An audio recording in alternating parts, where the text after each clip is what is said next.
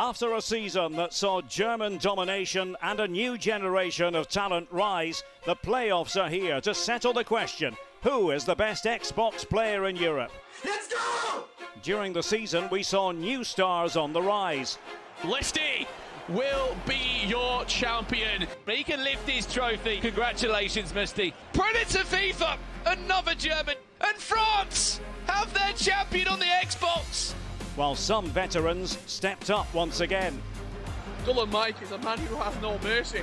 He was cracked on the sticks. A first-class performance from Oli Lito. And after a season out of the spotlight, one of the greatest pros in FIFA esports history will look to make a deep playoff run and secure his chance to finally become the world's champion. I want people to have expectation on me. Come playoffs, I'm going to be the most dangerous me. And when I'm playing my best, there is no one better than me. This weekend, 64 competitors vie for the title of Champion of Europe. A prize pool of $400,000 and 9 tickets to the FIFAe World Cup. The playoffs start right now.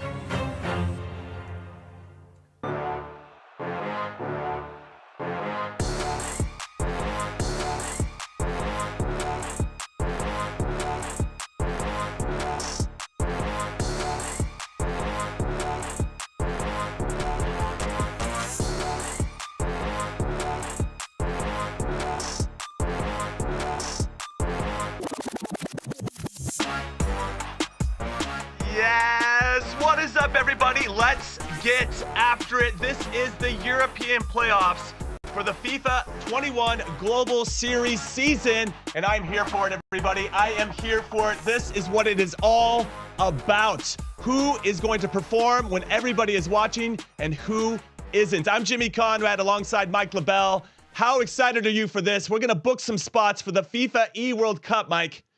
I mean, I've been looking forward to this. I don't know if I have the neck vein that you've got going on this morning, but good morning to everyone. This is what it's all about. This is what it comes down to. This is what all the players have been grinding for. You know what? I have an extra microphone for you, Mike LaBelle, and I'm going to send it to you once we're done with this because you need to have one as well. It just ratchets up everything and all the excitement and enthusiasm. I'm so excited. Let's talk now about the road to the FIFAe World Cup and all the players that got to this point. We already have some tickets that are booked, Mike LaBelle. I'm already knocking things off my desk right now, and the majority of these players are unexpected. This is their first time at a FIFAe World Cup. We're looking at Dylan, Scars, Jay. Obviously, you have the likes of MS Desari, household name. The same could be said with Nicholas. Beast Bianchi, the first South African we've ever had qualified to a FIFAe World Cup. King CJ really put a stamp of him being the best out of North America this year. Also has that E-Nation slot as well. Agit Power just signed for Vancouver. You see the likes of Isaacson and Farm both representing Mexico, kind of dominating the Xbox end. And then Brazil, South America, Brazil. We're talking about FIFA. You see Palaneto. Crepaldi might be the big takeaway there. He's a champion, came out of nowhere and beat everyone, claimed the spot, took down $75,000 as well for a first place prize pool or prize allocation. It wasn't a bad day in the office space. No, it's very, very exciting. So 14 spots have been secured. There's 18 spots left open. And this weekend, we're going to determine some of those spots. Very exciting, of course. Now let's see how the competition format works. Take a look at how I'm going to break this down for you. So let's talk about how this tournament is going to work. So there's going to be 64 players over the 3 days. And on day one, we're going to have the very famous Swiss group stage and 5 Swiss rounds to be exact. 64 players kick it off, and if they win, they keep going. They have to have 3 wins at the end of the day to move on to day 2. If you get 3 losses, unfortunately, you have to go home and watch it with the rest of us. 32 players will advance to double elimination on day 2. And then on day 2, 32 players are kicking off, and it's a double elimination bracket, and the top 8 qualify for the FIFAe World Cup. So a lot of pressure on these guys. There'll be a winner's bracket, and then if you lose, you drop down to the losers until we whittle our way to the very end. And then if the legs are tied, we go into extra time, and then everybody's favorite, penalties. And then on day 3, we have 8 players competing for the championship, plus, and this is my favorite part, the 9th place match to qualify for the World Cup as well. That game is going to be popping off. And then finally, so much money at stake here. Look at that prize pool, $400,000, and the champion gets 100,000 of it. That is unbelievable, and I wish all the competitors the best of luck. Oh, Mike, I have to repeat this point. $100,000 to the winner. Making it rain, Mike LaBelle. Let's be honest, that is ridiculous. So talk to us, all of us, with a big giant graphic with all the names. Who is here? Who are we going to be seeing compete today? Who's going to be popping off? Who's going to play well? Well, we'll get into that type of stuff. But let's just talk about the players that are here as they're competing for 9 spots to get to the FIFAe World Cup. Jim, simply put, I think the question is really who's not here. This is a party that everybody wants to be involved, and all the big names are going to make an appearance. You got the likes of Ajax Danny, who I personally want to see in action. He hasn't been that active this year, but he's been someone that qualifies and shows up to big events. FIFAe World Cup stardom, status, it's possible for him. You see Boris Legend, you see Benny CR7. A lot of people are saying Boris just went the content route. Does he still have it in the system? Can he still compete at the highest level? We're going to find out this weekend. You got the likes of Diogo, very attacking player from the Portuguese. Dolan Mike, the deepest voice in FIFA esports. I think he should brand that, put it on his shirt. Kind of brought to life some of the 3 at the back and the 5 at the back in terms of meta shifting in the FIFA scene. Then you see Footwiz Lyrics, you see Fnatic Tex. I wouldn't mind seeing that matchup. If I could manifest, if I could project, I will do that. And I'm doing that right here, right now. You got Levy putting on for the old men. I remember when he was a phenom, now at 27 years young. Peixoto, who've seen in action this year as well. There's been a lot of back and forth. It's going to come down to the fine margins. I think any of the competitors will just be happy making sure they get out of this Swiss stage. You see Mark Marley, there's been a lot of hype building around this Scottish man. We have Marcuso, the man of the La Croqueta. Now, of course, rebranded a little bit. He's giving you a little more of the razzle and the dazzle. You got Gorilla, you got Olito, their champions pedigree. Everybody wants to see them on the big stage and expects the expected. I was going to say the unexpected, but no, we have big expectations. Danuzo putting on for the Italians, the original guys that are really building up the competitive scene. We've got the likes of Team Hullet, Danny, who's also building into his best season. A lot of these guys are building in momentum. And the most important thing is to peak late. And late is right here, right now. You might have started the year well, but this is when it all comes down to that goodness right here. You got Lenny, you got Musty, you got Optali. Mike. Expect some Swedes, expect some Germans, expect action, goals to be scored, goals to be conceded. We're not promoting clean sheets. Mike, unbelievable. Wow. That was a breakdown. Also, that wasn't the seeding, everybody. That was alphabetical order. But wow, look at the array of talent we have on display today over these 3 days here at this tournament. And also, talking about talent that were on display, we just saw Ryan Pessoa, but let's take a look now at the prize money. Look at that cheddar, as I like to call it. Hey, by the way, everybody, hey, just tell all your friends, yeah, I just played in this FIFA tournament, absolutely dominated, won 100K. It was no big deal. I mean, that's what's at stake here. And then it just trickles down. I mean, this is ridiculous. That money is awesome. And I wish everybody the best of luck. Actually, whoever wins, can I put a stamp on it? We got to talk to them. They got to take us out afterwards because obviously they're good luck charms. Well, speaking of good luck charm, super talented, a guy who's also money, Ryan Pessoa from Manchester City. Ryan, great to see you as always. How are you doing? Yeah, I'm great, thanks. Happy to be alongside both you and Mike. Looking forward to the action. I've been really excited to see who comes out on top and who can qualify for the World Cup this year. Yeah, me too. I mean, you can tell. I mean, I have a megaphone. You know that I'm excited, Ryan Pessoa. Let's talk now about the players to watch. I'm going to go first because I'm the most handsome, and that's how it works here when I'm running point on things. I'm going to start with my 3 players to watch. The first one is Fnatic Tex. It has to be. Now, many consider him the greatest of all time in FIFA, but for me, you can't be considered the GOAT until you win an World Cup. He has yet to do it, but we know he's going to be running and gunning to make sure that that happens. And then next to him, Enrasic, who has been a nearly man for a very long time, but he finally won his first major in FIFA 20, so I think he's going to do some damage. And you have to have a German in your players to watch. That's just how it works in the FIFA scene. And then finally, Nisat, who has been fantastic this particular season. He got second in the major, second European major this season, and then he got third in the 4th European major. So he is somebody to watch for sure. But that's me. How about you, Mike LaBelle? Well, my mother always said to let the elders go first. So that's why you got to get started. I'm just saying. So as you had with consistency, I think this is going to be a theme. You have to have a German in your players to watch him. But in this case, I've got Dolan Mike. I just feel that he's been one of the most, if not the most consistent player this year. And the game really fits into what he's trying to express, at least virtually. Next to him, you have his teammate, Gorilla, who maybe I'm a little bit of a romantic when it comes to FIFA. I want to see Gorilla do well. I came up where he was the most dominant guy for multiple couple years. And then next to him, we have a Swedish player that I think deserves more recognition, deserves to be talked about a little bit more in the scene with Optali. Bring him up with the All Elitos. And that scene in general, the players that have been coming out of a lot of the Scandinavian countries have been killing the game. All right, that's Mike's picks. I like that. Good names there. How about you, Ryan Pessoa? Yep, I'm following on from Mike with another Swede, and it's Olelito. I think he's someone that's performed fantastically well across the years. One of my favorite players and persons in the scene, so I'm hoping he does well, and I think he has the ability to do so. And the next pick is someone I've had a lot of experience playing this year in numerous competitions like Club World Cup. We practiced together. It's PSV Dennis, somebody who I think is very, very well-rounded, and I think he could actually go the distance. And of course, you have to have a German, and who other than the cup winner of, I believe it was European Cup number 3 on Xbox, Musti. And I feel like he's done so well this year. It's his breakthrough year. He's performed fantastically well. He's got the chip, he's got the championship to show it, and I think he can do well this weekend.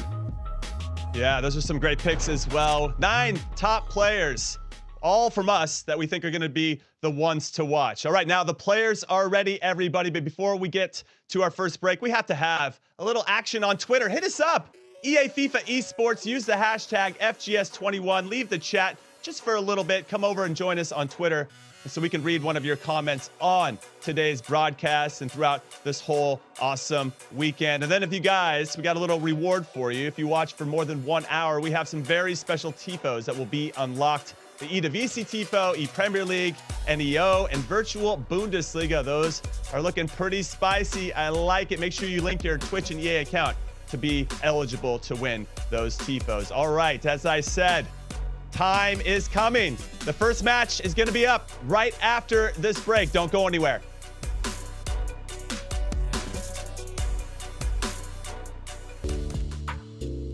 Earn 8 new swap tokens by watching the final events of the FIFA 21 Global Series and redeem them for untradeable pack rewards. Simply link your Twitch and EA accounts, watch at least 1 hour of any of these events, and claim your FGS player token with the new Twitch Drops campaign system. There are some great repeatable pack rewards up for grabs. Don't miss out.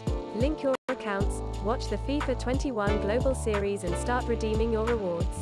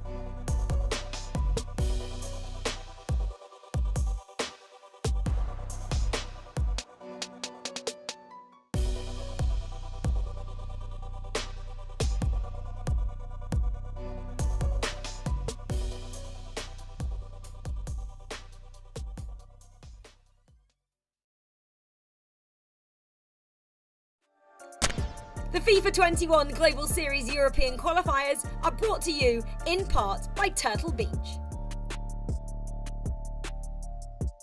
So make sure you follow at Turtle Beach on Twitter for your chance to win a new Recon 500 headset. Yeah, that's right. That thing is looking pretty dope. So stay tuned for the epic hashtag. All right, let's take a look now at the Swiss round 1 table. Everybody that's here, ultimately, we've got no wins, no losses so far, but everybody going to be very eager to get the 3 wins as soon as humanly possible so they can qualify for day 2. Let's talk about the notable matchups in a second after we see all these names. As again, there's no seeding here, all alphabetical order. So Zidane is not the last player. He is obviously very, very good. But let's look at the notable matchups. What stands out for you? And I'm thinking it's that top one, Mike LaBelle. I think you have to watch the Fnatic Tex and Inter Levy matchup, but these are all good to go. Diogo versus Lyrics is fantastic. Household names. Ajax Danny versus Inrasic. Benny versus Gorilla. I know I'm just listing these off in order, but I'm saying the first 4, you couldn't really paint a better picture. I don't have to build a narrative. These are the biggest names, some of the most accomplished player, and they're going head-to-head in the first round. And I'm here for it. I am absolutely here for it. Now, Fnatic Tex has been a little quiet this season, but he is never quiet in real life. Take a look at this.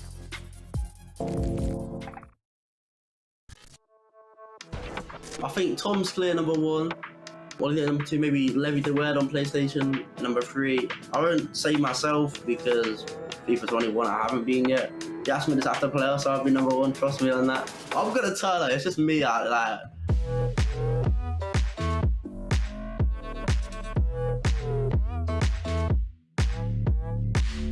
said to myself, if I just get to playoffs by doing the bare minimum and then don't burn myself out, that'll be my best chance to do well at playoffs or World Cup if I get there. That FIFAe World Cup isn't happening until next summer, which means, Spencer Owen, this is a marathon, not a sprint. So I sort of saved myself fully, and now when I practice, I actually enjoy playing at the moment. I'm so motivated at the moment. I sort of have really enjoyed it being in the backseat and watching from a distance, because usually I'm the one everyone's watching. I really enjoy being in the underdog. I've been the underdog once in my whole life, and it was Barcelona. From there, everyone's always expecting me to win. Do you think this is the biggest shock in competitive FIFA history? Everybody's after this kid at the moment. When you're sort of in the moment, you don't realise what's really going on, but it's only since recently I've looked back and thought wow, I played football with Steven Gerrard. Yeah, it's only sort of really now as you grow older you look back and think yeah, that was so cool. Personally, it's matured me loads, and it's also made you appreciate what you do a lot more because you sort of took it for granted, competing and stuff. I'm actually so excited to go back. My statement just is that I'm gonna come, I want to play my best FIFA, and when I'm playing my best, there is no one better than me, so you'll see that at playoffs.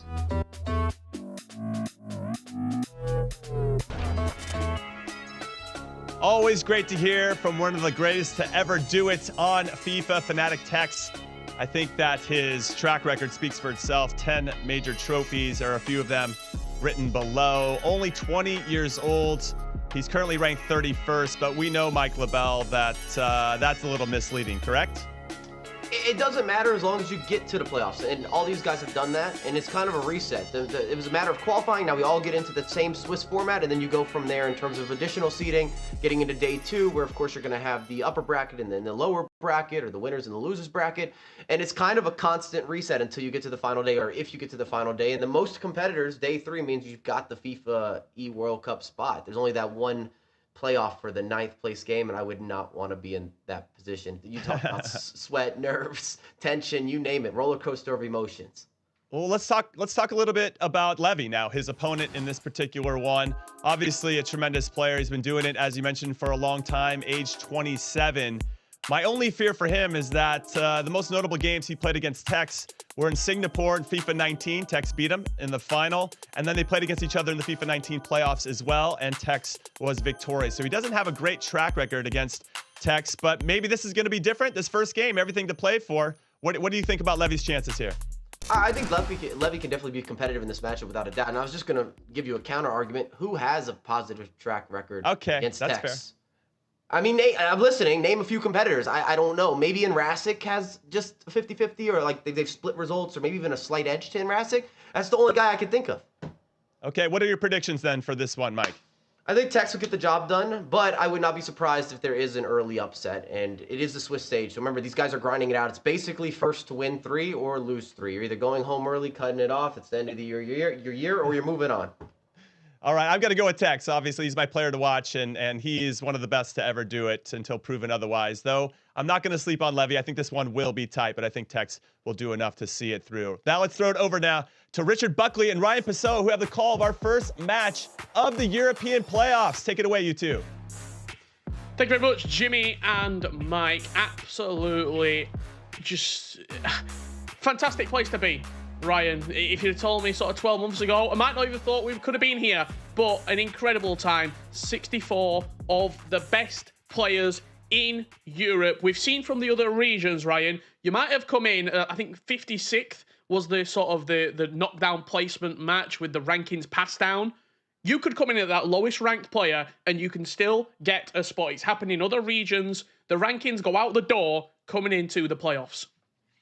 Yeah, we've seen a lot of upsets in other regions, as you said, but I feel like for this one, for me personally, it's just good to see Swiss format back. That's something that I love participating in myself. Of course, this year the format was a little bit different, but playoffs is the big event. You've got the top 64 players throughout the year that have performed the best. You've got players that have won their set domestic leagues that have managed to qualify for the playoffs because of that. And I feel like those type of players, like Ajax Dani, who perhaps qualified, Rich, correct me if I'm wrong, but it's several months ago. I think he was the first player to actually secure a playoff spot. So he sort of hasn't had to practice until the later stage of the season so he could charge up his batteries and be ready. Yeah, himself and Tejado, I think they were the second people to qualify. I think it was the two players from Copenhagen at the E-Superliga, December 29th, they qualified, or December 27th for the playoffs. Incredible, really, when you consider it. 64 players come into it. Yes, the rankings, you can take some of that from it, Ryan. I just want to tell you now, we got 9 spots up for grabs, correct?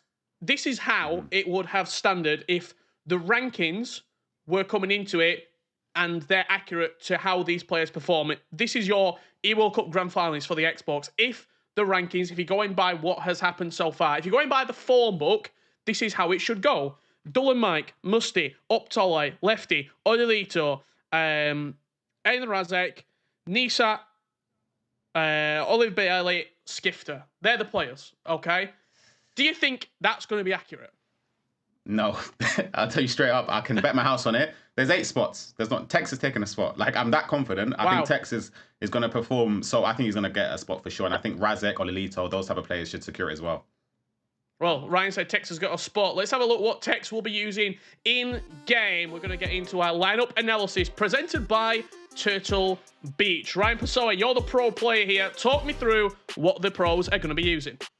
Straight away, you can obviously see the prime moments icons. He's gone with R9, Ruud Gullit, Vieira. He's got Pele in at centre-back, of course, because he's favouring to have Vieira on max chemistry, who will slot in at the centre-back position next to the new Endovira Ramos. And just I say the one obscure choice is Zidane, potentially, next to Ruud Gullit. I guess he's more mobile and he's more skillful on the ball than other choices, but he's a player that you won't necessarily associate with most of the squads.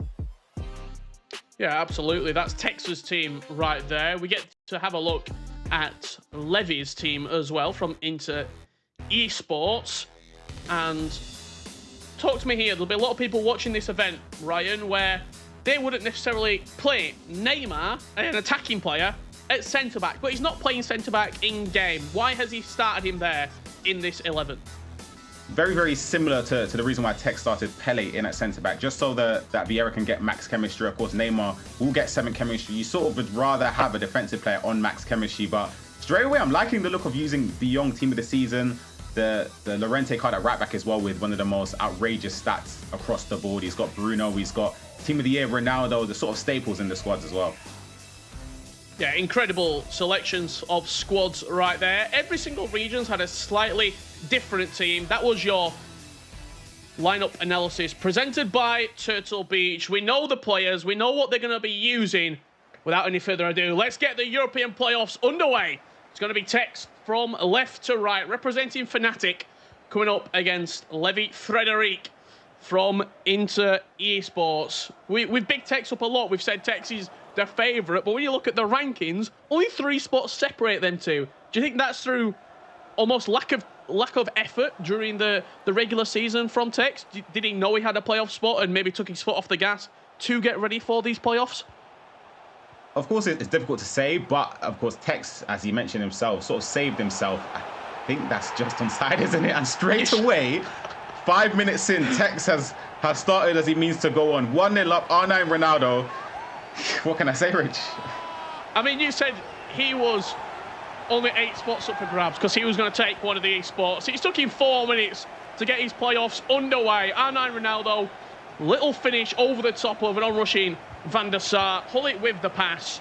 We've not seen a lot of Tex this season. The only sort of glimpse that we've had of him has been in the England E-Nations E-Friendlies that we've seen taking place. Those one-legged matches. He's been successful in, I'll probably say 75% of those games that he's played. These two matched England against the Netherlands in one of those friendlies. Tex beat Levy 3-1 over the course of one leg, and we all know one-legged FIFA very much different to 2 legs. Chance here for Levy though up the other end. Neymar inside the box, playing back to João Cancelo. He's got to answer back, and you've got to say he's got to answer back quickly, Levy, before this game gets out of hand.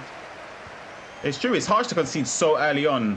It sort of knocks the gas out of you just because, again, you want to get off to the best start possible. Swiss format is a thing where you want to secure yourself just those 3 wins as soon as possible. Of course, you have the luxury of being able to fall back on 2 losses, but again, getting it out of the way early on, getting those 3 wins just to secure yourself in the knockout stages. So potentially you could have some time to maybe adjust tactics if you wanted to. I doubt you would if you're ready 3-0. But for Levy, he's one of my favorite players as well. He's been a player, as Mike said, he's been performing for many years now at the top level, and he's a great person as well. But I think it just could be slightly too much with Tex, just because the way he plays against, or the way Tex plays against you, it makes the pitch feel smaller, that there's not a lot of space to break into, and it's very rare you get clear-cut opportunities, and if you do, you have to take it. But for Levy, again, 1-0 down, there's still so long left, so it's really hard to call. Absolutely. It's right at the start of the game. 2 legs of FIFA are going to be played. Chance here, Mbappe into R9. With a little cancel there. Lacroqueta looking to get past Vieira. You mentioned Tex making the pitch feel very small. He can drive into space as well. The inclusion of Zidane, is that one of those players he feels more comfortable on the ball rather than maybe a Vieira at centre mid? Having Zidane 5-star in that hole dominating the play next to Ruud Hullet. Yeah, I feel like with Zidane, of course, on the ball, he's got the 5-star skill moves, the 5-star weak foot. He's someone you could use to build up a lot easier than potentially if you were going to use the likes of Patrick Vieira, who doesn't have the skill moves, doesn't have the weak foot, is a bit more static on the ball. But Zidane allows you the long shots outside the edge of the box, the skill cancel combos. He offers you a lot going forward. But the only thing is defensively, he lacks those stats. But again, if you're comfortable with it, as Tex clearly is, then he will feel no other way than using Zidane in that midfield. This is also the first event where I believe Sergio Ramos has been eligible for the players to use, so I'm intrigued to see what Ramos can do in at centre-back. You've been a competitor for many years, Ryan, and with the inclusion of SBCs recently, even the new and improved promos that we've had over the last couple of years, more promos, higher rated foot items. I'll continue my point just after this attack here from Tex. R9 building up on the edge of the box, playing back to Zidane. That deep 6, shall we call him, looking to pull the strings next to Ruud Hullet. Pele back into Hullet, now linking into CR7. Quick one-touch passing here from Tex. Lacroqueta looking to pull Vieira out of position. The ball bobbles back and it will fall into Levy's hands. Just continue what I was saying there about the SBCs and the objectives and the promos. Does it make it a little bit harder when you get a Ramos come out a week before arguably the biggest tournament of your season? You've not got a lot of time to play with him. You've not got a lot of time to practice with him. Is it a risk putting him in at the deep end?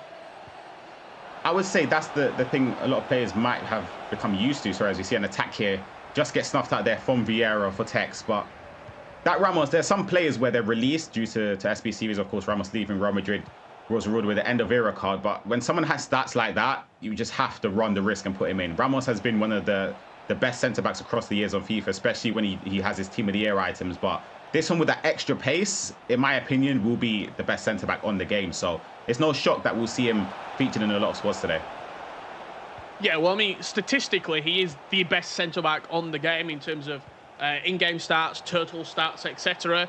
I think, actually, in any position, he's only actually topped now by the Festival of Football Path to Glory, Marcos Acuna. After his upgrade with Argentina, he's now a couple of ratings higher than the Sergio Ramos. Seeing Ramos in action here, defending for Tex.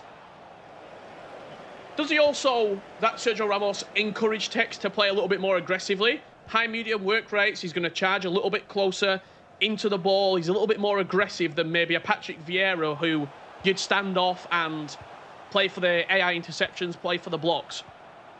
I feel like they complement each other really, really well. Ramos, of course, will be a bit more responsive on the ball compared to Vieira if you want to play out from the back as well. But Vieira offers that physical presence, which without doubt is probably the most physical player on the game. He's got there are many players that have better physical stats itself than Vieira, but actually defensively, he's just superb, which is why, again, you'll see him featured amongst the squads. But it's sort of a toss-up between it. Is player going to use someone like Maldini next to Vieira, as we see this attack here, the reverse Velasco with Tex. No. He's going to build up and get a shot off.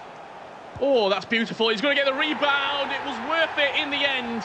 A little bit of a scrappy goal, but the skill moves rewarded him on the edge of the box there. Reverse elastico, Lacroqueta cancel. He was looking to build up. Levy got to be disappointed, conceding a goal right on the half-time whistle as well. He scored at the first sort of attack.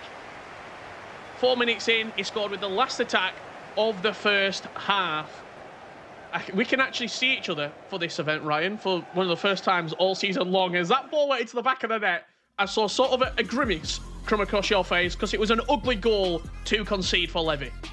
Yeah, I feel for Levy there. It's a goal that you hate to concede at any moment in the game, but just on the brink of half-time as well, you can sort of go in with a 1-0 deficit and think differently. Now it's 2 goals. He knows he has to be just a bit more offensive in that second half. We can have a look at the statistics coming in at the half-time whistle here. 98% passing accuracy, 58% of the ball. It's been domination in terms of possession and chance creation. Levy's just not had the opportunity to play yet.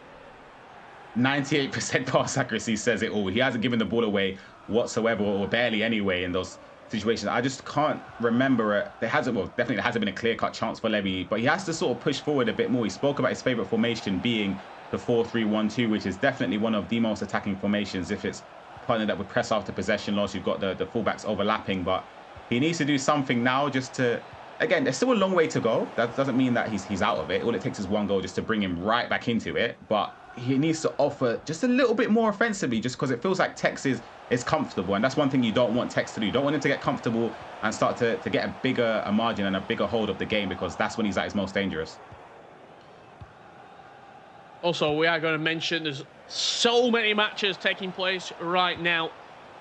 We'll try and bring you sort of updates towards the back end of the second leg here. Is there any shocks happening? Is the top seeds potentially losing their first game? Because that affects other players as well, Ryan. If Tex is 5-6-0 up in this first leg, there'll be numerous other competitors looking, saying, I want to know, there's a chance I might play Tex in the next round. Or, I'm 0-1, I'm going to avoid Tex. Or if Olelito goes on to win, Musty goes on to win, etc, etc. It's a long old format, a Swiss round. That's what I love about Swiss. Like, playing myself, the adrenaline rush you get waiting for your next matchup after your first round, regardless of the result, it's something you don't get from regular just knockout FIFA, because you sort of know your bracket beforehand. You can see who you could potentially... Yeah, exactly. But with Swiss format, it just pops up and it's just done. Like, you have nothing. I love that part. I love Swiss format. Again, it allows players to have 2 losses out of 5 games, which is definitely doable, to be honest. Like, it's a lot more comfortable than obviously the double elimination format where 2 losses and you're out. This time you can actually afford those 2 losses. But again, the key thing is just to get out of Swiss. It doesn't matter if you're 5-0, doesn't matter if you're 3-2. Any player that makes it out of Swiss is going to be a top player. So again, you just have to back yourself to go the distance if you get through. Chance here for Tex with Kylian Mbappe. Ball roll scoop turn. Stands up his man. Lovely Lacroqueta. Just cancelling towards the end of the skill move. Heel to heel. Pele and Ronaldo getting each other's way. It's going to fall for Ronaldo and rattles the post. Very unfortunate. I think the Pele shot originally, if CR7's not in the way, goes in off the back of the heel to heel flick. Yep, I agree. I feel like that's sort of, for Levy, I'll be thinking, all right, we've sort of evened it out. That second goal was a tough one to concede, but that one, is definitely a goal-scoring opportunity there with Pele if Ronaldo doesn't run into his path. But wow, again, for Levy, he just needs to offer a little bit more going forward. I played against Levy. He's a very, how can I describe it? He's very systematic with the way he attacks. He sort of plans out and paths his attack very, very well. He's not a player that's reactive in the moment. He just knows what he's going to do, basically. And that's you have to be sort of unpredictable against the likes of Tex, because going forward, you know how deadly he is. So you need to create so many chances, because you're not going to be able to win the game. You're not going to be able to beat Tex without conceding a goal, basically. So yeah, it's going to be tough for Levy to come back, I think. Around 25 minutes left to play here in our opening game of the European playoffs. Let's have a look at some of the best moments so far. This was the goal that opened it up. Fnatic Tex 1-0 inside the opening 5 minutes. R9 just poking past the goalkeeper, and on the stroke of half-time, it was nice build-up play, heel to heel, Lakuketa, but it's scrappy. It's an ugly goal.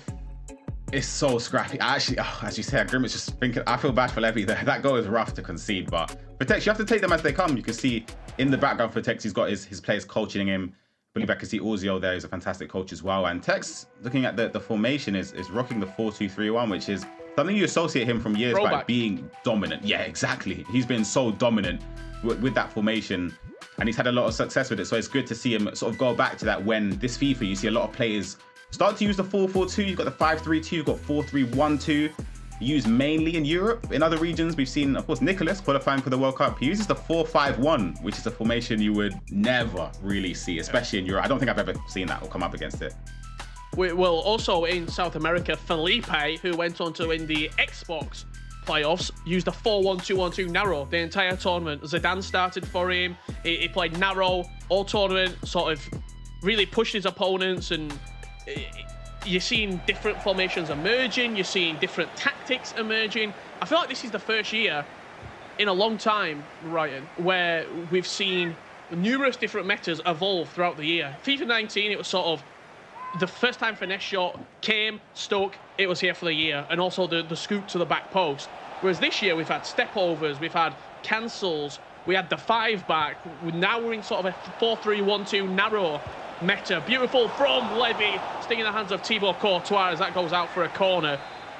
He's starting to build into this game here, Levy. Corner gets whipped in. He's going to look for the head of Ronaldo, headed off the line. Chance still alive. Frenkie de Jong playing to Maldini, not the man you want. R9, a more familiar face in and around the box. Tex gets enough bodies back, and Ronaldinho will bring it clear. That was good from Levy. That's the first spell in this game where he started to create and press Tex a bit more, create that chance with the reverse elastico. Very, very unlucky to not score from the corner as well. Cleared off the line from Mbabu, I believe it was, as we see Tex down the other end.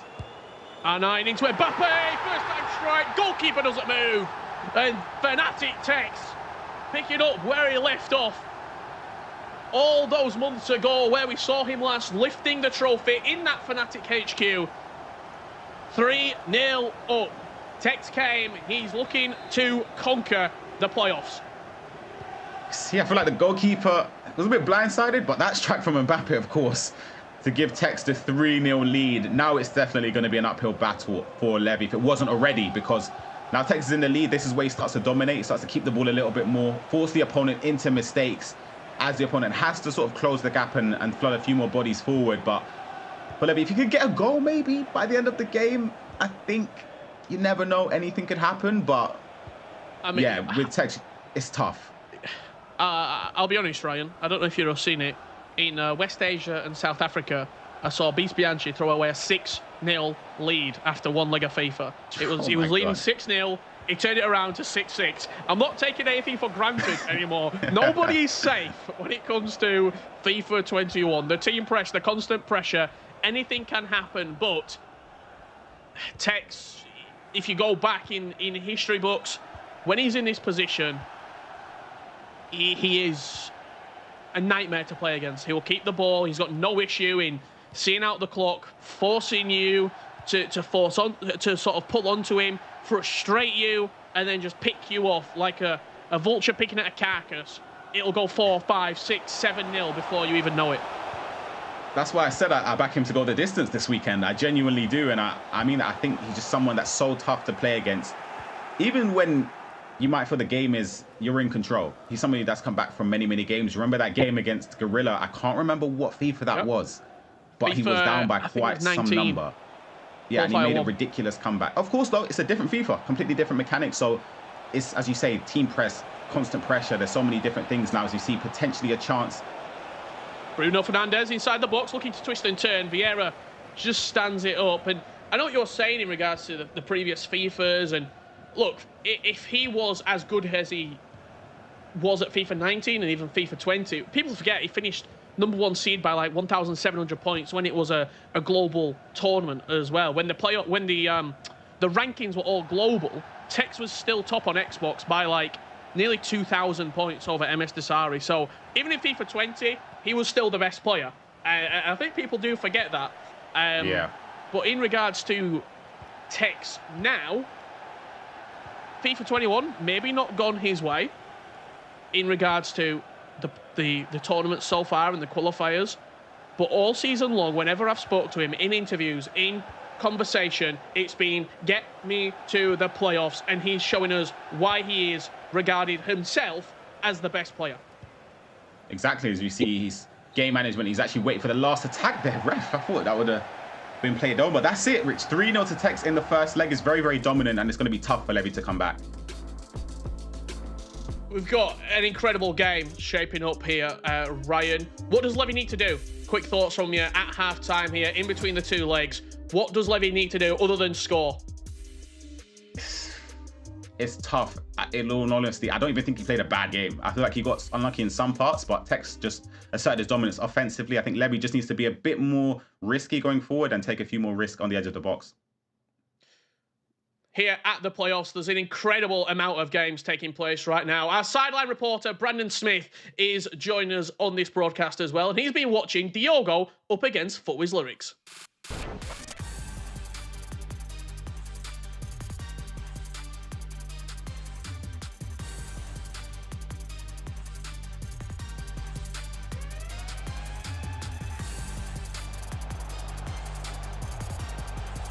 Nine striking out the near post. That tied up 1 apiece. The final scoreline after leg 1 here ended 3-1. Lyrics in the second half pulled it out. And really, I know Lyrics is a top player. Maybe confidence has been a slight issue for him. We'll get the thoughts of Ryan coming up very shortly indeed. That was after leg 1. 2 top players, 2 good friends shaping up against each other. We'll see the conclusion of that game very shortly indeed, as well as our featured match between Tex and Levy Frederic. Don't go anywhere. Tex is back to his best, leading 3-0. Can Levy force a comeback? We'll find out very soon.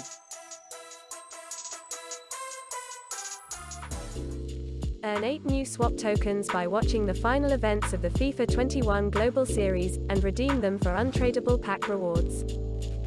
Simply link your Twitch and EA accounts, watch at least 1 hour of any of these events, and claim your FGS player token with the new Twitch Drops campaign system.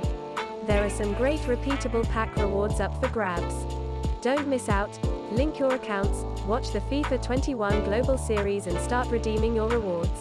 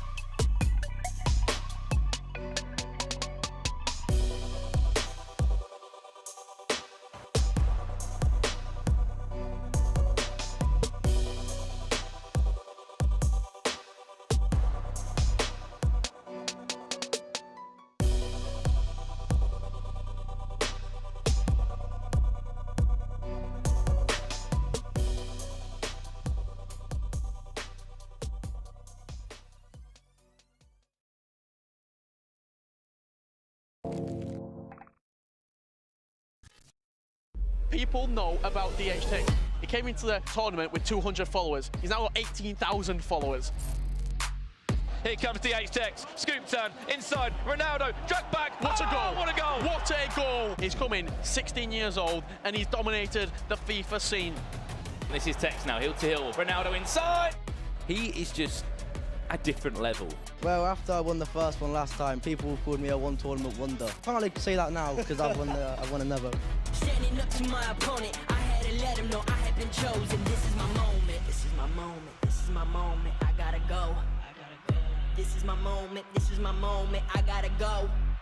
Well, he's arguably not only the best British player in the world, but the best FIFA player on the planet. Build this man a statue. Everyone says, oh yeah, the patch come out, text is patched, but nah, once again, we're winning tournaments. Good God. All of the blessings keep coming. I'ma need time to keep counting them up, keep lining them up. I'm filling my cup. I'm overflowing. Now we running it up. Run it up. F2 Tex keeps on winning. And you wonder why he joined Fnatic. Because he's worth every single penny. Tex is truly on his way to become the greatest of all time. Welcome back to the European playoffs. A lot of great moments there back. It seems like a lifetime ago, really. Ryan, a number of those tournaments you were competing in. When you were playing against Tex and you saw him in these tournaments that you'd qualified for, was there a fear factor there?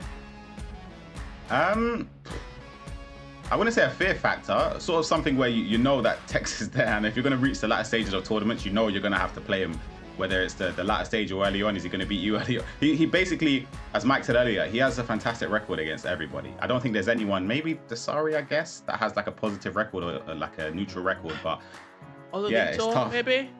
Maybe, yeah. But I was just looking at that goal he scored. Do you remember with the Elasticos against Tuga? Yeah, crazy. He scored some ridiculous goals.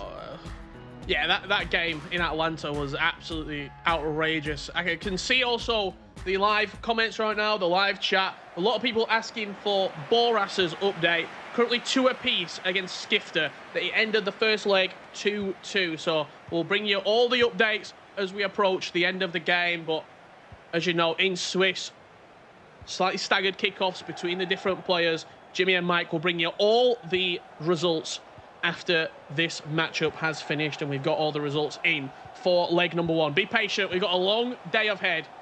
32 players will be leaving the European playoffs and their season will be over. Levy potentially going to start with a losing record up against Fnatic Tex here.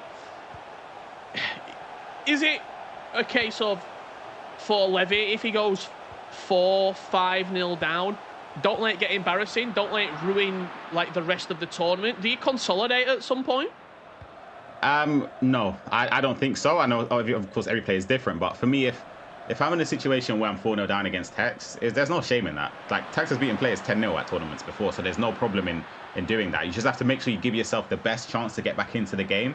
And to do that, of course, is just to flood a few more bodies forward, especially in a position where you haven't created a lot of clear cuts, and you see another build-up from Tex. Oh, that's beautiful. CR7 heel to heel. It's going to fall to Mbappe. As you see, Tex's face cam. A big reaction from Tex as well. Maybe not what we've seen in the past. Shows that he knows how much this means to him. He's talking the big game. I mean, let's not beat around the bush. In all these promos, he's been saying, I am going to qualify. I am the best player. And everyone's going to see that, Ryan Pessoa. And look, right now, we've only seen one game. We've seen about 97 minutes of Tex's action this season. He looks to be the real deal. He does, and again, it's a great goal. It's a great build-up. I feel bad for Levy. Like, it's a fortunate drop for it to fall straight back to the attacker there, but you see on Levy's face, it's got to be tough. I'll be honest. You're gonna see it again. The highlight here. Yeah, talk me through it, Ryan, because the heel to heel came in originally. It bounced back to his attacker inside the box, and he just stuck it in. He's had a couple of chances like that, but when you have so many attacks and you're creating so many opportunities, I don't want to be cliche, but the ball will bounce in your favor. If you have 10 attacks, one of them will go to your player inside the box. Exactly, and it's something where sometimes you have to create the situations to get fortunate in them. And I think we've seen a potential formation change with Levy. It looks as if he might have gone to his favourite 4-3-1-2. I'm not entirely sure yet. But I think for Levy, he needs to do a bit more going forward now. And it's going to be even harder because Tex knows he's in the ascendancy. He's 4-0 up. He has no need to score more goals. We know that he will keep trying to, though. But again, for Levy, it's been a little bit lackluster going forward. But I don't think that's down to him. I think Tex dominates games, and it makes the opposition player feel as if there's not a lot of room to build up in. There's no players in open space, so it's really, really hard to get those clear-cut chances. It also doesn't allow you to look good, Tex. A little bit like the Spain side of sort of 08 to 12. The way that he just dominates the ball, the way that he puts his pressure on you, it doesn't give you the opportunities to play your quick 1-2 passes, to play your attacking sort of offense in the final third with the skill moves, with the dribbling. And anyone who's had success against Tex, whether it be Dragon in the E-Premier League or Olelito, Nicolas Razek, whoever it may be, Desaria, over the years, it's been because they've gone at him. They've not allowed him to play. They've got a goal up, they've got 2 goals up, or they've just forced the issue over and over again and not gone away. Exactly, that's the thing. You have to... I've been guilty of it. I'm pretty sure most players have been guilty of it as well, is that when you're playing someone with the stature and the household names like Tex, like Razek, like Dasari in tournaments that aren't regional, of course, you have the thing where you sort of, there's, as you said earlier, that fear factor where you might, because you've seen their play style a lot throughout the year, you might start to be a bit defensive. You saw potentially one of the first chances we've seen for Levy this game with Ronaldo, the header just going wide there. But yeah, you sort of neglect your play style or go away from it and try your best to counteract the opponent. And again, the best players are ones that are confident in their play style no matter who the opposition is, and then they back themselves going forward, whether it's against Tex, Dasari, Olelito. It doesn't matter. They know that they trust themselves to create chances, but it's easier said than done. I'll be honest. It's really, really hard because the playoffs is a big tournament, and some players play the occasion as well. I mean, absolutely, especially not only the ramifications of the playoffs, E-World Cup spot on the line, a chance to maybe go to your first ever E-World Cup, a chance for redemption for Tex after his E-World Cup exit, going out in the groups a couple of years ago, but also the prize money that's on the line. 100k if you win this tournament, 70k for finishing second, 45, that's season, if not life-changing money, if handled in the correct ways and maybe setting up for other people, buying yourself property, anything. It can really change your entire life if you are successful. And Tex is dominating this game. Let's not say it any other way, Ryan. Levy has not been able to play, and no shame on Levy losing in this way. Tex maybe is just too good. Yeah, I feel for Levy, as I said, because I wouldn't say he hasn't played a bad game. It's not been to the level of Levy, of course, to be disappointed with the result regardless of the scoreline. But it's just something where when you play Tex, he can make you feel that. You can play a perfect game and still lose against somebody. That's the thing about these playoffs. That's fantastic beautiful. skill. That's wonderful. What a goal from Levy. We've seen him play some fantastic FIFA in the past. The roulette and then the pass into Pele. I didn't even see it, to be honest. He's played a through ball that it was hidden, it was secluded. He just snaked in behind Alphonso Davies. But unfortunately, Cristiano Ronaldo comes up the other end. Tex, Ronaldo chop. Zidane now linking back into CR7. Looking to twist and turn inside the box. Maldini wins it back. Is this the comeback trail that Levy needed to be on? It's given him a glimmer of hope. That goal was absolutely disgusting as well, by the way. Fantastic goal from Levy. It's probably the best we've seen throughout these 2 games so far, but you're going to have to do a bit more. I spoke about him being unpredictable on the edge of the box, doing skill moves. Of course, passing creates the chances, but you have to take those risks with the skill cancel combos, the skill moves, just to add that unpredictable element, just because, again, it puts Tex, it makes him have to make a decision, whether he presses forward or whether he sits back, and that was honestly picture perfect from Levy there, but there could be another chance from Tex. Tex, Pele off Zidane. Too many intershirts in the way. It's bouncing around the box. It will go into half time here. 4-1. Tex leads up against Inter's Levy. Tex still very comfortable in this game. No real sort of pressure being put on him as of yet. With Tex in such a comfortable position, we are going to jump on over to another game here in Swiss round 1. 2 E-World Cup Grand Finalists, multiple-time E-World Cup Grand Finalists, Gil's Nicholas Razek up against Ajax Danny. This man lives and breathes at the E-World Cup. It looks like we're actually going to be going over to Lyrics up against Diogo. Diogo leading 4 goals to... I should say Lyrics leading 4 goals to 1 here in the second half of the second leg. Lyrics in a comfortable position. We saw this game in the highlight package between the two legs just before the break, and Diogo struggling here in leg number 1. I should say in game number 1. In leg number 1 he was 3-1 down. Leg number 2 1-0 down, but still got a second half to play. He does, and this is a game, of course, both of these players are familiar with each other, good friends in the scene. So yeah, 4-1 for Lyrics to be in the lead. I know that they're actually playing at the same headquarters as where we're going to go into Razek versus Ajax Danny here. And you're speaking about both of them being grand finalists. Ajax Danny is a player who secured his playoff spot earlier on in the season, but he's a player that peaks at the end, and he always seems to find himself in the conversation to reach the World Cup. And I'm sure for this tournament it'll be something similar that we've seen throughout the years gone by. Yo, absolutely. I mean, FIFA 17, FIFA 18, FIFA 19, FIFAe World Cup. It's the story with Ajax Danny. He makes E-World Cup Grand Finals, and he's a player that he might not be the most sort of...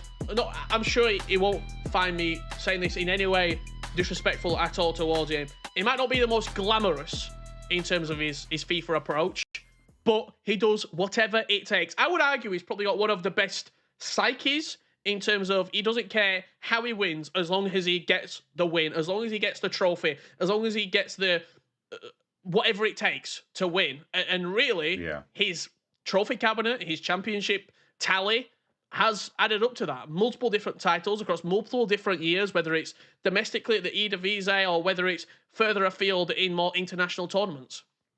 Yep, exactly. He's a player that a sort of a similar mentality to Maestro I speak about, just being ruthless, doing whatever it takes to win. And I commend that. I think that's amazing. It's an amazing mentality to have. And for Danny, again, he's one of those players throughout the years, like gameplay-wise, whatever mechanic is the best mechanic that can create chances, that's good defensively, this guy will use, he doesn't care. Like, he's so good at using it as well. And there's no doubt he'd be practicing it throughout the season or the latter stages to make sure he can do well. Yeah, and absolutely. I think that's the big thing. Everyone knows the mechanics, but it's mastering said mechanics, mastering how it is that you need to do the cancel, how it is where you need to do an over-the-top through ball in a certain situation. He puts the hours in. He puts the minutes on the practice field, on the training field. We're going to go back to Lyrics against Diogo in this, I would say, two friends match up against each other. Good friends. I actually think they're sat opposite each other right now while they're playing. I think they're both at the FUTWIZ HQ while this game is being played. So that must be an incredible atmosphere. You ever been in that situation yourself, whether it back at hashtag back in the day where you played against someone literally sat next to you? Yeah, it's a bit horrible because you don't want to celebrate because the guy's right there. But again, that's something you have to do even at events. We used to play in those tournaments. Of course, I remember in Bucharest where all the players are in amongst the same area. So you just have to do what you have to do. You sort of blank out and it doesn't really matter where you are. As we go straight in, there was almost a chance there for Diogo, but Lyrics in the lead here. It seems like he's in control. We, of course, haven't seen much other than the highlights for the goals, but for Lyrics, this is going to be a fantastic start if he's able to just see it out and get the win. Yeah, absolutely. Joining this game with 2/3 concluded here. 30 minutes left to play. FUTWIZ Lyrics kicking from right to left in the black strip. I believe it is actually the FUTWIZ kit that he is using, and it's going to be Diogo in the Portugal from left to right here. Set himself up with a very comfortable scoreline here, has Lyrics. He's a player that probably last year, FIFA 20, he would have been very disappointed with sort of... Obviously, we couldn't have changed what happened in the world and everything that happened, but that was his season last year. He was very, very good. He was one of the top 10 players in the world on FIFA 20. So he'll be disappointed that maybe an E-World Cup spot wasn't in his not so distant future. Now he's got another opportunity to make his dream a reality. Yep, exactly. And as you say, the FIFA 20 season, a lot of people forget how good Lyrics was. He was very, very dominant. He progressed far in numerous tournaments and he performed well. So he's done fantastically well for Footwiz. Footwiz as a whole have done fantastically well with the players that they've recruited and the players performing. He's also got his teammate Footwiz Ben Skip, I think it's pronounced Jacob. I think that's how you pronounce it. But of course, Diogo has performed well, particularly in the E-Premier League when he did play. I remember a few years ago reaching the final. And he's done well since. And I feel like, again, for Lyrics to be 4-1 up, again, we haven't seen the game itself, but it's still a fantastic scoreline. Yeah, absolutely. A number of these games taking place right now across the board. We'll get you the gameplay as soon as we can. Don't worry, me and Ryan want to be watching the games as well as everybody at home. I'm sure that these matches will not disappoint. Round 1 of fixtures here in the European playoffs on Xbox. 65 minutes gone here. Kylian Mbappe and João Cancelo being introduced here. Ball pinged out wide. Alphonso Davies tearing down the field.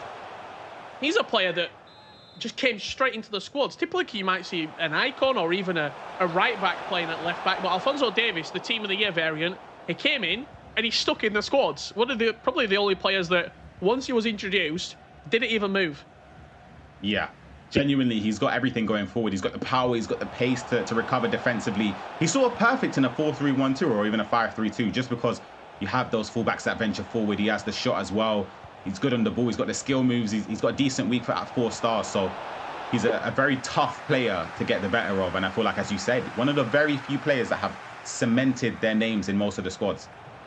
Chance here at R9, looking for the heavy touch there past his defender. You're going to see a lot of that bouncing in around the box. Directional nutmegs, bridge touches on the edge of the box, looking to play into the spaces. And sometimes you do a directional nutmeg knowing that you might get a rebound off the defender. It's an ugly way of scoring. I know it is, but you've got to do what you got to do in certain situations. When there's a $100,000 for the winner and also an World Cup grand final spot, a money can't buy spot on the line, you'll do whatever it takes. Alphonso Davies being penalised there on Pele. Referee plays the advantage. Cristiano Ronaldo building up. Look what I just said. I said the directional nutmeg. You get the bounce off the defender and it falls R9's way. Game on with 13 minutes left to play. As you said, it happens. It's an ugly way to score, but as you said, there's so much on the line. You have to do whatever it takes to win and to get the goals. And as you said, game on now, 4-2. There's a little bit left in this game now. Diogo's going to start flooding bodies forward, and it's going to be interesting to see how Lyrics deals with the pressure, because for me, when you're in those situations where your opponent has to score, I think it's best to just keep attacking. Not obviously ruthlessly flooding bodies forward, but on the counter-attack is perfect. R9 put the ball in the back of the net. 4-2 now, Lyrics leads. As Patrick Vieira introduced there, as he brought him into midfield. It looks like he could be gone into a 5-back, Lyrics there. With Patrick Vieira. Not too sure. We saw Vieira introduced, not starting for Lyrics. Courtois, a little bit shaky at the back. It's going to fall to Ronaldo now, twisting and turning just offside. Lyrics, he's shaking. Yeah, that would have been a crucial error to make. Those are the painful ones where, as a player, you don't want to give away easy goals and easy chances. As we see, this Courtois, surely he's gonna pick it up. If not, he's gonna play out the back there. But those are the chances that they're horrible to give away because your heart starts pounding. But these are the breakaways I was speaking about. This could be a chance here. Neymar slots it in at the near post. Goalkeeper movement a little bit shaky. Didn't have much that he could really do. Diogo, he either committed to the shot or he committed to the pass. Committed to the pass, he's going to score. Commit to the shot, he's just going to pass it. It was a lose-lose situation for Diogo. Ronaldo could be in. Ramos has just absolutely nailed him from the back. It's not. He's Eddie Militao and he's off. Wow, I think it's a little bit too late. 5 minutes, 3 goals. We've seen crazier stuff, but I couldn't see this game going into potentially extra time. I think Lyrics should be able to see it out, but you never know. If Diogo can score from that free kick and Lyrics makes another mistake like the one he did, and Diogo can capitalize on it, it'll be a tough last few minutes for Lyrics. Yeah, absolutely. Eddie Militao, the player to scythe him down. I think he just switched to Ramos to pull round the back. 5 minutes left. You take a red card. It's going to be a free kick here, 26 yards out. Diogo over it. Neymar runs off the ball. He's going to play it into R9. He then knocks it back to Hullet. Ronaldinho now, looking to get away from his marker. Cristiano Ronaldo, R9, roulette, shot, goal. 3 minutes left to play. I don't think there's enough time to get back into this game for Diogo, but he's making it interesting. He is making it interesting with the three-touch roulette there. I think it was very fortunate to even manage to avoid all of the blocks in the box. There were a lot of bodies there. I was surprised it went through. But again, Lyrics he's experienced enough to know these are the stages where it's not bad just to go towards the corner flag. And he's done the opposite. He tries to go in, but again, 90th minute basically. I just cannot see a way for Diogo. He left it a little bit too late, and it looks as if Lyrics will get that fantastic 1-0 record in the Swiss format. That will be full time here. Diogo going down to a 0-1 record. Lyrics goes 1-0. We are going to jump on over to another match that is concluding here in the round 1 fixtures. I think it potentially could be the highlights of Nicolas Razek up against Ajax Dani. That game, as we did see it, I think it was all tied up. Dani was in a good position. Razek potentially brought it back. We'll see the moments and the best goals from it here in the first half. It was actually the Lyrics versus Diogo game that we are going to see. This was the moment that we did miss, and then once we joined it in the second half, Diogo got one back. However, it was too little too late for the Falcons esports man. A breakaway counter-attack from Footwiz. Neymar slotting into what seems to be an empty net. One back for Diogo to give him some confidence going into Swiss round 2, but too little too late. And Footwiz Lyrics will get off to a winning start. 1-0, Ryan Pessoa. From what you saw of that game, what are you thinking moving forward? Does Lyrics have what it takes to get an E World Cup spot? I hope so, because I'm a big fan of Lyrics. I feel like he's a player that last year, of course, due to the pandemic, wasn't able to reach the grand finals, but he's been a player that's performed well throughout the year. So I feel like maybe this year could be his year, hopefully for him anyway. And I think we are going to be joining another match here, currently in progress, between Guild and Razek and Ajax Dani. Swiss round 1 game here between these two. Looks to be 1 apiece in the current match. However, Nicolas Razek leading 6-4 here in the second leg. Plenty of goals in our opening games, and just as you said, 2 heavyweights, 2 juggernauts of the FIFAe World Cup. Starting in high-scoring fashion, Ryan. Yeah, 10 goals between the both of them in what, a half and another game of FIFA. So there's still another half to go. Hopefully we can see more of the same as we go into the game here. But we speak about Dani being someone that seems to qualify a lot for the World Cup and peaks towards the end of the year. Razek was known as sort of like the nearly man. But again, as Mike spoke about earlier, he won his cup last year. And ever since then, whenever there's a World Cup or a Championship Sunday or a latter stage of a tournament, you associate Razek being one of those players because he's always there, Richard. He's always in the conversation to be, well, in this case anyway, to be qualifying for the World Cup for him would be something that he's familiar with. He's always been in that conversation anyway. Yeah, absolutely. I mean, he is a top player in his own right, and just looking at the aggregate scoreline, this first leg was an absolute cracker between these two. 5-3, the first leg scoreline. Number of these matches underway. A couple have finished already. We'll tell you a few full-time results as they come into us here. Ronaldo with Ajax Dani, played into Pele. Chance here, ball roll, scoop turn. Somehow manages to get through there. Ball goes out for a corner. A couple of your favourites and players to watch. Ryan, Nisa, 3-0 win in his opening game. Optole, 4-1 win. El Polaco, the Pole, beating Uvabelli 2-1. That's where the top seeds going to a 0-1 start, and Tex, whose game we were watching, did finish 4-1. So he took that lead and saw it out No chance for Livy to get back into it. 4-1 result there. Benny CR7, 7. Gorilla, 0. Whoa. Whew, oh my God, you caught me off guard there. The next 7-0. That is yeah, that's a tough result for the first game for Gorilla. But again, he's one of those players where we didn't get to see the game, but oh, that's a fantastic goal as well from Razek to give him the 2-1 lead in this game. 7-4 an aggregate. And again, it's going to be a tough task for Danny to come back into it. But that reverse Elasco was perfect. Slightly fortunate to even get the shot off there. I thought potentially there could have been a last-minute block there, but it wasn't to be for Danny, and it's another goal for Razek.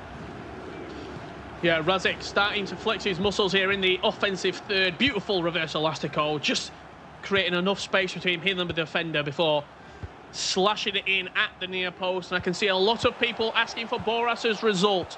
Skifter 7, Boras 2 here in game number 1 of this 5-round Swiss format. You win 3, you go through to tomorrow, and you fight for an E-World Cup spot. However, if you lose a couple of matches and you make it 0-3, 1-3, or even 2-3, well, you'll be eliminated. 32 players fall at the first hurdle today.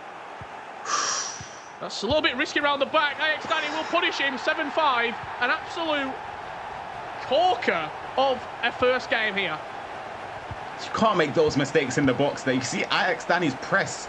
You spoke about anyway earlier about the team press and constant pressure, how effective it can be, and that was key to it there. Just pressing high up in the box there, forcing Razek into the mistake as he tries to play out from the back. And I thought there could have been the ball played into Pele, but yeah, it feels like Danny's got so many bodies forward, but then defensively there's still enough players to defend. I think he might be using the 4-3-1-2. Correct me if I'm wrong. It's hard to exactly see with so many bodies forward, but again, for Danny, I've seen him come into games where he scored a lot at the last moments. He's also conceded some, and this could be a chance, but it's gone out for a goal kick. 18 minutes, Richard, for Danny to try and find 2 more goals. I think he could do it, to be honest, but again, I'm eager to see. I just want there to be more goals.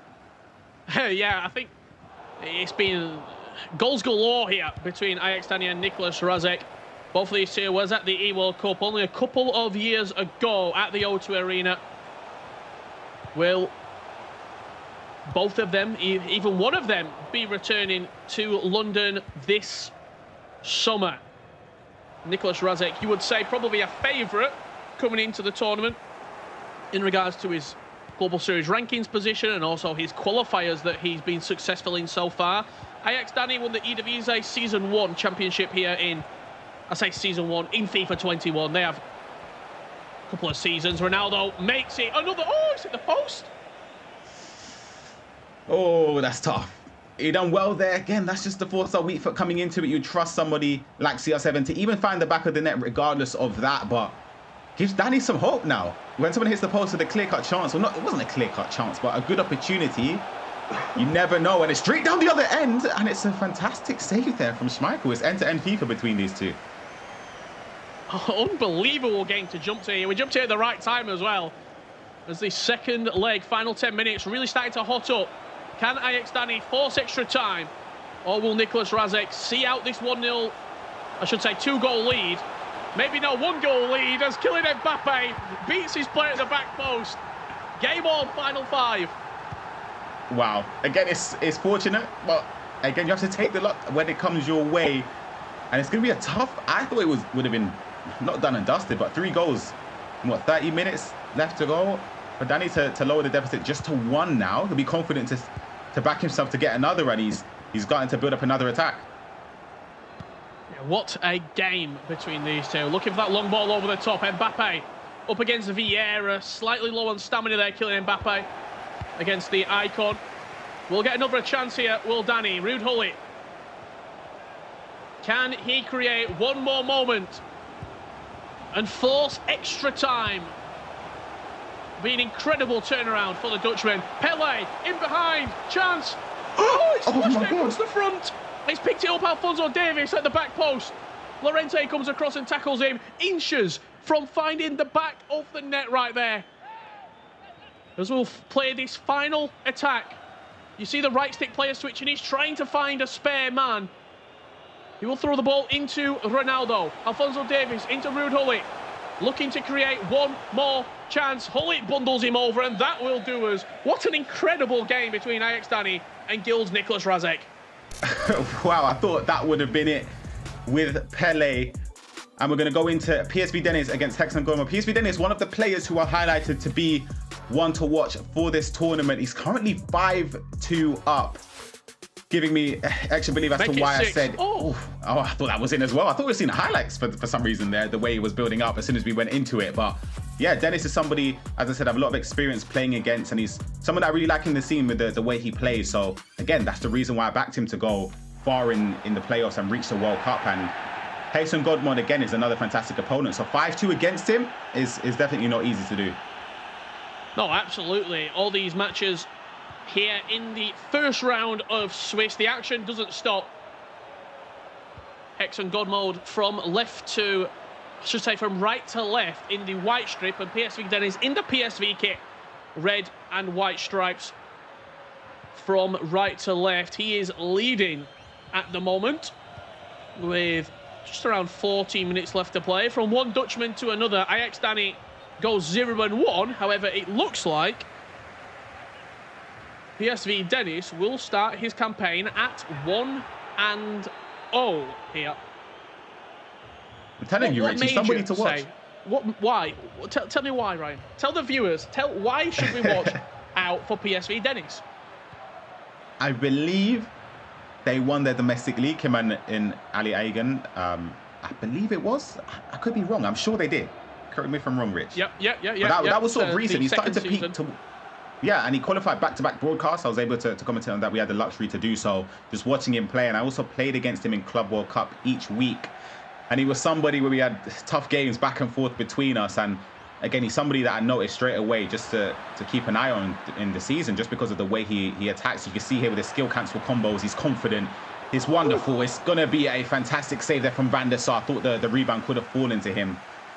But yeah, he's someone that I noticed. Same with Musty as well. He's somebody to watch out for. I think I don't really know the result of his game so far in the first round, but he's someone I believe could do some damage this tournament.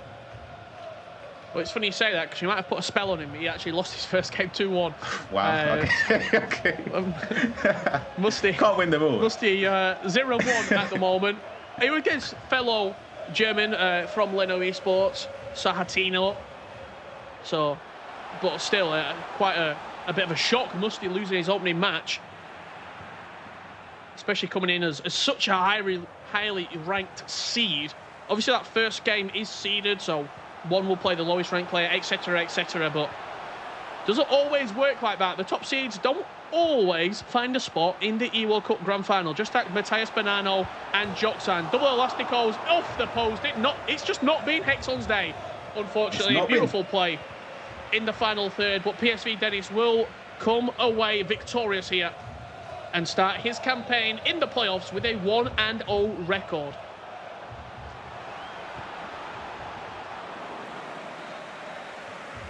Just to comment on that, Ryan, you've played in a numerous amount of tournaments, whether it's been Swiss, knockouts, group stages. In the Swiss round specifically, when you start at 1-0, how much confidence does that give you, knowing that you've won a game, you're going forward, and you can build on something?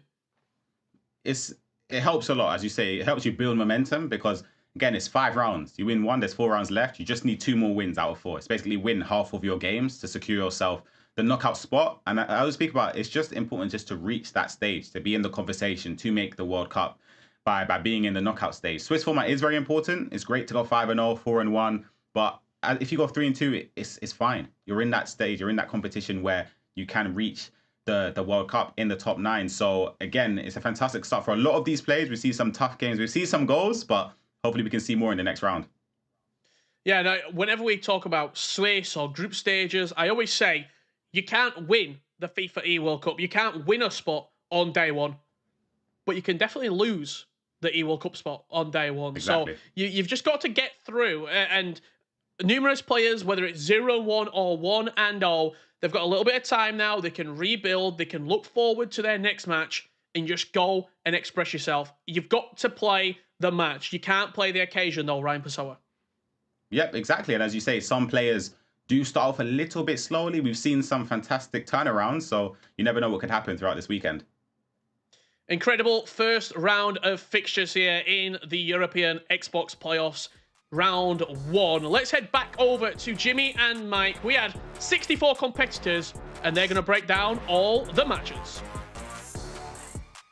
Wow, that's a lot of pressure, Richard Buckley. All the matches, there's 32 of them. That is so many. Great call as always, Richard and Ryan, on all the games. I know there's a lot of action to dive into and to make sure we know what is what. Mike LaBelle, are you serious with some of the matches that we just saw on camera? And then, of course, there's a lot of big results going on off camera. We're going to try to show you guys as many games as we possibly can, but you have to be patient with us because there are so many to get into, and we can only cover so many that we want to. So, Mike LaBelle, big surprises for you. Performances from Tex and Rasic did the business against Ajax Danny. Those two have to feel like that was a pretty tough draw to play each other first. Well, this is where I take everything. At least in the opening match of Swiss, I take it with a grain of salt. Yes, you want to get off to a great start, but you have time. And if you're unfamiliar, this is your first time within the competitive ecosystem, or maybe you just came into it this year, the Swiss system works where you always play someone that has the same record as you. So if you win your first game, you're going to play somebody else who's in form. If you lose your first game, you're going to play somebody else who lost their opening matchup as well. So we can start talking about the tension when somebody goes 0-2. I feel the second game is the real big decider. This first one, getting your hands moving and grooving. You heard Ryan and Richard talk about this, but there's certain players that are also known to start a little slow. And that's kind of the name of the game. So I'm just putting that out there. I'm not ready to get cynical just yet. The first game jitters, as you like to say. So humor me this, and I actually want everybody in the chat to comment as well. Want to get your thoughts on this. Bene beat Gorilla 7-0, okay? And as we just saw, Ajax Danny just lost heartbreakingly to Enrasic by a goal, 7-6. Which one do you think is easier to handle going in to game 2? Because Gorilla's just like, man, nothing was working for me. I got to change it up a little bit and see what happened. And whereas Danny's still holding on to, it's a real thin line between success and failure. If I just change maybe one thing, or if the luck had gone my way, the margins had gone my way, I could do it. I'm kind of curious about the mentality because there's so much pressure on these guys. As we talked about before all the games started, their money, the getting into the FIFAe World Cup, the seeds, it's ridiculous how much pressure there is on these guys. So I wanted to get your thoughts. I mean, would you want a throwaway game or one that you were close? It's tough because when you have a close game and you feel maybe you should have won, that definitely sits with you. I've lost games like that, and I think about it throughout my next matchup, and it impacts my play. But I still would take a 7-6 thriller where I was hitting the back of the net offensively. I was clicking defensively. Maybe I had some struggles versus a game where I couldn't break through. I had nothing to show for it. All Gorilla can do going into the next matchup is say, I can't be worse. There's something there. The only way he has to go, the only direction, is up. Another big loss. I got some scores here for you. Skifter beat Boris Legend 7-2. It was 2-2 after leg 1, but then Skifter figured it out in leg 2 and scored 5 unanswered goals. Musty, one of players to watch for Ryan. We'll have to have him on to talk about that. He lost 2-1 to Serratinho. And then Marcuso lost 2-1. That's a big loss. And then Zidane. I want to talk about Zidane a little bit, the Spanish player. He won 6-0 versus Lucas Diño. How are you feeling after that? Because we've seen this before, Mike, where somebody cruises through day one. Everything is going right. Everything, they're working, all the goals, they got the luck on their side as well, because you need a little bit of luck to win any major competition. And then on day 2, it's like they get tight. They have something to lose as opposed to everything to gain. I actually think it's good to get slapped around on day 1, suffer a loss so you kind of know what that feels like, and you can cope with that adversity once you're up against it in the knockout rounds in day 2 and day 3. Do you agree with me on those sentiments? To a certain degree. I've always had the mentality with the Swiss format, I just got to get out of it. I don't really care that much about seeding because everybody you're going to play is going to be a top-level player. So there's very small or fine lines, and you also don't know who's going to perform. A favorite can perform poorly and go 3-2 and still make it out of the Swiss stage and then be a new player the next day, which is what you were kind of starting to progress or throw it out there a little bit. You're starting to manifest, shall we say. And that's the reality, is that you have to be good throughout an entire weekend. You have to have that consistency, and that's where it's really difficult, not even from just what you actually can do on the virtual pitch, but even a mentality standpoint, going up against so many different types of oppositions and being able to adjust and keep your level on the up and up. All right, well, speaking of adjusting your level to make sure you're on the up and up, show us your play so far from the first round of games today. Get out the telestrator, Mike LaBelle. I want to see some intimate details of how these players have success out on the virtual pitch. Well, you can see this freeze frame, and I really love this because Tex does a wonderful job of assessing his options, and it's all about multitasking risk assessment. So you're gonna see a skill move here. He knows he needs to open up a little bit of lane, he has the cancellation, and then he lays it off. But before he goes into that skill, that's why he realigns, is that he wants to assess what's happening on the virtual pitch, and then he's trying to pick out the best option before he even goes into the skill move. So he's thinking a couple steps ahead, and it was a very professional performance. When you go through that, he made Levy look pretty normal, pretty ordinary, and we're building this Tex narrative. I agree with Ryan, even before that game. I just don't see a FIFAe World Cup without Tex at it. I think that he's going to get one of the slots, and then you're playing for the remaining 8. Well, I'm glad you brought up Ryan. He's going to be joining us right now. Maybe he can break down what he saw and who he was most impressed with all the games that he called. Ryan, what's up? Let's talk about Tex first. Pretty professional performance, as Mike LaBelle just said. Yep, exactly. Very professional. He went in, he knew what he had to do, scored some goals. Of course, he had a slice of luck, but that happens in FIFA. You have to take it as it comes, and he didn't done enough to make Levy, as Mike said, make him look very, very average, and that's something that he's not. He's a fantastic player, so we're hoping he can do that in the next rounds as well. Okay, Ryan, I'm going to throw it right back to you. Anybody else that stood out for you? It seemed like Enrasic, Ix, Danny, that was a real tight game between two competitors that have been in the scene for quite some time. Yeah, that's a fantastic game. We saw a lot of goals, which is something that we'll, of course, love to watch when we're spectating FIFA games. The more goals, the better. But for Razek, it wasn't, from what we saw anyway, vintage Razek. He gave the ball away in needless positions, gave away a lot of chances. But that's something that someone like Ix can sort of force you to do. He forces you to make those errors. But yeah, I feel like the biggest shock, though, I would say, not necessarily a shock in terms of Benicio having actually beating Gorilla, but by that margin, 7-0 is, yeah, that's a crazy scoreline.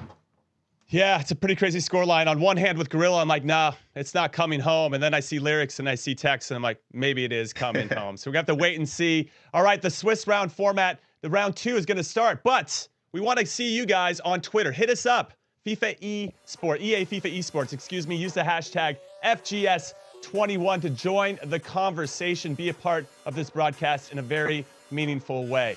And that is what's up. We want to see your beautiful voices on this broadcast. Okay, everybody, now we're going to take our second break of today ahead of these second Swiss round format games. This is a very important one, as Mike LaBelle just said, so don't go anywhere. We'll be right back.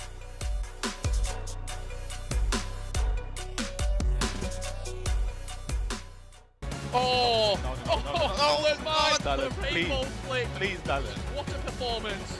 Two-time European champion. Hi guys, my name is Dylan Neuhausen, also known as Stolen Mike. I play for Neo in the EU region, and welcome to my masterclass. Today I'm going to break down my final game against Nom Neisat, which allowed me to become the champion of the second European qualifier. So first of all, I was just building up the play with Vieira, then I see the space for Cristiano Ronaldo, and in this situation I see that it's just a clear 1v1 against his center back because his center mids are nowhere near to be found. So I don't have pressure from the back, so it's just a clear 1v1. And I just walk a bit into the box for him to kind of get baited into a tackle, and then I just go for the zigzag dribbling, and it leaves me with an open shot on goal. So first of all, I'm kind of starting with my 2 attackers, which are like the main parts of the team, and I'm just sending Ronaldo on the run to kind of leave his other center back behind, which has to follow the run, and therefore there's this huge space in between the center backs, and therefore his left back kind of has to go a bit into the middle, which therefore leaves a gap for my right wing back, which is on join the attack, and this leaves a lot of space, which Cancelo uses with the additional momentum he has because he's running into the ball, and then I just play an RBX cross or R1 square, and Cristiano Ronaldo will never miss from that close of a range. Took the ball with Rafael Varane from a bad pass from him. It's pretty simple going forward. I just played it to Pele and then like directly with an LBA, so Pele runs into the free space right away. And just a simple through ball with Cristiano Ronaldo. And in this case, it's obviously, I think everybody has been in this situation. You're not sure whether or not you should play the pass to Cristiano Ronaldo or just keep on running. And in this case, obviously because it also was 8-1, I kind of wanted to spice it up a bit for the viewers, and I went for the Rainbow Flick Scorpion kick. Okay, so that was my masterclass from today, analyzing my final games against Nom Neistat. Hoping you can use those tactics to get your game to the next level. See you on the pitch.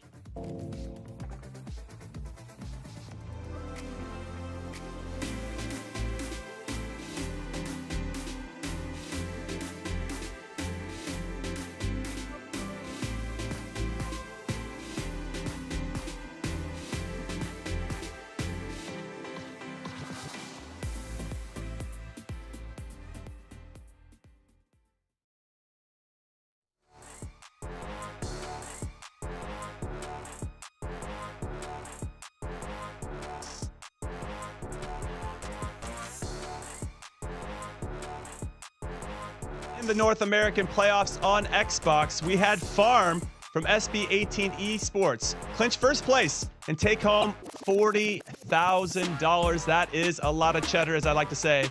Farm beat Ezeksun after resetting the bracket in the grand final. That's pretty awesome. And the next time we're going to be seeing him is at the FIFAe World Cup. So congratulations again to Farm. That is a massive, massive result. All right, let's take a look now at the notable matchup results from round one of this Swiss format. You can see some scores here. Fnatic Tech's doing the business, our first featured match of the day, 4-1 over Levy. Anything else stand out for you, Mr. Mike LaBelle? Obviously, we talked about Gorilla. I think you have to discuss the elephant in the room. It's not that Benny beat Gorilla, it's the result, it's the score line. Also, Boris Legend losing 7-2, but Boris is one of those players we talked about starting slow.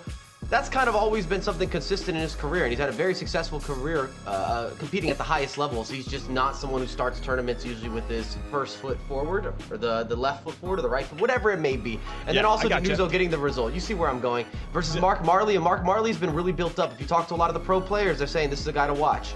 Listen, Mark Marley was up 2-1 after leg one, so fair play to the Italian Denuso for coming back, making the right tactical adjustments, making the big plays when it mattered to get Denuso that big victory in that first one. We'll see if that comes back to bite Mark Marley in any stretch of the imagination. All right, let's take a look now at the table as it stands. A lot of 1 and 0s and a lot of 0s and 1s. It's like the Matrix over here. Mike, let's take a look at some of the other players that got a big first win and a first big loss. And I don't want to sound like a broken record, but I just feel that it's very early. I'd like to review this maybe after we see 2 wins and 2 losses, because you're either one step closer to making sure that you secure that bag, secure that placement, secure the next day, or you got in the other direction and you're one step away from being eliminated in really the end of your competitive year. There's no additional tournaments unless you have some sort of qualification within the E Nations, because the FIFAe World Cup would be an elimination for you. You're going home early. Yeah.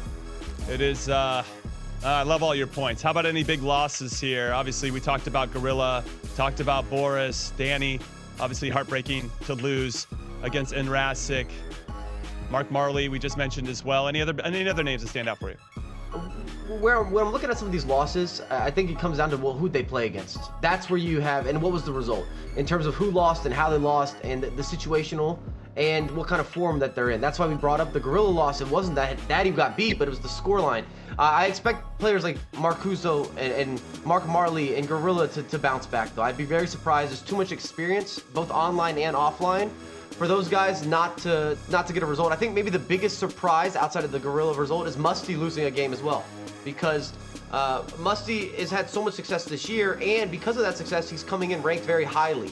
And when you're ranked highly, you got a better opening matchup. So that's actually an upset for him to be 0-1 versus it being one of those 30-something versus 30-something, and you're right next to each other in the leaderboards.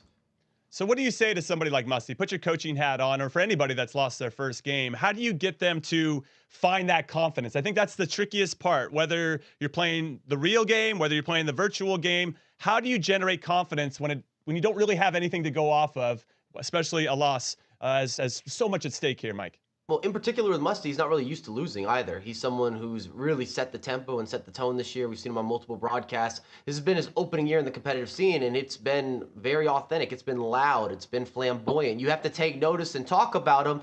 And I think from a coaching perspective, what works best here is just to tell him you don't have to change anything. You've had all the success this year for a reason. You just need to remake and replicate that. Don't worry about one loss. It's the Swiss format. You got a couple extra chances.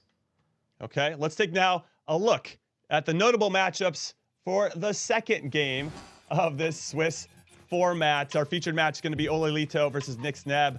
But Gorilla versus Dragon, two friends, a UK derby there, an all-English affair. What are you saying about that one in particular? Anybody else? Tex versus Adon is next level as well. I could go on and on. Marley versus Boris. Oh, man. Inject some of these games into my veins, Mike LaBelle. Well, you just talked about half of them. I don't know where you want me to go, but they're tasty matchups. I couldn't help myself. These aren't appetizers. You get in the main course and the dessert. I really want to see the Benny matchup against Dennis as well. We just saw Benny put on a show. And remember, Dennis was a player that Ryan said that that can make a run. Someone that he's really watching for this tournament. But I'm super excited for all these games, and I don't just say that lightly. These are great matchups across the board.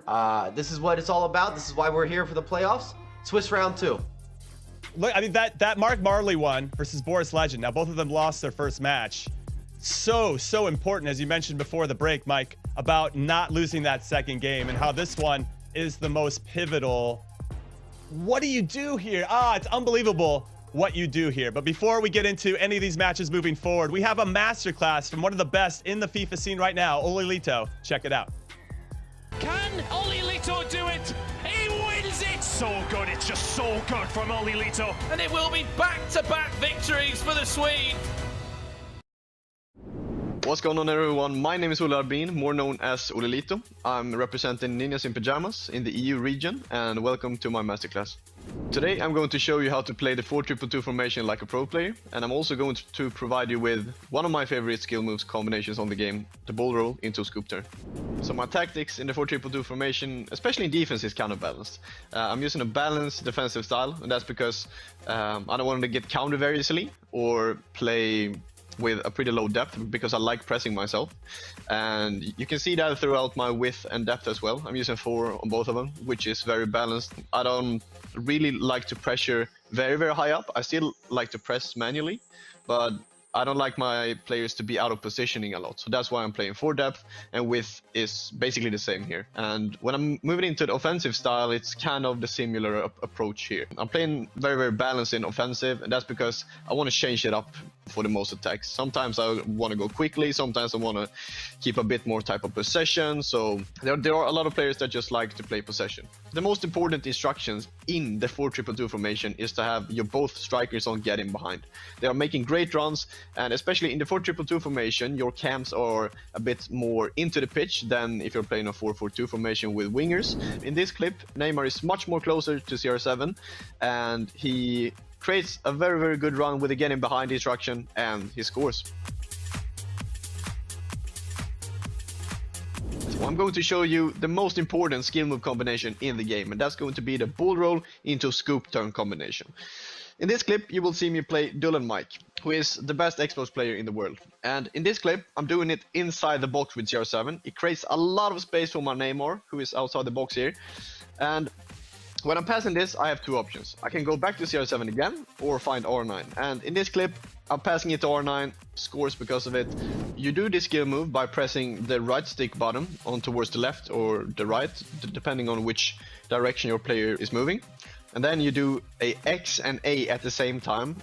It creates a lot of space inside the box, and it's very unpredictable because it goes so fast. So it's very hard for my opponent to read. That was all for today. Hope you learned something from this masterclass. Hope you get better by FIFA by learning these things. See you guys, stay safe, and bye-bye. All right, there's a good look at Olelito, giving us some insight on how he dominates most of his foes in the scene. As you can see there, 19-year-old from Sweden, second place in the E-Premier League. Not too shabby, and he's obviously won a few events. One of the players to watch for Mr. Ryan Pessoa. Actually, I was going to say Mike LaBelle, but actually it was Ryan Pessoa that went with Olelito. Wise choice, Mike LaBelle. What do you say about his chances? Definitely, in my opinion, going to get a seed to go to the FIFAe World Cup. Will he take that next step, though, and win the whole thing?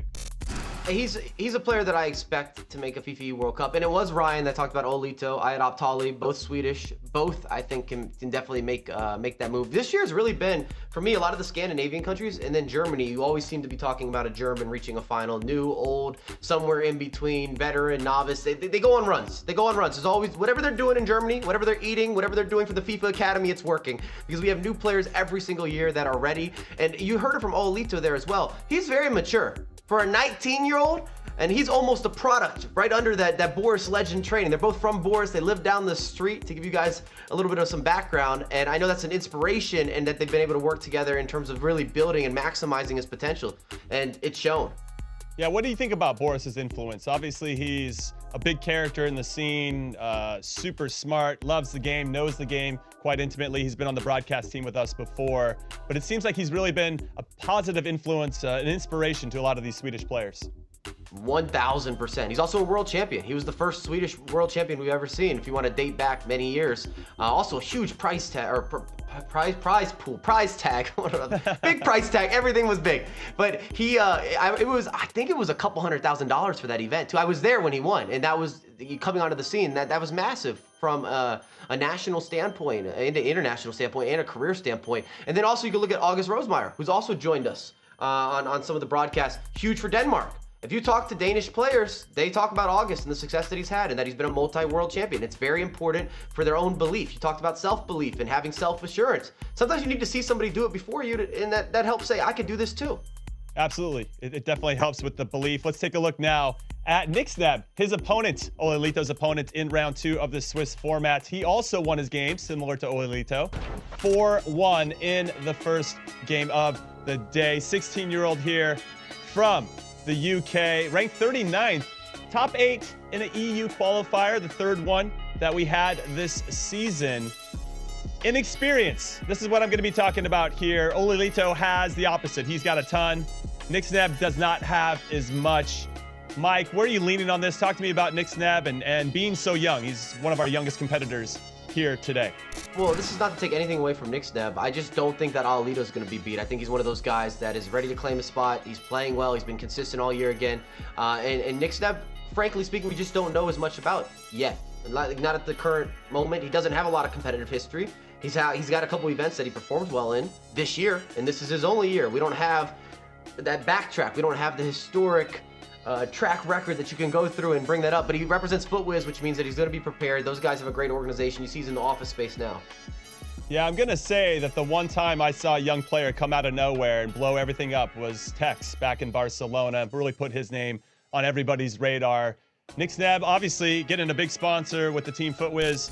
Do you think he has it in him to potentially? I think he's got to score the first goal, really let Olelito know, hey, listen, I know how to play, and this is going to be a tough one for you. But to your point, Olelito might have too much. What's your prediction for this game? I've got Olelito winning the matchup, but I'm not here to disregard or take anything away from Nixneb. I believe in these young guys coming up, and it's shown. They've really been able to make runs this year in particular. We have so many new faces and new names. I know there's a lot of big games, everybody. We're going to focus on Olelito, Nixneb first, and obviously we'll throw to any other big scores that are happening, so be patient with us as we go through all the games. 32 are being played at once. That's a lot of information, a lot of games to keep our eyes on. But we're going to throw it over now to Brandon Smith and Lisa Manley, who have the call of this one. It's going to be exciting. Take it away, you two. Thank you very much, Jim. And yes, here we go then. Round 2 of the Swiss is underway. And joining me in the commentary booth for another weekend of FIFA is Lisa Manley, professional FIFA player at Revolution Esports. Lisa, we commentated together what feels like a long time ago now, back in qualifier 5. We're here for the playoffs now, but this is the big one because, as we've been saying this whole time, there's FIFAe World Cup spots on the line. Yeah, exactly. Obviously, that's important. Everyone wants to be there. All these players, 64 of them, like you said. And it's in the Swiss round as well. And all the pros like that because that means they can go 0-2 and still qualify in other events. If 2 losses, they're out. So, like we said, that's very important with the Swiss round as well.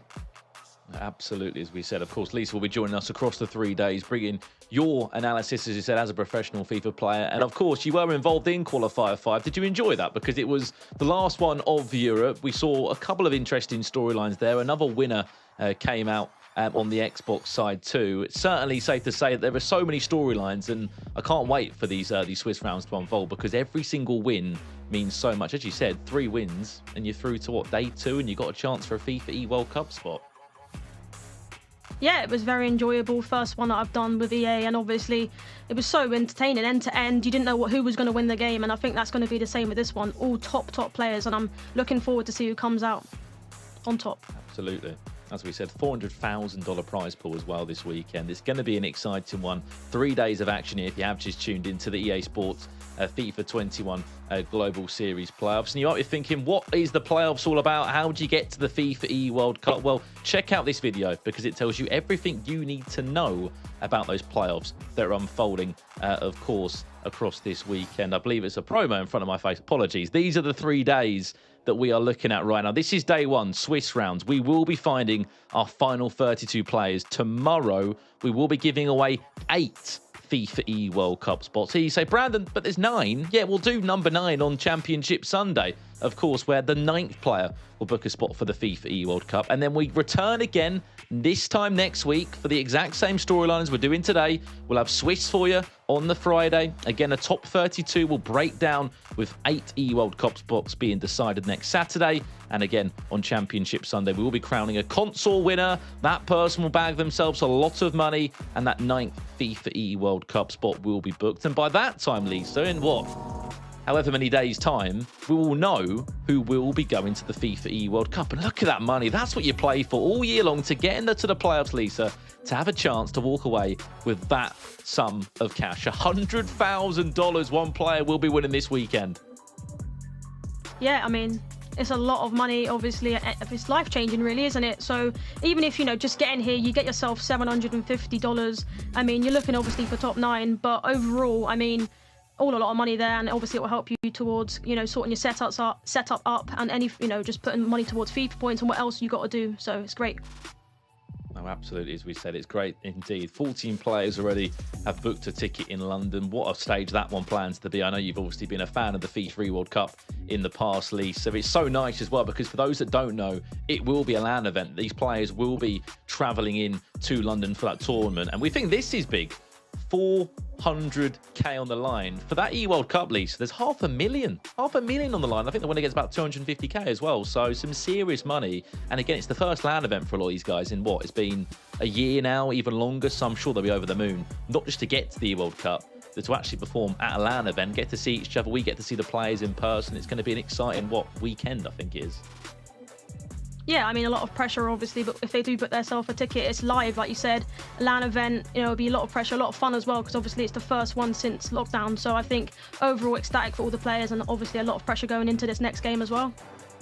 Absolutely. Speaking of those games, Lisa, let's have a look at the games, the matchups that are taking place right now. We will do our best to keep you guys up to date with all the goals as they go in. However, our focus matchup is going to be Olilito against FUTWIZ Nick Sneb. That's the featured matchup. The backup game that we will be giving you updates from throughout that will be Gorilla of Neo against Saf Dragon. What a game that is. You've got someone who's been a FIFAe World Cup winner before in Gorilla.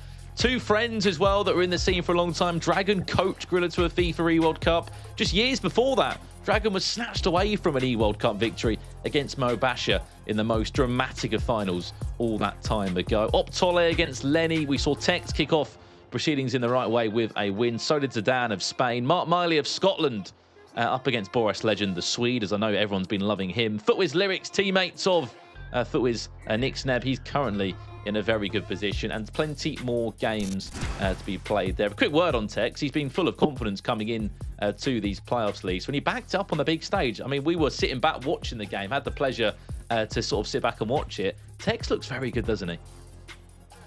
Yeah, obviously he's a very attacking player, and we saw that in them games. Loads of goals going in. His opponent was, to be honest with you, nowhere near him, so it just shows the level of him, and of course he's going to have confidence like that when he's playing like that, really. He needs 3 wins, as we said. That is what he will be vying for. Hopefully he can get his next win in this matchup right now. The focus game that we will be jumping into as soon as it is ready. Both of these players have won their opening games as well. Must be said, Olilito, it's kind of surprising that he's not at a FIFAe World Cup final yet. He's never been to a FIFAe World Cup. Obviously, last year was not concluded in the right way. Didn't have a playoffs. We didn't have an World Cup. The years that he has had, Lisa, he's come onto the scene now, Olilito. He's won a championship. He's won a FUT Champions Cup. He did that in Atlanta, over a year or so ago now. And he has just been such a big player in Sweden. And you'd probably think he comes as one of the favourites to go to the FIFAe World Cup and take one of those all-important spots. Yeah, he's definitely a favourite going into this game. Obviously, coming second in E-Prem as well. It's quite a good talking point there as well. His opponent, Nick Sneb, obviously, he got top 8 in a broadcast and lost on penalties to actually get to the main one. So, I mean, overall, they're both good players. And also, they're both really young as well. So I think this will be a very close game. Just I think maybe experience of Olilito might help a little bit in this game, but overall I think it's going to be a very good game. Well, they actually played in the same tournament, these two, believe it or not. Not only qualifying number 3 earlier this year, but also in the E-Premier League. If you cast your mind back to the E-Premier League, they were both involved in that tournament, both on the Xbox side. Nixneb was with Leicester City, and more importantly, Olilito was with Leeds United. Olilito got into that grand final against Manchester City Shells, and as you know, Shells went and won that tournament. These are the players that have already qualified for the FIFAe World Cup. You've got Dylan J, MS Dasari, qualified for his 3rd FIFAe World Cup. The first of a South African player in Beast Bianchi making it to London. King CJ, Ajit Power, Farm and Zek Soon made up those names from North America. And as we sort of go down the list, me and Richard Buck had the pleasure of commentating over the South American playoffs just last week. And Nicholas99 made it his 4th FIFAe World Cup, back to back. Absolutely incredible from the Iceman. But as we said, 9 spots will be concluded this weekend, 9 spots next weekend. 9 on the Xbox, 9 on the PlayStation. That'll be 18 in total, making up that final 32 that will go to London to battle out between the 6th and the 8th of August in the FIFAe World Cup. I mean, we may as well talk about the teams that are being used, Lisa, because when we were involved in Qualifier 5, there were squad restrictions. There are not squad restrictions anymore between any of the players now. So surely you'd be thinking, we're going to see Team of the Seasons. We're going to see maybe a couple of the Path to Glory players. I've seen a couple of fullbacks involved. Prime icon moments. You can choose whoever you want, really, now. Yeah, exactly. Obviously, before there was restrictions, but now they're going to have all the prime moments. They could have Llorente in their squad as well because he's a very strong player. And obviously, you're going to have Team of the Year Ronaldo, Team of the Year Mbappe in the squads as well. And prime icon moments Ronaldo should be in everybody's team. I'll be surprised if he's not. Let's have a look at this first team first and foremost, which is Olilito. First and foremost, I just want to say a massive congratulations to Olilito. He put pen to paper for not 1, 2, but 3 years with Ninjas in Pyjamas yesterday. Unbelievable moves from the Swede. You know, you don't normally see a contract length like that happen. Lisa, talk me through this team. What's your thoughts on it? You mentioned Llorente. Well, he's in the team. He's in a right back. Yeah, obviously a great team with Bruno, Team of the Year, and Ronaldo. He's got prime moments, R9, who you mentioned, Philip prime moments, and Vieira. Vieira will probably go in defence, as everyone's doing at the moment. He's just such an all-round player. He's got Team of the Year, Davies, Varane, and Llorente, and obviously in goal, what most people probably will be using is Schmeichel. And some unbelievable red picks as well, we must add on that. I mean, I've not been that lucky from Foot Champions. Who's been your best red pick this year, Lisa? I think at most, I don't even know who my best one's been. I've not seen a Ronaldo. I've not seen any big players that these guys have had, but it's not really surprised. These guys hitting top 100s, you know, Elite 1+s every single week. Yeah, exactly. I mean, for me, my best player, I would say, is probably Red Nanny. He's such a great player, 5-star skill moves. I mean, overall, haven't really got lucky in terms of like these guys getting the best teams, but red picks. But overall, yeah, what a great team that is. And obviously with that Neymar as well, 5-star, 5-star, I think he'll be key for both these players. Absolutely. Well, here's the other team on the flip side. This is Nixneb, who just kicked off his tournament in the best way possible. Remember, this is a game where both players are 1-1. They've both won their opening matches here in the Swiss rounds for the European playoffs. Quite a similar team. I don't even know if there's actually really any changes between the two there, Lisa. Yeah, literally the exact same team, same red picks as well. The only difference in this team is actually the goalkeeper in Van der Sar. You know, Ollie had obviously, he had Schmeichel in goal instead. So I think not much difference, obviously, just preference on goalkeeper there. But, you know, the main men in the team in Bruno and Hullet, and obviously having the 2 main men up front in Ronaldo, both the Ronaldos. So, yeah, overall, what a great team. Looking forward to this one. Yeah, it must be said, those Path to Glory players are pretty exciting at the moment. With the Copa America and with the Euros, it's all unfolding, and it's given us a little bit more spice to our FIFA 21 season. Well, I'm sure you guys have been calling for it. Well, I can say the game is now officially underway. And we are here for round 2 of the Swiss in the European playoffs. Strap yourselves in. You've got a weekend of FIFA coming your way. And by the end of it, we won't just have an Xbox champion. We'll have 9 more names heading to London for the FIFAe World Cup. It's all come down to this moment.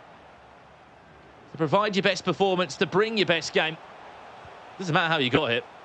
It matters who gets the World Cup. Will be Olilito in that Swedish kit from left to right. Footwiz Nixneb from right to left in the team Footwiz strip.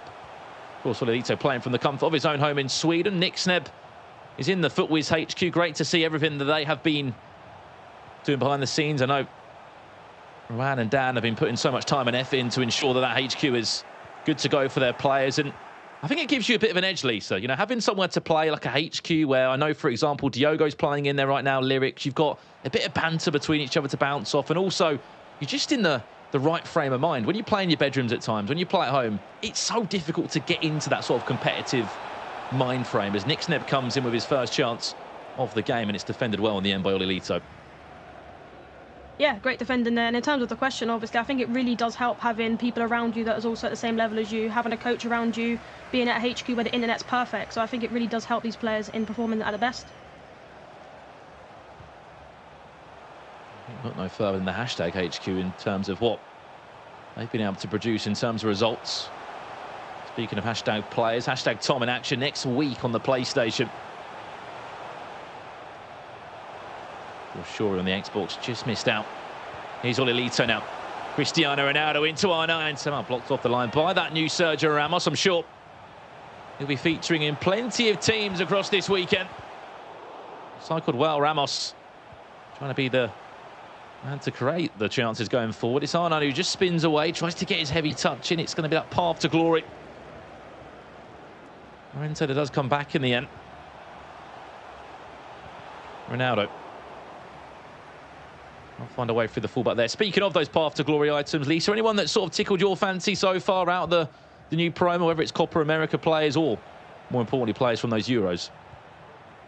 I think, to be honest with you, Llorente, he's just an all-round player. He's pacey, and he can just go anywhere in the team. Most of these obviously using him at right back, but in general, you can play him in the midfield, anywhere really, mainly in defence, but you can play him anywhere, and even as a super sub, he's great. And he links to, obviously, Ramos, which is why a lot of people are actually using him.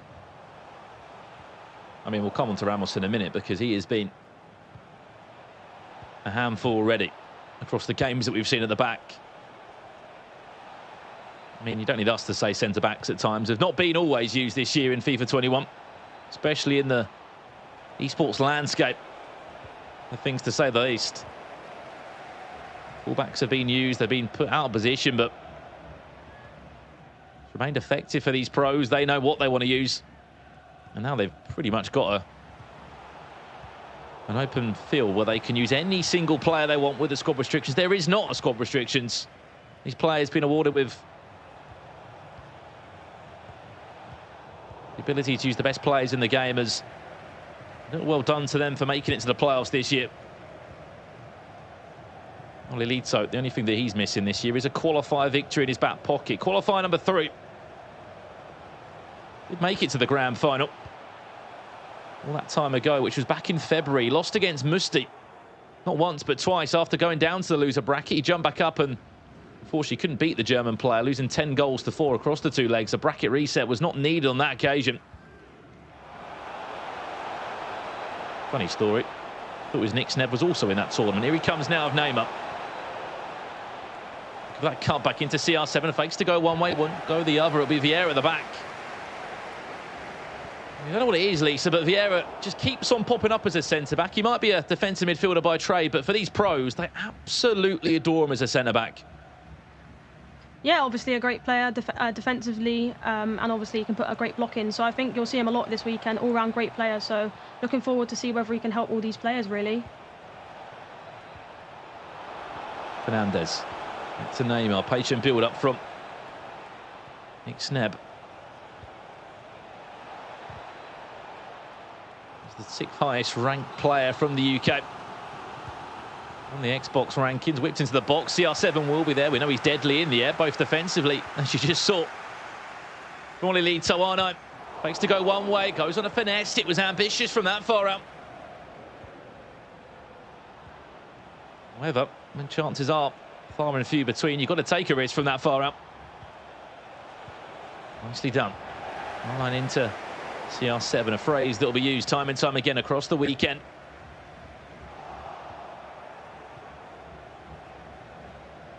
However, 40 minutes played here. We are still goalless at this moment in time, Lisa. Yet to see a breakthrough. Yeah, and it was very interesting to see him actually shoot from that distance. I think it was maybe to put off Olilito off guard. You don't really expect people to shoot from there. And he actually got a corner out of one of them, which, if he got his Ronaldo on the end of it, could have been a goal. So I guess he's just trying to play a bit different, really.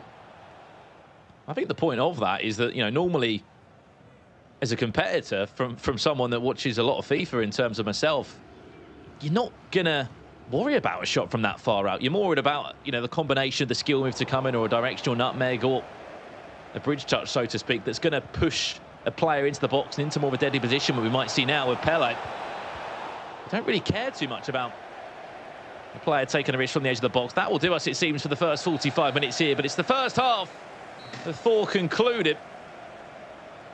And so far, you can tell it's been a tightly contested start to proceedings here, Lee. So 0-0 after the first 45 minutes, and neither player, I'd say, have the better of the chances. Yeah, I think it's been a close game. I think they've just been sort of trying to feel each other out, see how they play, working out what's best to play against each other, and then this next round, well, next half, I think they're going to go for it. Obviously, they still got a second leg though, so I don't think you should, you know, go all guns blazing. But I think overall, this next half, I think we'll see a couple of goals.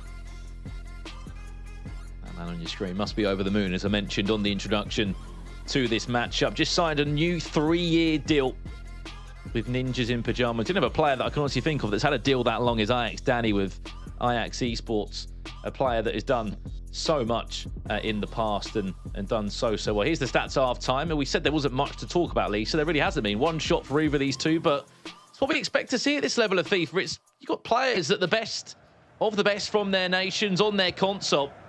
There isn't going to be much between them at this level. Yeah, exactly. I mean, they're both, like you said, same level. I mean, they both had one shot. Like I said, they're just trying to feel each other out. And I think going into this half, they're both going to have great opportunities. Maybe more skill cancels, directional nutmegs, and just more sort of attacking balls forward, really. You can see 3 more halves of this game now. We need to see more creativity in the final third from both of these two. Remember, 3 is the magic number. 3 wins you go through. That's to knockout action. That's not to the World Cup. That's to day 2. 3 defeats. And unfortunately, you can wave away your hopes for the FIFA World Cup, and that will be the end of your FIFA 21 season. Doesn't matter how you get your 3 wins, just get there. We'll see. I'm sure we'll see players go 0-2 and have to bounce back with a ridiculous next 3 rounds. Bruno Fernandes! Well, we knew this man. Played in the Premier League a couple of months ago, and this man on your screen was featured heavily. Probably the star of the show, in all honesty. Team of the year, Bruno Fernandes, steps up and ensures that FootWiz's very own Nick Snep takes the lead in this half. Yeah, I mean, obviously it looked quite simple, just a simple through ball. And obviously Bruno in that position, just going into the sort of box, he's not gonna miss from there. And yeah, 1-0 up now. I mean, going into the rest of this game, he's just got to try and stay composed and just use the wings, really. It seems like Oli Lito is narrow defending. So I think overall, if he can use the wings and exploit that, I think he'll actually score a few more goals in this game. It was a really well taken finish from Bruno Fernandes. He's not just a typical midfielder that might be on the ball to provide an assist. He can get forward and he can score goals. You haven't realised that yet. Where have you been this year? Oh no, twinkle toes. Oh, outsmart Ramos though. Speaking of that Ramos, is he a player that featured in your team as of yet, Lisa? He's a player that the pros, since he dropped into the game, I think Rich was telling me about Gorilla, said he will be in my playoffs team from the get-go. Clearly, the Spanish defender has been ticking all the boxes for these pros. Yeah, as you can see, he's obviously in both teams, which just shows that he's meta and he's usable. He has got a right-back card and he's also got a centre-back card. It seems that most of these players are getting the centre-back version here, but overall, he's just a great card to sort of stick a foot in. He's a bit pacey as well, put a shadow on him as well, and yeah, he's the man to use. Yeah, no doubt when his item dropped into the game, it was heavily talked about, and now will be heavily included. Will he make the FIFA World Cup? That's the question, though. Will he be in those starting teams for London? There's been a lot of excitement around these Path to Glory items, and so there should be. Potentially serious upgrades. Pele driving forward. There's your player look. Just tease. Doesn't need it, though. Always Nick Sneb looking for a second. Bruno Fernandes looking for a brace. We're nearly there. He was able to find it. That player look, Lisa, it just does enough. You don't always have to use it. It's just more the case of allowing your opponent to think and worry about the potential danger that the player lock can bring. Chance for Elite now. The size of that pass to Cristiano Ronaldo, and he's just offside at the end. Yeah, it was a great player lock there. Obviously, it weren't needed. Whenever you do use that, your opponent can see exactly sort of who you're trying to lock onto. So it sort of puts them off, really. It makes them trying to want to, I guess, close the passing lane down, and obviously didn't use it and was able to use the space on that one. Chance, brilliant save from Edwin van der Sar. Best chance Olelito's had so far in the game. Will be blocked by, well, literally the Flying Dutchman on that occasion. What a chance it was. 80 minutes left of this first leg. Pause has been cued by one of these two. Edwin van der Sar making sure when he gets down to the chance. Brilliant save. That could be a mistake, R9. Quick to pounce. Can he get past Ramos? There's your cut back into Pele. That's a brilliant block from Vieira.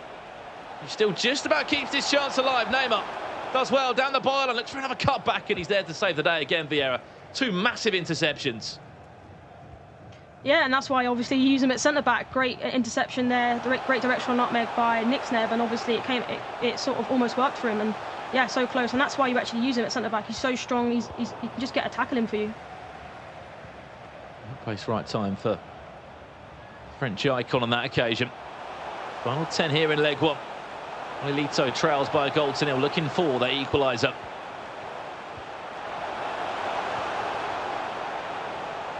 Fernandez. Patience is everything in this one. Watch that run to Pele. Here's Olelito, face to go one way, face to go the other once again. Does very well with the skill moves. This is brilliant from Olelito. Let's get the ball back, fortunately, and credit where it's due to Nixneb there, Lisa, because he just held Pele. Just held him up long enough. Yeah, it was great defending from him. Obviously, he doesn't want to sort of dive in, because if he did that, he would have scored. So from Olelito, it was great play as well. Good agile dribbling and just going left to right and trying to sort of break him down. But like I said, great defending. Fall into the trap just yet. Olelito still desperately keen, as you can understand, to make this 1-1. Here's Cristiano Ronaldo. There was that famous touch around the corner. He was able to match that one up.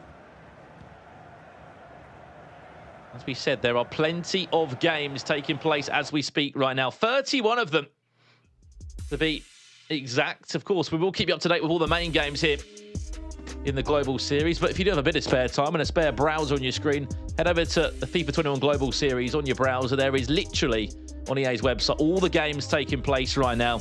All the matches, all the roundups, all the competitors, the Swiss rankings, so you can see everything that is happening as it all unfolds right now. I know that we'll be checking in with Richard Buckley in about 5 or 10 minutes to see what the score is between Dragon and Gorilla.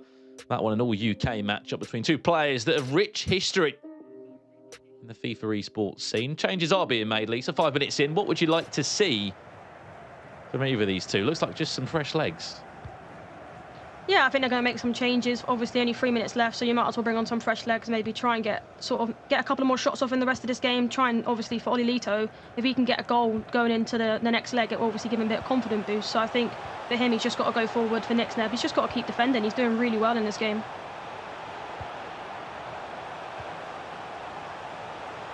Final chance for Olelito. Leg one. Minute of added time, as we often see. Luis Nixneb is seconds away from leaving leg one with a goal to his name. CR7 does well. A combination of ball roll, skill move. CR7! The Swede strikes late. And I think the reaction from Nixneb tells you all you need to see. He just could not get near Cristiano Ronaldo. Yeah, I mean, what a great goal there. Obviously, last attack as well, so that's why Nixneb's going to be quite annoyed about that. You know, he did the ball roll scoop, and obviously there, he just did a directional nutmeg into the space, and you can't really defend that, and in that position, he's not going to miss. It's Cristiano Ronaldo at the end of the day. Like I said, going 1-1 into the half-time overall is just going to be crazy into the next game, and I think it's going to be very entertaining as well. There we go. That is leg one concluded. The Swede strikes late in leg one. Olelito, Cristiano Ronaldo has been knocking on the door since the word go there. But a brilliant start, as we said, for this game. One goal between the two players. But more importantly, we've been saying there's been plenty of games taking place. And I believe our very own Richard Buckley has a score update. Rich, what is going on between that Dragon and Gorilla matchup? Thank you very much, Brandon. An incredible game here between Gorilla and Dragon. However, it's the former world champion who is struggling here in the European playoffs. Saf Dragon opened the scoring with Bruno Fernandes inside the opening 5 minutes. He then doubled his lead shortly afterwards. Neymar playing through to CR7. He slotted it into the back of the net. Going into the second half, Dragon continued this attacking spice. It was all systems to the pump. Ronaldo smashing it in. Gorilla 3-0 down. Dragon leads. Thank you very much, Rich. And I mean, Lisa, I think you were saying about before the playoffs started, Dragon's team is quite unique in some ways, but clearly he's back in the team and he's scoring goals. He leads by 3-0 after leg 1. Yeah, it's an interesting result. Obviously, we probably expected Gorillas to probably dominate that game, but overall, I mean, Saf Dragon's doing great in that game. 3-0 like that will obviously give him a confidence boost going into the next game, and he's probably able to just try and keep possession and just play the way he does. He can just control it, really. Yeah, man, the brilliant E-Premier League, of course, with his team of choice. Brilliant stuff as well for Saf as well, an organisation serious about FIFA. They have been plugging along this year with the likes of Impact and Dragon. But we are going to go to a quick break now. When we return, we'll have part 2 of this game between Footwiz Nixneb and Olilito of Nip Gaming. Don't go anywhere. We'll be back in a few minutes' time. The score is 1-1, but there's still 90 minutes to play.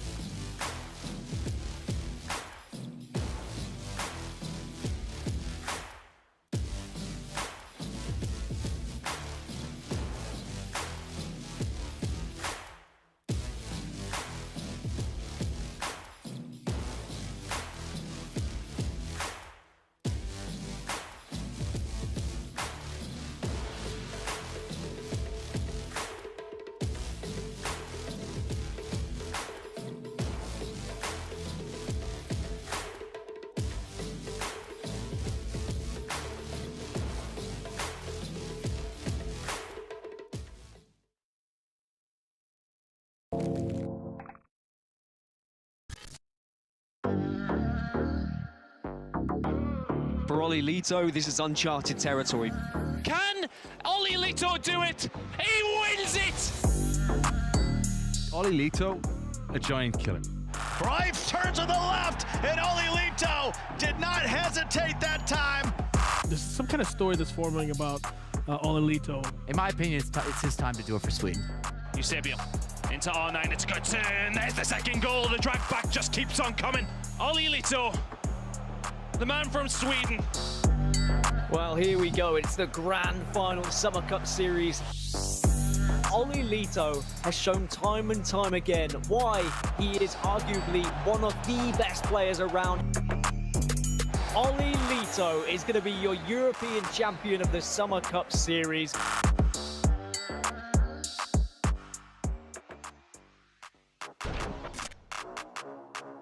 Well, welcome back to the FIFA 21 Global Series here in Europe. I mean, I'll be hoping, Lisa, that you can get back to scenes like that. He was the Summer Cup Series champion last year. There wasn't a playoffs, there wasn't a FIFAe World Cup. And the only thing that's missing from this man's resume is that he's not been to the World Cup. As we've been saying, no doubt he comes as a favourite that probably should be there in London come August. Yeah, he definitely should be. He's done really well this year. Of course, 1-0 in this already. So if he can win this game, he's going to be close to going into next round, into the next day. So overall, if he can go 3-0 today and not lose a game, he'll be very, very confident going into tomorrow. And he'll be thinking that surely I'm due a win as well. Top 2 in qualifying number 3 back in February. Top 2 in the E-Premier League with Leeds United. He's owed a win, some would say. The Swede comes in as a huge favourite here. But who stands in his way? Someone else that deserves a lot of credit is footwiz Nick Sneb. After that last game, because he played superbly well, to be honest, Lisa. He created a lot of chances. And for a long period in that game, he kept Olli Lito quiet. It was a 90+1. where the goal came in from Cristiano Ronaldo in the end. Yeah, it was a very close game. I actually don't think Olli Lito had that many chances, probably around 3, and one of them was a great keeper movement from Nick Sneb. So overall, I think this is a close game. I think it's just going to be probably quite a low-scoring game as well, because they both like to sort of keep the ball and take their time. But overall, I think, yeah, great game so far, and I think it will be an entertaining game for the rest of it, really. Well, here's the storyline for you. Dragon was winning 3-0. Within 30 minutes of leg 2, Griller's brought it back to 3-3. So Griller certainly has got a wake-up call for that game. That's a pretty remarkable score. And after someone had such a dominant first leg as we saw the stats between the two players. Incredible, incredible stuff. Goes to show, though, that's why FIFA's played over 2 legs, Lisa, because even a 3-goal scoreline, it's not safe. No, I don't think it is, to be honest with you. Overall, like I said, 3-0, he just had to try to defend well, keep the ball, and obviously Gorilla's come out guns blazing. He's got nothing to lose, being 3-0 down. He's just got to go for it in the second leg, and he's obviously done that. He's probably went press after possession loss, maybe 4-3-1-2, just to try and get a couple of goals back, and he's done that. It's 3-3 now. Now it's sort of probably momentum's his way, so I think he could go all the way and win that game. Here comes Nick Sneb now. Looking for the build-up and the perfect goal. Bruno Fernandes was the man that scored the goal for him in the first leg hit. He's looking to play a heavy part again. Falls back to Neymar. CR7! Right place, right time for the Portuguese forward. It doesn't matter how the ball goes into the back of the net. He's just ensuring the ball does go into the back of the net somehow. Yeah, I mean, very fortunate to obviously win the ball in that position. It was a great interception, and when you threw ball it to Cristiano Ronaldo in that position, right in front of goal, he's just not missing. Simple as that. Never missing from that sort of area is Cristiano Ronaldo.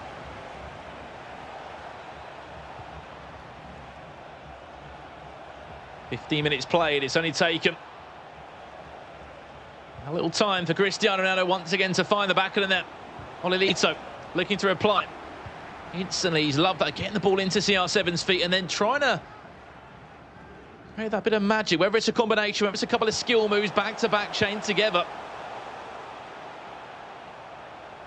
Swede has been certainly enjoying the Portuguese forwards' abilities. Here's R9. Could be a 2-goal cushion. Fakes to go one way. I'm not too sure on the skill move input that was implemented there. I think that was just a mistake. I think he was looking for some sort of skill move in that sort of area. It ended up being some sort of advanced rainbow flick-esque skill move that fortunately didn't come off.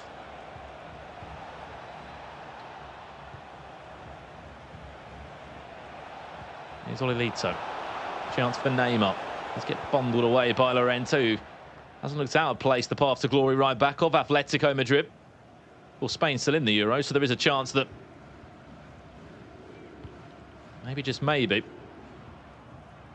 could be further upgraded as the tournament does go on. Ronaldo now. That's a brilliant ball into R9. Has he won the running race? He hasn't. Goes to show how good that Sergio Ramos is. Just getting a toe there to stop R9.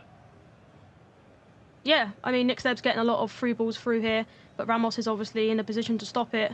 And yeah, beforehand, obviously a ball roll scoop for him, and I don't think he actually meant to do that skill move. Maybe it was just, he just clicked the wrong button. But yeah, been a close game so far. End-to-end game, that's what we want to see. Plenty of goals going in all around the grounds. 31 other matches taking place right now as we speak. Only 32 though can proceed into day 2 of the European playoffs,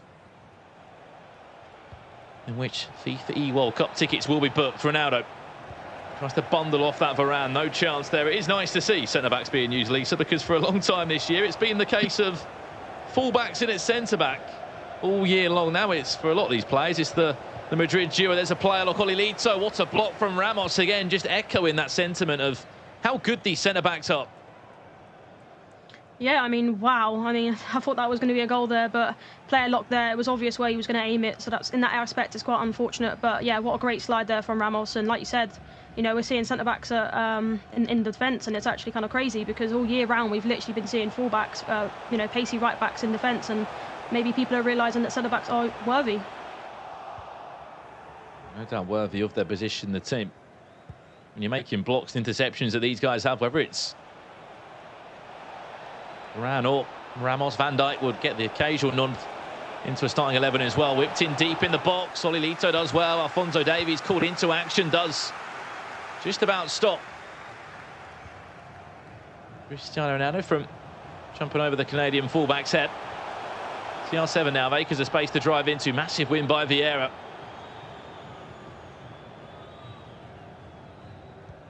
Four minutes. Away we are. The end of the half here in the second leg. Well, into Fernandes. They'll interchange well, these two. Waiting for the right time to go forward, the right time to break.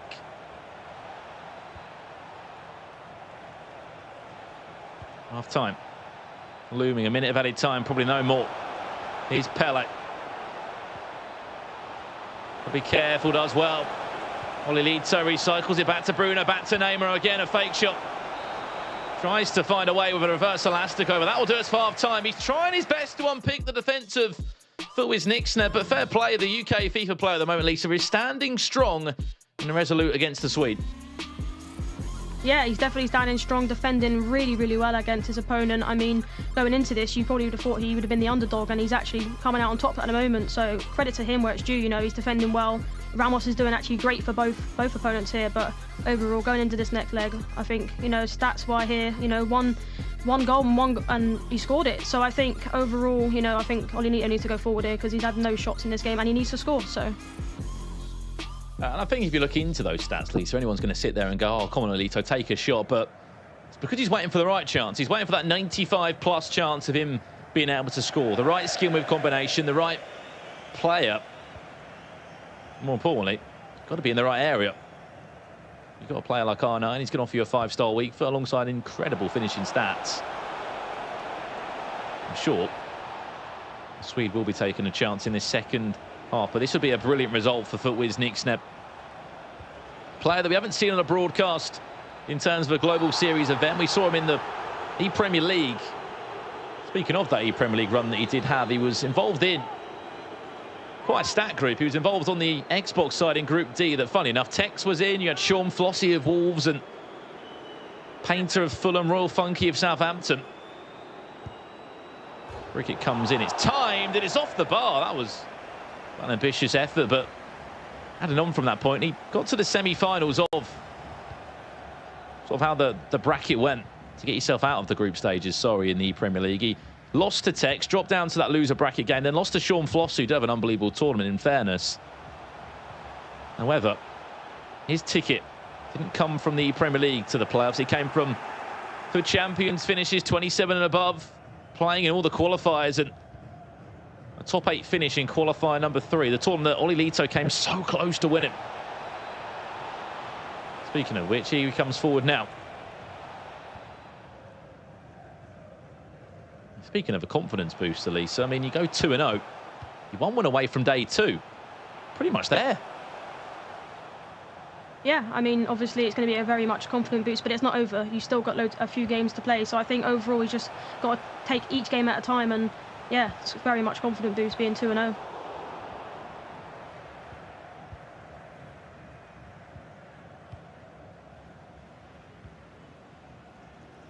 Not just the fact that it'd be 2-0, but quality of player that would have taken down in the process. However, no one's been guaranteed anything in these playoffs. That's one thing that we've come to learn across East Asia, West Asia, I mean, even North America, South America. You're not guaranteed a spot. You can have a brilliant season. You can come into the playoffs and say, you know what, I'm ranked 1st, 2nd, 3rd, 4th, 5th. It's all about turning up and playing your best FIFA. If you don't, then you're going to be knocked out of the playoffs. There won't be a chance back. Here's the highlights from earlier in the game. And the only goal that went in, Lisa, this was the chance. It wasn't the best of the finishes from CR7, but all that matters, it was right place, right time. Cristiano Ronaldo, you don't care how you're scoring as long as you're scoring goals. Yeah, I mean, you got a bit fortunate winning the ball where he did, but like you said, it doesn't matter how it goes in, even if it's deflection, or how, as long as it's for you, it doesn't really matter, you know. And I think it went to the back of the net. Like I said, it wasn't the best finish for him, but it went in at the end of the day. Final 29, Mbappe comes on. That will be more pace added into the final third. He looks to find a second goal. No doubt this has been one of more of our narrower ties we've seen so far here in the playoffs. Plenty of games, we said, taking place right now. Some coming to a full-time conclusion, others still with plenty time left. Chance. Brilliant ball. Neymar, ball roll. Wally Lito, composed as ever in the final third. And he has been looking for a chance. He might not have registered any chances before that. What do we say? He's looking for the right moments, Lisa. He's looking for those 95-plus chances. That one was a 99.9 chance of going in as soon as he ball rolled around the goalkeeper. I mean, yeah, great composure, like you said, especially being 1 goal down as well. Some players in that position, they would have shot straight away. So to see him do not 1 ball roll, 2, to make sure that, like you said, it's a 99% chance of scoring. Just a great goal, really, great play. And yeah, now it's even closer than what we expected, really. And wow, I'm looking forward to this, to see how it ends.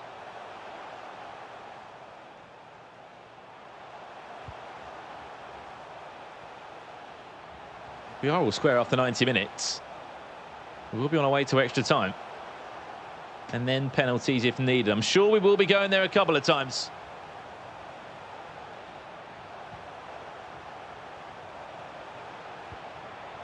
To the drawing board for Nick Snebb, who's led on 2 different occasions. He just hasn't been able to hold on to the lead against Olilito.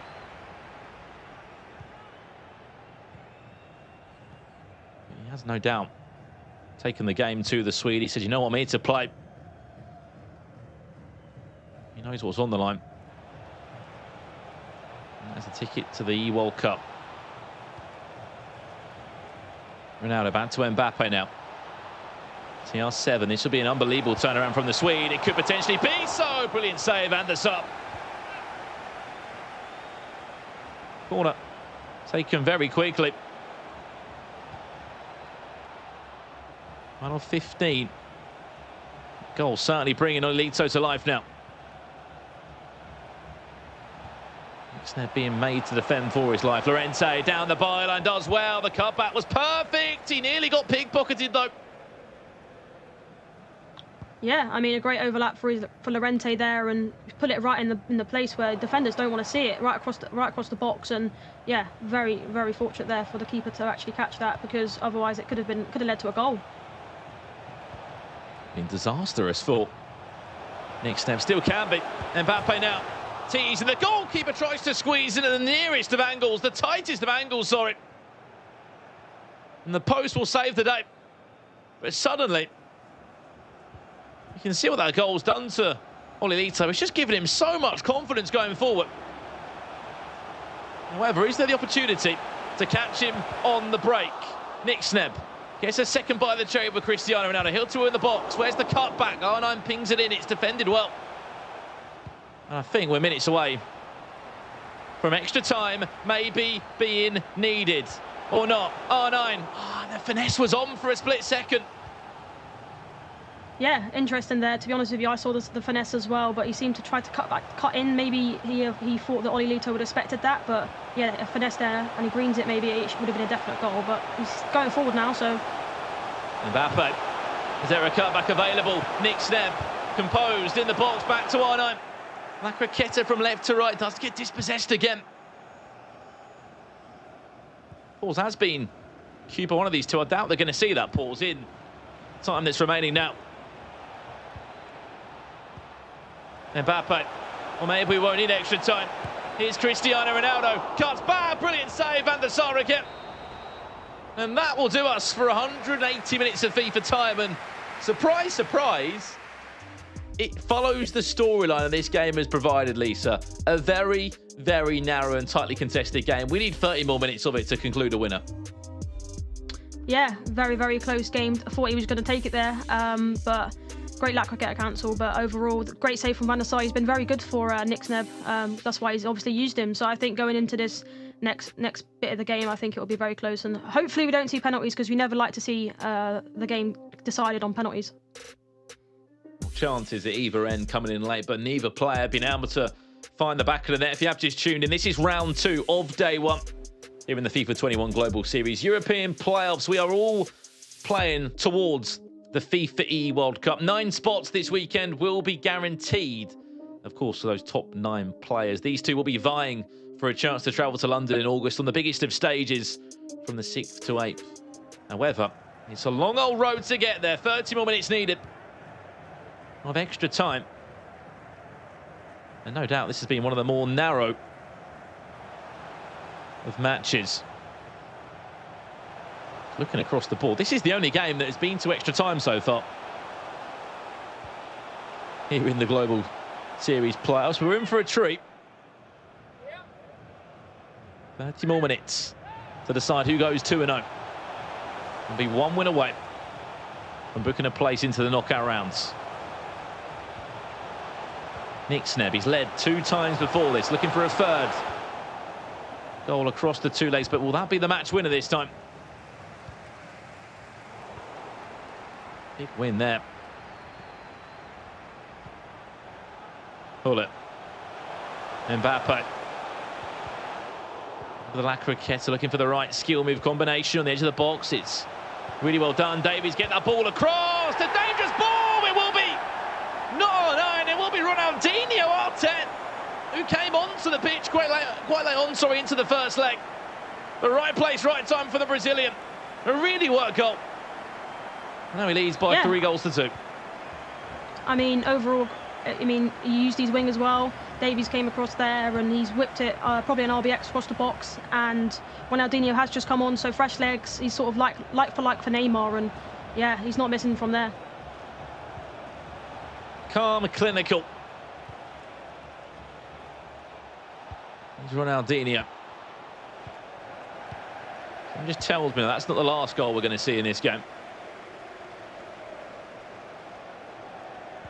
And if you are Nick Sneb right now, Lisa, what are you playing? Are you looking just to see this one out to half-time, keep the ball, or is it a case of let's go and get a 2-goal cushion? If we get that, then I'm going to be safe. Yeah, I mean, obviously, he seems to be going forward, but for me, I think, you know, he has been a goal up in this game, and he seems, you know, Oli Lito seems to be sort of getting a goal back, so I think maybe going forward would be a good idea. Milan's going to pickpocket the Russian defender of Ramos there. A minute left, plus additional time. As for a long clearance, it's possession given back to Oli Lito, which would just about give him enough time to get the ball forward, or at least move it into his opponent's half. He does concede now. He's going to regret kicking that one out of play. What a tackle from Cristiano Ronaldo. And get the ball clear. There you go. Half-time and extra time. Only a goal to separate them here, Lisa. Winner goes through with 2 wins, in the Swiss rounds. Oli Lito sort of back to a reset, 1-1. Yeah, I mean, obviously, Nick Sneb's going to be going into this, going to be confident, 2-1 in this game, but obviously Olilito has brought back in each of this sort of game. So I think overall, I think Nick Sneb's just got to carry on playing, defending well how he is, and maybe try and keep the ball as well, because he's probably going to get pressed quite a lot here by Olilito. So I think just keep calm, how he is composed, and I think he'll see the win in this game. He's trying to work out what to do in this scenario as well, Lisa, because I think, you know, me, if I'm in a Foot Champs game next time, I'm thinking, right, can I keep the ball here and slow it down? But I think that the best approach is go the opposite way. Go and score another goal, because if you score another goal, in the time that's left, there isn't going to be enough time to bag 2 goals. Yeah, I mean, obviously, if he does get a goal now, then it's probably definitely over. But then again, it's FIFA, so you never really know, because if he does go press after possession loss, you see a lot of mistakes when that happens, even at the pro level. So I think overall, just stay composed, and I think that he'll see this game out. Final changes are being made. We are back underway. 15 minutes left of this one. And as every minute goes past, players will be narrowing towards being 1-1, 2-0, or 0-2 on the rope to being knocked out of the Global Series playoffs. Call me harsh, but we're coming up to my favourite rounds right now. Round 3, round 4, players being knocked out of the tournament, whilst also players creating some incredible storylines. Kicking off their playoffs in the best way possible. 3 big wins will send you into the final 32, where you will have a chance to book a ticket to the FIFAe World Cup. That's what it's all about. All the hard work from qualifier 1, 2, 3, 4 and 5, virtual league partners, whether that's been the virtual Bundesliga or Premier League, both of these two played, and that's a mistake at the back. Olilito looking to capitalise on it. He will capitalise on it. And when you play against big FIFA players, you can't make mistakes. You can't make mistakes in the playoffs league. So you make a mistake, you're going to be punished. Yeah, a very, very bad mistake there from Nick Sneb. I think, like I said, Olilito was going to go out and press him, and he did. And to give away a ball in that position, it's very unfortunate, and he's not, the player's not going to miss from there. So overall, I think now he's just got to recuperate, maybe talk to his coach, see what he needs to do better now going into the rest of this game. As we keep on speaking about, the storyline in this game is that Nick Sneb has always taken the lead. He scored 1-0 up, went 1-1, scored 2 and up, 2-2. And that's the 3rd time he scores in extra time. Now he's back to that even playing field again. Has he got another goal in him, or Olilito changed the game around? There's roughly about 8 minutes left in this one. We could be on our way to our first penalty shootout here in the European playoffs.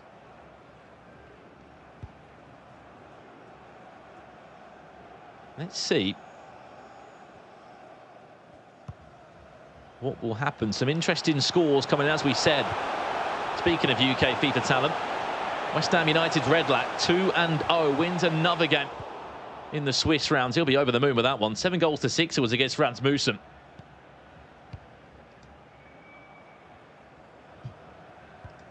Massive, massive, massive results. Another one coming in as well. Zidane will beat Tex 5-1. That's a story in itself.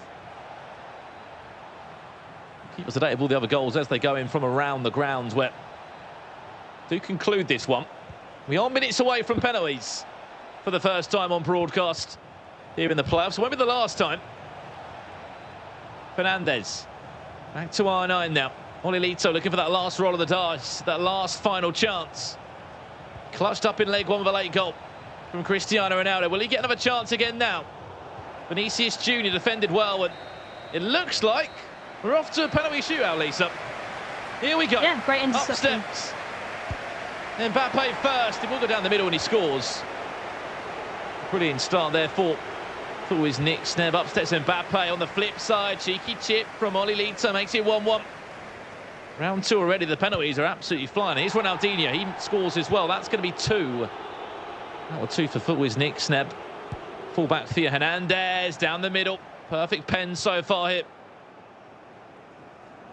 Chance to make it 3 from 3. Nick Sneb up with Vieira, saved. And Olilito, a chance to take the lead for 3 for 3. Path to glory, Copa America, oh my days. Well. You go for the Panenka, it doesn't go that high. Steps up again, another brilliant save. Penalties have gone from good to bad.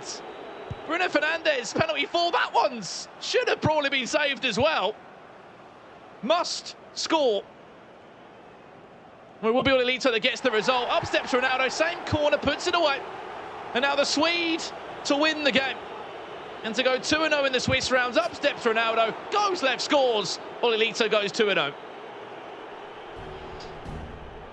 I mean, what a game that is that we just saw there. I mean, end-to-end penalty shootouts. They were both really good at penalties, actually. I think it was very unlucky there. I think Van der Sar should have probably saved that for Nix there. But overall, I mean, Olilito was actually green in most of the penalties, so you can see that he's definitely practiced penalties.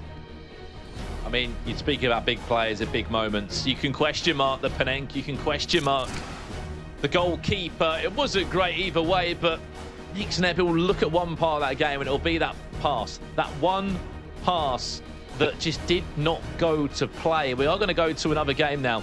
It's between Tex and Zidane. And here we go then between these two players. This is round 2 in the Swiss rounds of it.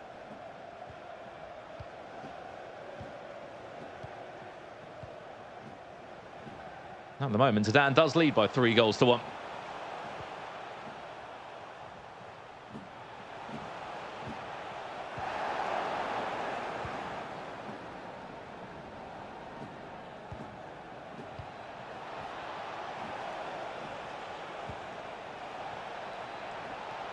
What to do for Fnatic Tex?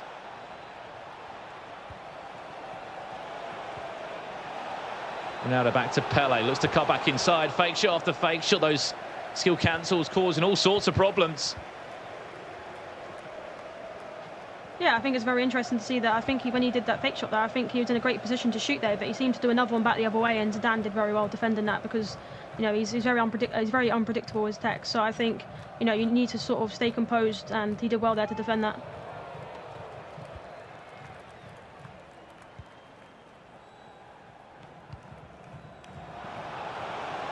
This tournament with all the confidence in the world. Mbappe, shoot turn, does get the shot away. Tex, he's on the front foot in this one.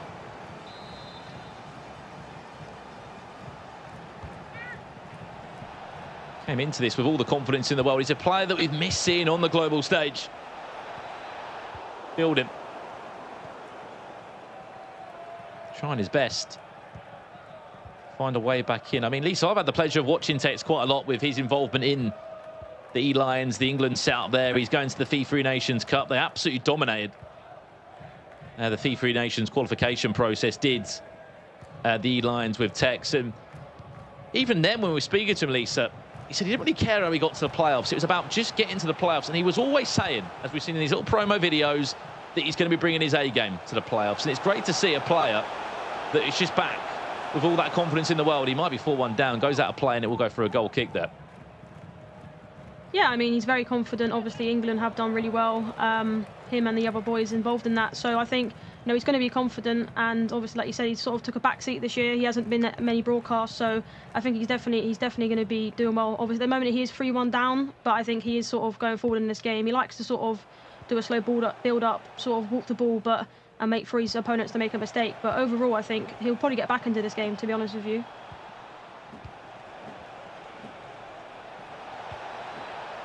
One thing that he was lacking when we saw him months ago was this final area here, that final skill move, that final combination. It wasn't polished, but when we seen him in action here, especially against Inter's Levy in that last game in round 1, it was a very polished display.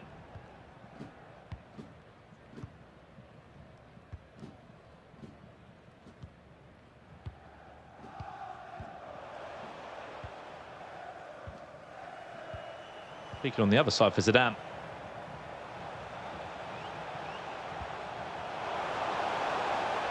He has had quite a good few last seasons of FIFA esports. There's a Spaniard, which, as we know, Spanish have rich FIFA esports history.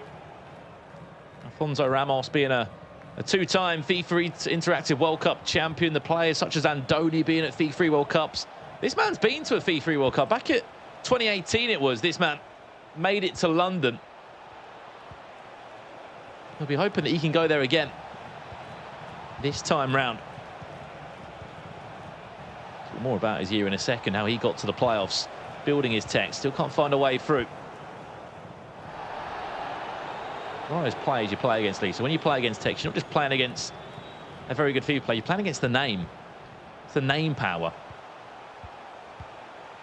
Yeah, I think playing against Tex is you're sort of nervous playing him, because he's one of the best in the world, and you want to try and beat him. But I think in his first game, what his opponent did wrong, to be honest with you, was he gave him a lot of time on the ball. Was he allowed him to play the way he wanted to play? And I think in this game, Zidane's not. He's coming at him, and I think that's the difference in this game, and that's why I think Zidane is doing really well against him at the moment.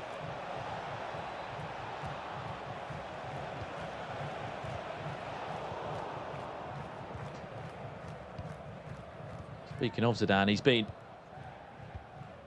heavily involved in the virtual La Liga. I mean, it has been the biggest virtual league this year. Signed for Elche. Actually made it just about to the grand finals of that tournament. We saw Ducks Neat of Real Valladolid win that tournament. Back-to-back virtual Liga champion. Of course, he plays his FIFA on the PlayStation. He's involved next weekend. Half-time hit. Zidane did take an early lead, and at the moment, Lisa, he trails by 2-0 does Tex. He's got 45 minutes to try and turn the game around.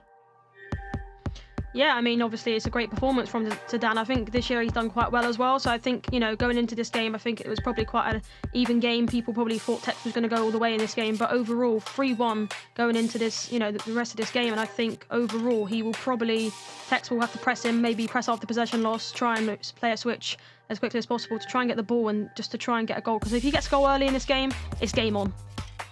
I mean, we know what Tex is like as well, Lisa, in terms of when he gets into these areas, he can be deadly, sort of getting around the box, getting into those right areas. And it's just vintage Tex, isn't it? He's always had a flair side to his game. He's always been so deadly. I think from what we just saw there, it's just trying to find that right combination, which I think will come with time, no doubt. Yeah, I mean, obviously in the final third, he hasn't quite done much at the moment because of he's only scored a goal. But I think overall with Tex, he likes to do skill moves, so I think, and he's unpredictable, so it's quite hard to defend him. So I think going into the rest of this game, he will probably get a goal and probably do quite a lot of skill moves. He's the man that we haven't seen on the Global Series stage this year. We saw him in spells, we saw him in the Premier League, of course, with Liverpool. The run in that tournament wasn't a winning run, though. He was involved in Group D with Liverpool, got himself out of the group, into the knockout round. Shot comes in, goes for a goal kick. That one falling back to the hands of Tex again. And then when he got into knockout rounds, he fell to Dragon, who is also in this bracket. Speaking of which, what a mental game he's been involved in. He's 3-0 up after leg one against Neo of Gorilla. And all my days, I've just seen the full-time result on that one. I'll say that the penalties are involved. Wowee. So many big games. Neymar comes close, just clawed away by Thibaut Courtois.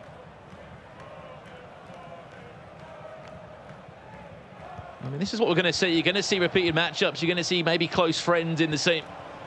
Have to go head-to-head across the 3 days, especially in Swiss with how the format works. Tex does well. Neymar does even better. Ronaldinho now does get dispossessed, and I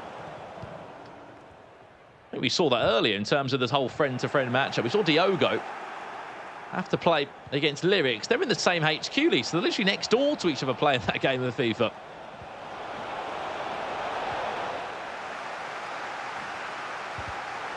I mean, I actually thought that might have been a penalty there. And yeah, in terms of Diogo, and I guess in that aspect, I guess it's sort of like a LAN, really. He's actually like opposite his opponent, so yeah, it must be sort of a lot of tension in that room. But I think overall, I think this game here and Tex, I think he's just got to sort of maybe get a pause in, maybe make some changes here, maybe bring on some subs. But yeah, we've seen a lot of Lecriqueta councils in there with Neymar. So great agile dribbling there. This is what I mean about Tex. He's had so much of the ball in these areas. Zidane has had no choice But to set up in this back five, sit back and just take the hits. And so far, he's soaking up every single hit that is coming his way. Another pause comes in, I'm sure from Tex, just to try and up the depth, to change it up. It must be so difficult to play against that five back. It's a wall of Elche shirts. Cut back, Zidane looking for a fourth. Oh no, cheeky cut back again. He can't find Vieira on that occasion. When you're up against the five back, Lisa, it's so hard to just try and dissect it down. All the players just line up well, then you get sort of your two midfielders that just sit on that as well. It's like a seven-man wall that you've got to try and find a small gap between to find any sort of chance of scoring. Speaking of which, it could happen on the flip side now for Zidane. Neymar, acres of space, cuts back into Cristiano Ronaldo. It's harsh. Well, that's what's going to happen. And I mean, that might answer the question, to be honest, Lisa. I mean, you're playing against a five back. You've got to commit numbers forward. You've got to get more players trying to make something happen for you. But when you do that and you overcommit, examples like that are going to happen. Yeah, I mean, crazy, obviously. It was kind of like a counter, really. And, you know, I thought he was actually going to chip it over the goalkeeper because he brought his goalkeeper up. But it was actually really great composure to sort of wait for the pass. And like you said, he's sort of a 95% chance in that position by passing it and goes in the back of the net. And it's sort of a crazy game. No one really expected for Tex to be losing by this margin, really. So now he's just got to sort of, you know, maybe 3-5-2, go forwards, press after possession loss. And when you do that, there's going to be so much gaps in behind, which could make this scoreline a little bit more. But he's just got to go for it now. Nothing to lose. Speaking of that goal, again, as you said, Lisa, composure was the key word involved in that. I think anyone shoots with Neymar, don't you, when you get into that sort of area. That wasn't to be the case for Zidane. He found the extra pass, and when you get into those sort of areas, it's all about the extra pass. Extra passes make, you know, 90% chances of goals into 99.9% chances of you scoring goals. It's a mountain to climb. And with 18 minutes left, is it just too much to ask, Lisa, in all honesty? 3 goals needed by Tex, and Zidane will just say, you know what, I'm going to sit back in this five at the back and I'm going to be hard to beat as I have all this second leg. I mean, I think it's going to be really hard, actually, because obviously it's so hard to break down a five at the back, and especially when you've got so many players back, it's going to be so hard. But if you get the next goal, it could happen.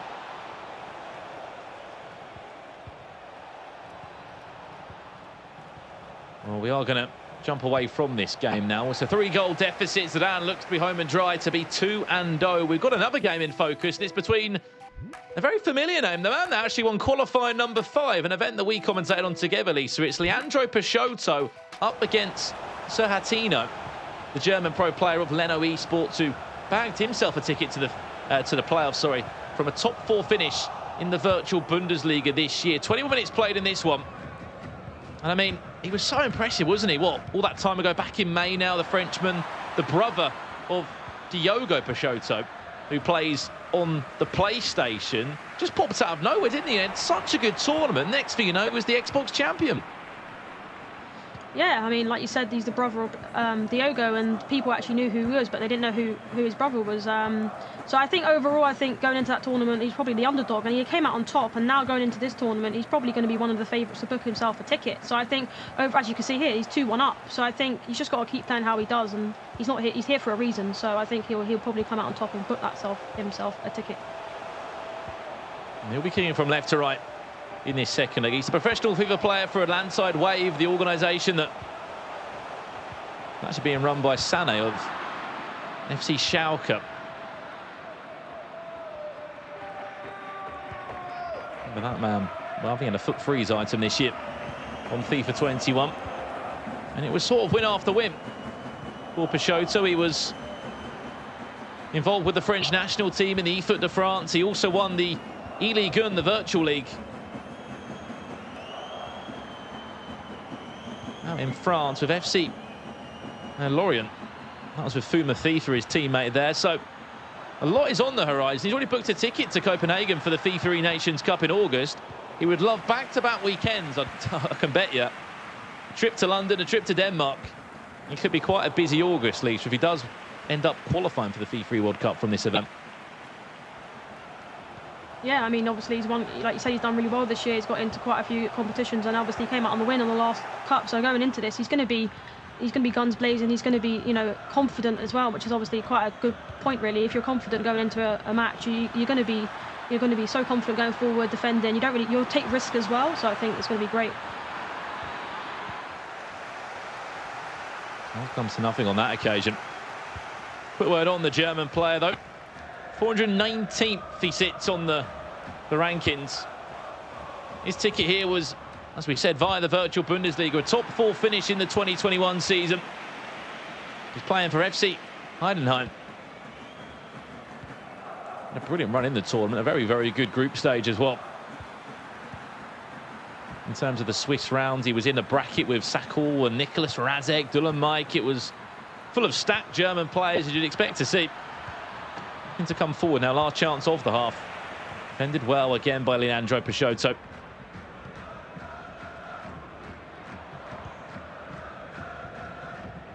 He actually lost to Dylan Mike, did. Sir Hatino. 2 goals to 1 in the semi-finals, but because of Dylan Mike's dominance this year, he able to find a ticket.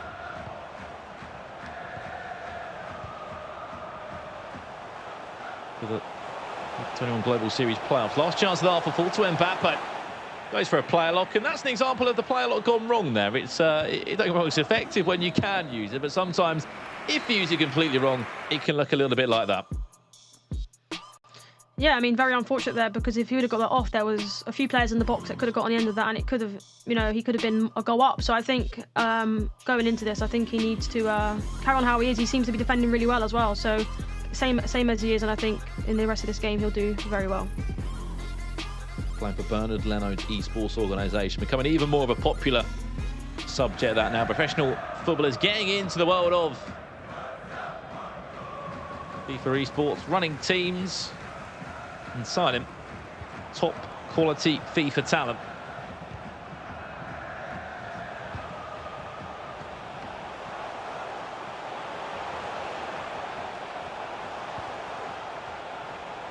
Pull it for a cutback. Bruno Fernandes waiting on the horizon. Back to CR7. Scoop turn, nowhere around the corner on that occasion. But look at the run and the bracket runs that both of these have had. They both, of course, have played the game already today in the tournament. Both have had different results. It was Peixoto that beat Bundled Luca. I've actually played for Brighton of Albion, my team of choice in the Premier League earlier this year. 6 goals to 5 across 2 legs there. Speaking of which, Peixoto now, watch that back post, cheeky chip, oh no! I don't know why it went in the air, in all honesty. Just get the ball across the deck. Great chance there. I think he actually did the wrong thing there, to be honest with you. He did a great ball roll scoop into the position, and to be honest with you, he just needed to do an RBX or just a simple A pass across the box, and it would have been a goal, because it gave the sort of goalkeeper time to sort of get in a good position to stop it. I think that was a great opportunity to sort of go an extra goal up in this game, and even more. So 2 goals up, but I don't know what to say really. It's so close. Oh my! Look at this for a ball. Pele was on his way. Well recovered by Davies.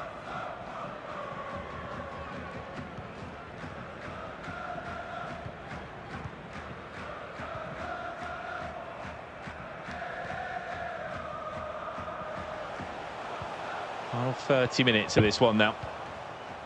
Remember, you win, you get 2 wins on the board. You are 1 win away from the round of 32 tomorrow. Here's Arno, looking for that third now for Leandro. We nearly found the card back. Speaking of which, Kevin Mbappe makes the team for Sir Hatino, sort of back in those Bundesliga roots, is the German, but he certainly can do a job there, the Swiss defender. Yeah, before obviously Ramos came along recently, he's been a favourite choice at centre-back, because he's just so strong and fast, which is what we need in this meta. So I think, yeah, it's a great opportunity to use him, and sort of, especially him and Vieira next to each other. It's going to be so hard to get past your defence. Pele, heel to heel, brilliant chance on the rebound. It falls kindly back to Edwin van der Sar's hands. Yeah. heel to heel there. We've seen that quite a bit in these games actually. So great to use because it just gets you into extra space, sort of like the directional nutmeg really, but obviously when you do heel to heel it goes forward. But I think, you know, Pele actually winning that header there is very interesting against a defender. He's quite small, so but more power on that and it could have been a goal.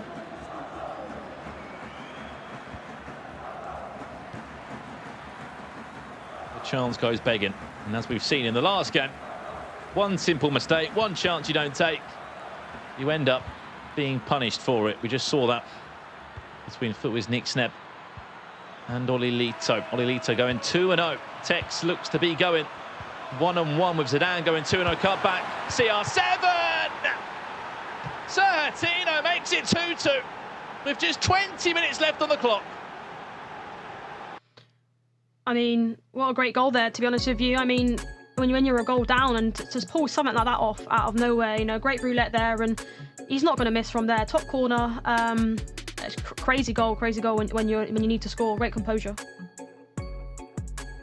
Well, we've been to extra time before, Lee, so we might be on our way there again. We'll see the replay. Speak about composure. Look no further. Cristiano Ronaldo.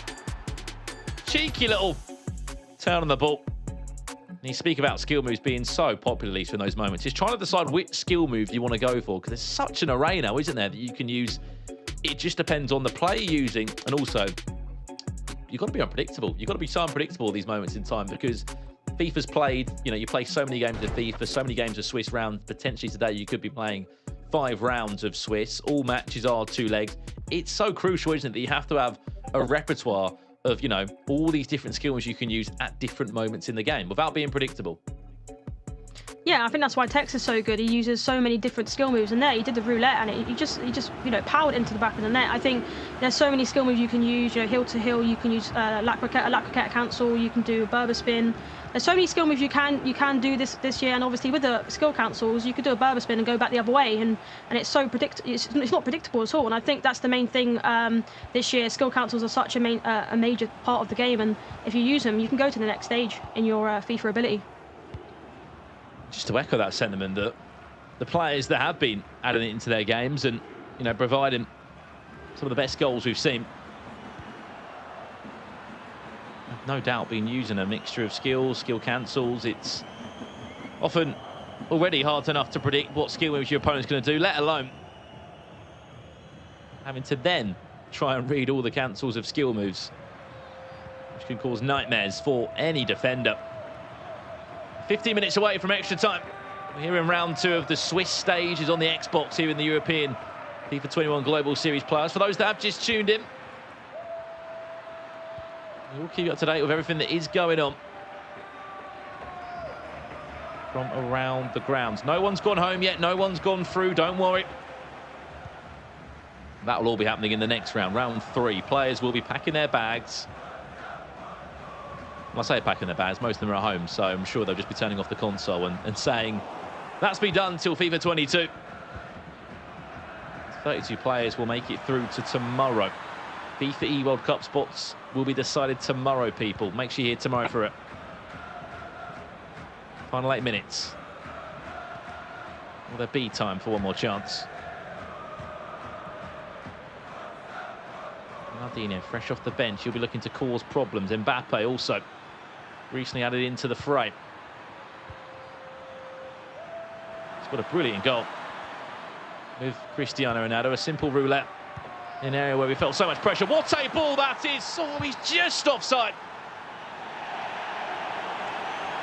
Yeah, I mean, great ball, but unfortunately it was offside. I mean, he's doing, like I said, doing a lot of lat croquette cancels there. But I mean, yeah, maybe played a little earlier and he would have been a goal up in the 86th minute, which could have seen the game out. But now, yeah, tense last few minutes in this game. Just offside.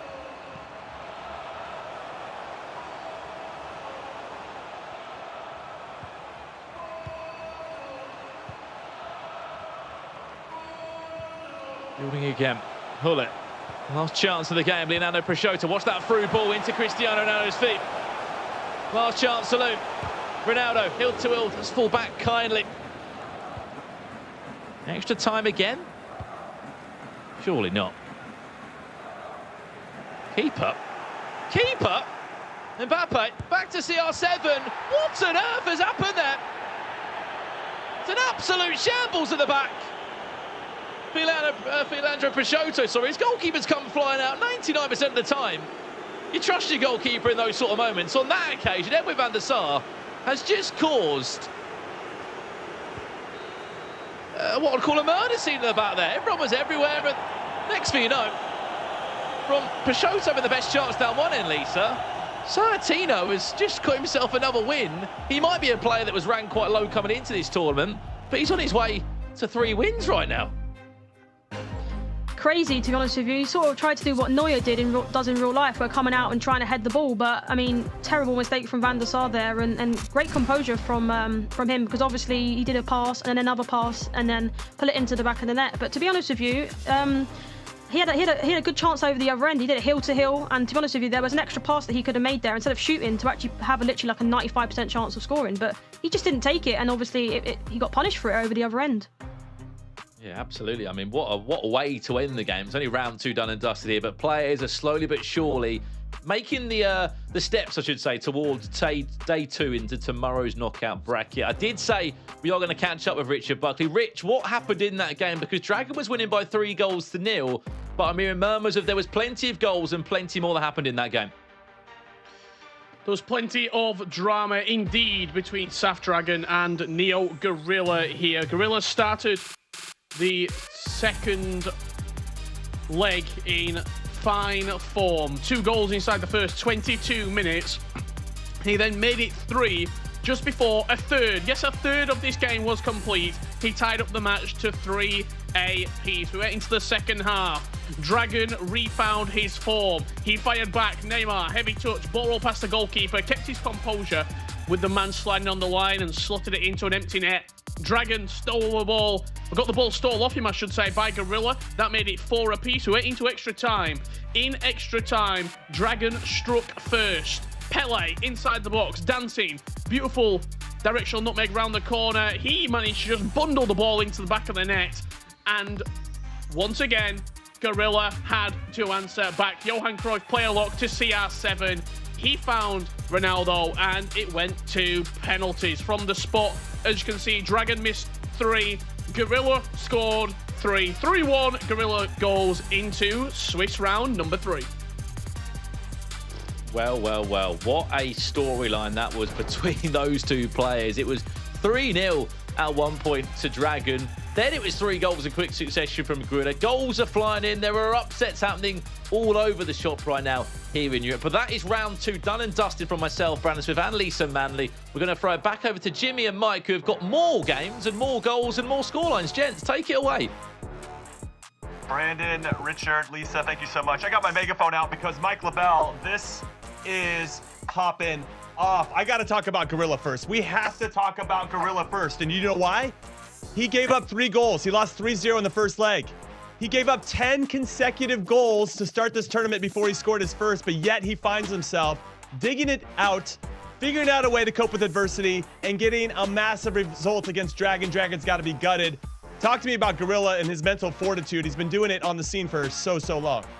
Well, this is huge for his tournament. Nobody wants to be an 0-2. I said maybe you could let the first game slide, but you don't want to put that additional pressure because not only is this playoffs and the FIFAe World Cup, but you also got the financial, the legacy, your negotiation for next year. There's so many different thoughts that could be going through these competitors' minds. And when you're 1 game away, you no longer have a game in hand or a matchup in hand. You know this is your make or break. This is your complete competitive season. So now Dragon has to work with that. Every game he can say, oh, it's not going my way in the future. Or, oh, I didn't get the bounce. Oh, I missed the finish. This could be it. Where Gorilla's kind of battled back in. He's 1-1. Now has the win under his belt. And probably feeling a lot more confident, because you're right, he started pretty rough, especially in that opening matchup against Benny, when he got a goose egg on one end, didn't even put 1-5 Benny, and then conceded 7. Yeah, it's crazy. I'm feeling like Dragon is the Spurs of this competition. Shout out to all you Tottenham fans out there. He completely bottled that one. Let's take a look now at the notable results from round 2 of the Swiss formats. Yeah, I know you guys are giving me a hard time in the chat, and I'm okay with it. Look at that. Ole Lito, our featured match, came back against Nick Sneb, who I thought was very impressive, the 16-year-old from the UK. really putting his name out there. Going to be a force to be reckoned with. I don't think this is going to be the last time we talk about him today. We just talked about Gorilla versus Dragon. Optala does what he needs to do against Lenny. Tex, big loss. Zidane, maybe one of the hottest players right now today. 5 goals in this one. He had 6 goals in not leg one, but in the first game. Marley, though, Boris Legend. Wow, that was a big one there. Lyrics was up 3-1 after leg one. Team Hullet's Danny comes back to win that. We see Jesper coming back to beat Sakul, and Benny doing what he needs to do against PSV Dennis. All right, now let's take a look at the table as it stands. Mike, take it away. Any big surprises on either side, the win side or the loser side? Well, when you're looking at the winner's end, a lot of the competitors are pretty household in terms of players we expect to see in these positions. I think the bigger takeaway is going to be guys that have dropped games. Tex already losing a game, and losing in a fashion that was very significant. It was notable. It's got to build up Zidane for sure when you're looking at him going forward and pushing onward, and maybe even building into being a favorite. You also see, of course, competitors that have not got their first win. And when we start out with the likes of a Boris Legend, I think was unlucky to actually get matched up against Mark Marley, because Marley is one of those guys that a lot of people were talking about, and it is just a matter of how the cookies kind of crumble, how the results are going. We also have Marcuso, has not got a win. We just saw Dragon 0-2 as well. Sakul, who's been a constant in the competitive scene for the last 4 or 5 years. He's one of those German players that's made runs. Ajax Danny, a player that I really wanted to talk about potentially going on a run, maybe making some noise. Unfortunately, though, that's not been the case thus far. These guys are 1 game away from elimination and their competitive year being done. Dusted and very short period on stream. That's some big names there in the 0-2 column with Danny, Marcuso, Boris Legend. We'll see if any of those guys with their backs against the wall can get a result. Now, like we do after every round of play, we have a play of the day with our very own Mike LaBelle. Get out that telestrator, Mike, and show us what's what. We got the telestrator, I got the notebook. This is a double player lock scenario. You see that indicator above Cruyff. That means that, and it's new to FIFA 21, that Gorilla is able to have manual off-the-ball control, and it helps with that through ball. And now Cruyff into space, 1 is good, 2 is better. You're going to see that second player lock again, as his defender gets pulled into no man's zone as a former defender yourself, Jimmy. I'm sure that you can co-sign this is not a fun position to be in, especially not when Ronaldo is sitting in behind. And you see the manual movement. He needed that goal. It was crucial. They went to penalty kicks. Gorilla got the W, and that was the game saving or the game tying situation. And to have a double player lock, which is very difficult because you're micromanaging so much. And a lot of us can't even do that singularly in a regular match online versus some friends or versus a weekend league opponent, yet alone at a competitive level and being able to utilize it in multiple instances on the fly. No, it's a great breakdown, and I'm glad you bring that up. And also, give me a shout out that I used to be a pretty good defender back in the day. I appreciate you, Mike LaBelle. If you guys want to join the conversation for this broadcast, hit us up on Twitter, everybody. The handle is EA FIFA Esports, and the hashtag is FGS21. We want to see your beautiful voices and faces, well, mainly just your words, on camera for this. So hit us up, get off the chat for a second, and come over to Twitter and make that happen. Also, here are the remaining playoff schedule promo. Here we got Day 2 is happening. As you guys can see, top 32. We're starting with 64 today, 32 tomorrow. We'll whittle it down to championship Sunday as we name 9 players who are going to get the last 9 of the 18 remaining spots. And then PS4 will do it all over again the following weekend. Also, if you guys don't know what this competition format is all about, I'm going to break it down for you right now.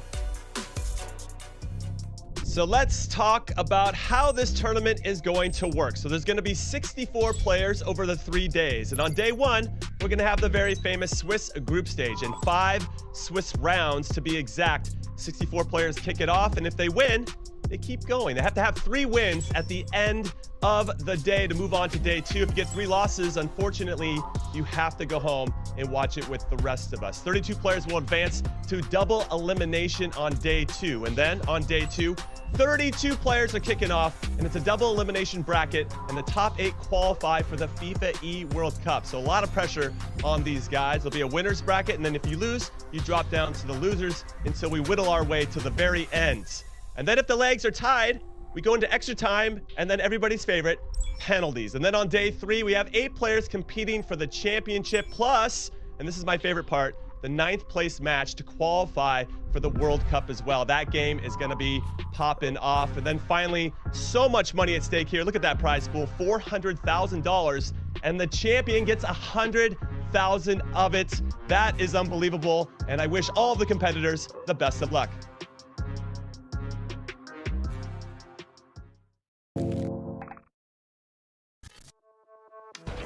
I think Tom's clear number 1. Ollie number 2, maybe Levy the Word on PlayStation. Number 3, I won't say myself because FIFA 21 I haven't been yet. You asked me this after playoffs, so I'll be number 1. Trust me on that. I'm gonna tell her, it's just me out like.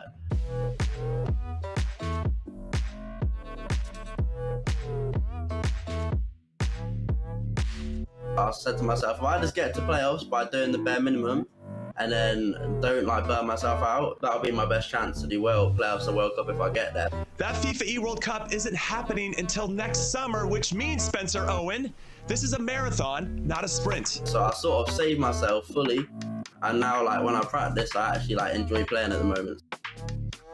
I'm so motivated at the moment. I sort of have really enjoyed it being in the backseat and like watching from a distance, because usually I'm the one everyone's watching.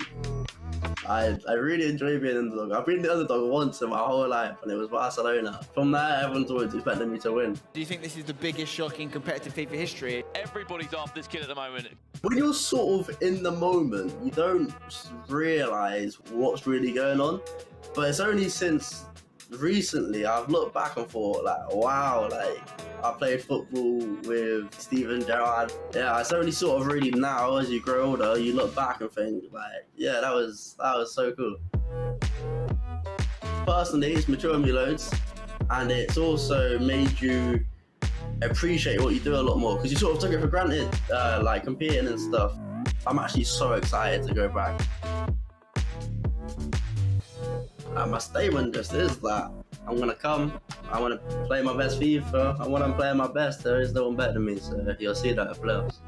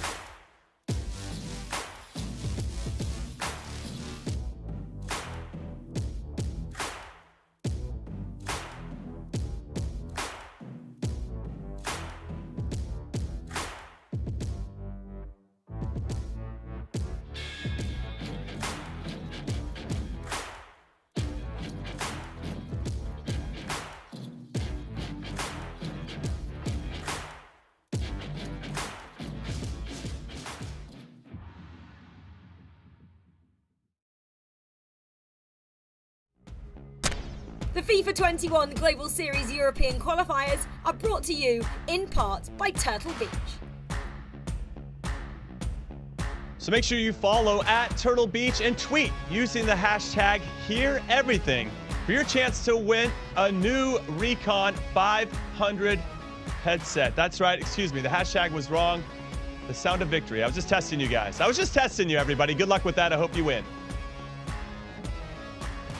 All right, everybody, welcome back here to the European playoffs of this FIFA 21 FIFA Global Series season. I'm Jimmy Conrad alongside Mike LaBelle. We're going to break down everything that you need to know ahead of these big matchups in round 3 of the Swiss format. We're day 1, Mike LaBelle, and our featured match is Dolan Mike versus K. Karai. And I want to know, what else are you looking at? The featured match for me here is actually Boris Legend versus Marcuso. That's an elimination matchup between two very, very well-known competitors. You've got also, maybe there's a little bit of rivalry there. You got a Swede versus a Dane versus Swede. I like a little bit of tension, say what it is, but this is the matchup for me that my eyes just can't get away from. All right, I like what I'm seeing here. Well, before we get into these games, we got to learn a little bit more about one of the top players in the world, Dolan Mike. Check this out.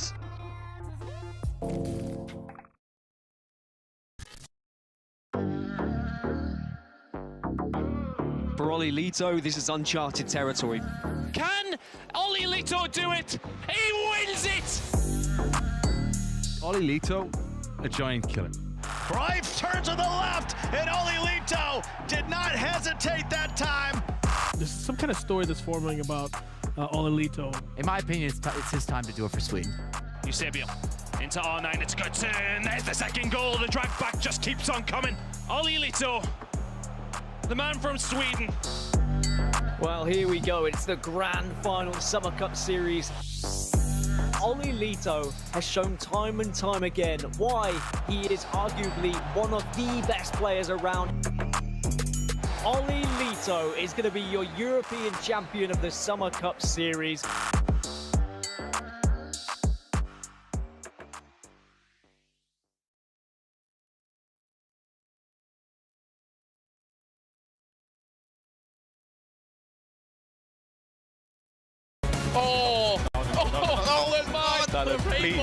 Please, Dylan. What a performance.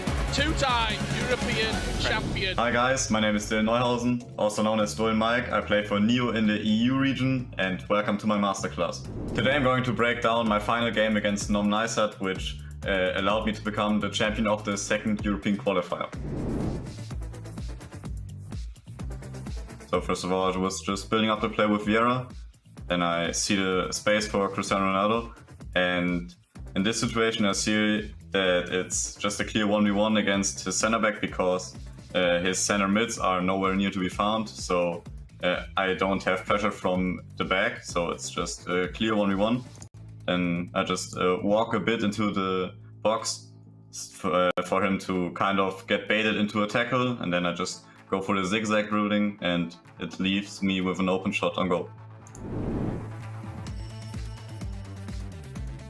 So first of all, I'm kind of starting with my two attackers, which are like the main parts of the team, and I'm just sending Ronaldo on the run to kind of leave his other center back behind, which has to follow the run, and therefore there's this huge space in between the center backs, and therefore his left back kind of has to go a bit into the middle, which therefore leaves a gap for my right wing back, which is on join the attack, and this leaves a lot of space, which Cancelo uses with the additional momentum he has because he is running into the ball, and then I just play an RBX cross or R1 square, and Cristiano Ronaldo will never miss from that close of a range. Took the ball with Rafael Varane from a bad pass from him. It's pretty simple going forward. I just played it to Pele and then like directly with an LBA, so Pele runs into the free space right away. And just a simple through ball with Cristiano Ronaldo. And in this case, it's obviously, I think everybody has been in this situation. You're not sure whether or not you should play the pass to Cristiano Ronaldo or just keep on running. And in this case, obviously because it also was 8-1, I kind of wanted to spice it up a bit for the viewers, and I went for the Rainbow Flick Scorpion Kick. Okay, so that was my masterclass from today, analyzing my final games against Nom Neisat. Hoping you can use those tactics to get your game to the next level. See you on the pitch. Some great insight there from Dolan Mike, the man himself, about how to have success if you are, in fact, Dolan Mike. This is some great tips. I'm writing that stuff down, and I'm sure Mike LaBelle is as well. He's got to be one of the favorites here. We talked about him as the player to watch, one of our players to watch. Mike, what is he doing so well that makes him so good? It can't just be his formation, the 5-3-2. No, but he kind of broke that formation, or really introduced it or reintroduced it to the competitive scene this year in particular. I just feel the way that Dolan Mike attacks and his free flow and what he's looking for, his form of expression, the mixed match between the crossing and the quick dribbling and the offensive game plans and being very aggressive has just played into what FIFA 21 has kind of become, where it's shifted throughout updates and patches. And I think that he'd say the same, that he'd echo that type of sentiment. And it's allowed him to really shine this year. It's not an accident that he's #1 right now on the ranking. At the same time, he's still got to get to work this weekend. Though so far, looking good, doing what needs to be done. But remember, it is a reset to a certain degree. Everything you accomplished earlier, it's kind of out the door. And now it's a matter of what's happening during playoffs. Well, 2 out of 2 wins, not too shabby. Both were 4-3 wins, though. Very close in that capacity. Let's take a look now at his opponent, who also has 2 wins. K. Correa. Now, this is his first ever season as a professional, 18 years old, Turkish, second place. Remember he came out. I remember talking about him a lot in the first European qualifier to start the season. He slowed down a little bit, but here he finds himself in a good spot, Mike. Now, what I really like is that in the first leg of both of his first two matches today, he got the lead. And with regard to his opponent, Dolan Mike lost his first leg in the first game, 1-0, and he was 2-2 in the first leg of his second game. So maybe the first leg is where you can get at Dolan Mike before he starts to relax, figure out your tactics, and then stomp on you in leg 2. Do you think Kei Karai has any chance here?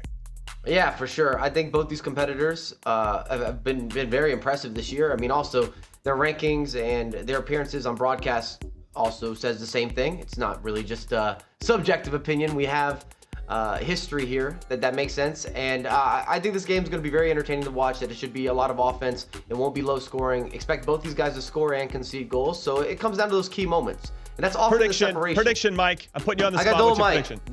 Dolan Mike. Yeah, I'm going to go with Dolan Mike as well, but Kei Karai, you just never know. So let's throw it over now to the casters of this one, along with all the other matches from round 3. Richard Buckley and Ryan Pessoa. Take it away, you two. Thank you very much, Jimmy and Mike. 2 rounds down here in the European playoffs. Xbox region. I cannot wait to get round 3 underway. And unfortunately, Ryan, we will be saying goodbye to a number of players from this round. That's how quickly Swiss can get on top of you. Before we break down sort of the individuals and how they've done this season, I just want to ask your opinion. If you're 2-0 or you're 0-2 right now, you've got to be feeling okay. I'll let you talk over that over the top of the FUT squads, because as we can see what the players will be using, but I think it's going to be Dolan Mike's team first. Let's have a look at that. Just wanting to get your opinion. First things first, Ryan, we need to address the elephant in the room. Why am I seeing right back Sergio Ramos? I knew that was going to come straight away. I don't know. That's a bit of a weird one. Of course, right backs have been the staple in centre back this year, but that centre back card for me is outstanding. But again, he's probably opted for more pace. I like the use of Llorente, Acuna as well. He's got Ruud Hood, he's got Vieira, he's got the normal ones. Ronaldinho is a bit of an odd one to start with, and I think he's going to use Acuna. He plays a 5-back. Yeah, I think so. Yeah, we'll see that transition throughout the course of the opening minutes. Kei Karai's squad, slightly more, you would say, regular, less unique, I think it's safe to say. Llorente again involved, but other than that, nothing too much out of the box. Nothing at all, as you said. It's a pretty standard squad. He's used Neymar over Mbappe, but yeah, I'm a huge fan of the way he set this team up. We are going to get underway here between Dolan Mike and Kei Karai. Nobody will be getting eliminated yet. However, we'll be keeping a close eye on all of those matches that are 0-2 across the board. They're the games that, unfortunately, players' seasons will be coming to a close. I was mentioning just before we looked at the players' squads, players that are 2-0, players that are 0-2. Obviously, if you're 2-0 right now, you know you're going to get a tough matchup. You know that you're going to get a relatively good player in sort of your own estimation. Both of these two, they've got to be thinking one more game and then kick my feet up. I can relax. The pressure's off. That's the tough thing about Swiss format. You get caught being complacent, as we see that was almost a fantastic ball there from, I believe it was Llorente into CR7. Just about intercepted there for Kei Karai. But 2-0, as you say, you play someone with the same ranking and the same wins as you, so you're playing someone on that momentum shift there. They're confident, they're just 1-2 games, the same as you, so I think it's going to be fairly balanced. 0-2, there is some solace in the fact that you're going to be playing someone that's in the same position as you, in the same mindset, potentially being downbeat because they are 0-2. But again, it's all about mentality. Some players handle adversity a lot better than others, and risky back pass there. But Farouk, you've had the pleasure to commentate over both of these guys throughout the season. We've seen Kei Karai in the first event. I remember his game runner-up against Lefty, and Dolan Mike with the 5-3-2. I remember that game against Nisa. It was, one-sided to say at the least. So yeah, it'd be interesting to see what happens. Both of these two were involved in the qualifier 1 sort of latter stages. Kei Karai performed better than Dolan Mike. Dolan Mike got knocked out in the losers bracket just before the broadcast started, before the broadcast rounds commenced. 2 Gorilla, 4 goals to 3. Seems a long time ago. However, Karai, you mentioned that winners bracket final. He beat Lefty and they went into the grand final. And I think we actually commentated that matchup in particular. I don't want to say Karai lost his head, but if you remember, the emotions of the occasion certainly got on top of him. I think that's safe to say. 100%. I can literally remember the player cam and the reaction from him. He sort of didn't give up, but he allowed his emotions to dictate the way he played, as we see some fantastic skill combos and fake shot stops from Karai. He's very skillful. That's something that we noticed straight away from the get-go in his first matchups earlier on in the season, and it's become a familiar nature with the way he plays. Yeah, absolutely. I think for Dylan Mike, obviously, he had so much success with the 5-3-2. For Dylan Mike, you've really sort of sprung this 5-3-2 meta. He was the pioneer of it. He was the man leading the charge. Is there a point where you think it's done so well for you? You've won a qualifier. You've competed in numerous different events later in the season. Do you think maybe I need to change, or have you had that much success with it? You just stick it out. What a save from Schmeichel at the back post. What on earth is that save there from Schmeichel? I was almost certain as the ball was lofted in there, R9 would find the back of the net. But you were saying when you find a formation that works for you, for Dylan Mike, it's proved to have a lot of success. You can see he's used to the way the build-up is. He's methodical with it. He knows when to use those crosses, like we just saw there. It didn't lead to the goal, but it potentially could have without if Schmeichel wasn't there to pull off that point-blank save. But again, he knows when to build up play down the wing. He knows when to utilize his strikers, his midfield 3. He defends well with the 3 centre-backs there. It's just personal preference, but I respect it, though, because he's stuck to his guns and he's confident with it. Absolutely, and I'm sure that new promo that's just come out today, the Summer Stars, some of those players might be featuring in his squad. I think I saw a right forward, Kevin De Bruyne. Could we see him at right back, potentially? Right wing back? I mean, that Dumfries card. Bombing on. Yeah, Dumfries. It's going to be an incredible summer promo. I mean, even Laporte, you 95 rated Laporte, 90 pace on Laporte. It's sort of becoming that time of the season where 90 pace on centre-backs becomes a familiarity. And if your defender's not got 90 pace, you need him. 100%. I think it's something that we sort of lacked earlier on in the season, where that's why we had to use fullbacks in centre-back. Pace is key. Pace is the most important attribute. Well, not most important, but it's I would say it's up there. If you have a defender, if you have a defender that lacks in pace, irrespective of all their stats. CR7 jumping up there. Fortunately, falls to R9, but he couldn't get a clear shot at goal there for Dylan Mike. But you see that with the player looks and the headers, CR7 is deadly in the air. Even if he doesn't win it cleanly, he just offers that physical presence, and he's a nuisance in the box in the air. Well, I mean, brand new Cristiano Ronaldo. I'm sure he will be featuring in the squads. 99 rated alongside 99 Messi. Maybe as a super sub, maybe as a player coming off the bench. If you might get a little bit of room on the edge of the box for a finesse shot late in a game, he could feature for you. Ronaldinho looking to strike. Alphonso Davies does well to get back across it. And obviously, let's not forget about Eden Hazard. Belgium playing tonight with the Path to Glory foot item. If Belgium win, he goes to a 99. If they get to a final, he gets the 5-star skill, 5-star weak foot upgrade. Then he becomes super useful all of a sudden. He might feature in a few of these squads with the link to Sergio Ramos that you can get. 100%. That 5-star for me is vital. That's why, again, a lot of players will like to use Neymar over Mbappe. We saw that with the selection for Karai. Again, it's just something that you can trust the attacker. We saw earlier that chance with CR7 in the first game we casted, where it was on his left foot. If he had 5-star weak foot, he scores it. Even though that CR7 99 finishing, 99 shot power on his left foot is sometimes reliable, but you just want to have that safety blanket, knowing or just trusting yourself and trusting the player that's in possession to tuck it away as we go into the break. 0-0 between both of these players. Yeah, not too much in the first half so far in Kakarai's sort of attacking sense. It's been sort of Dylan Mike putting on the pressure. A couple of player looks to the back post.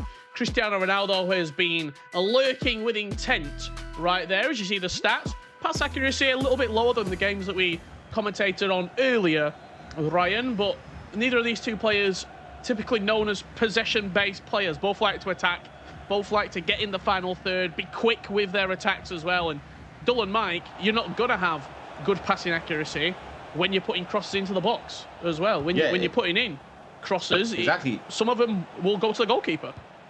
Yeah, he's just taking that risk, and I feel like contrary to where we played, when we cast the Tex versus Levy game, what was it, 98% at half-time, and you were seeing 85% for Karai, 89% I believe for Dull and Mike, so it's a complete difference. It might seem like a small percentage, but a lot of players tend to look towards keeping a lot of possession. That reverse elastico.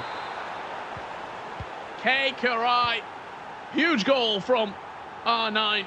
Starting off the second half, he was in possession. Beautiful build-up to R9.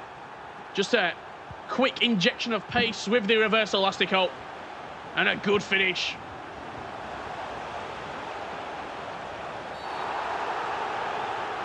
Free kick. Just given away there.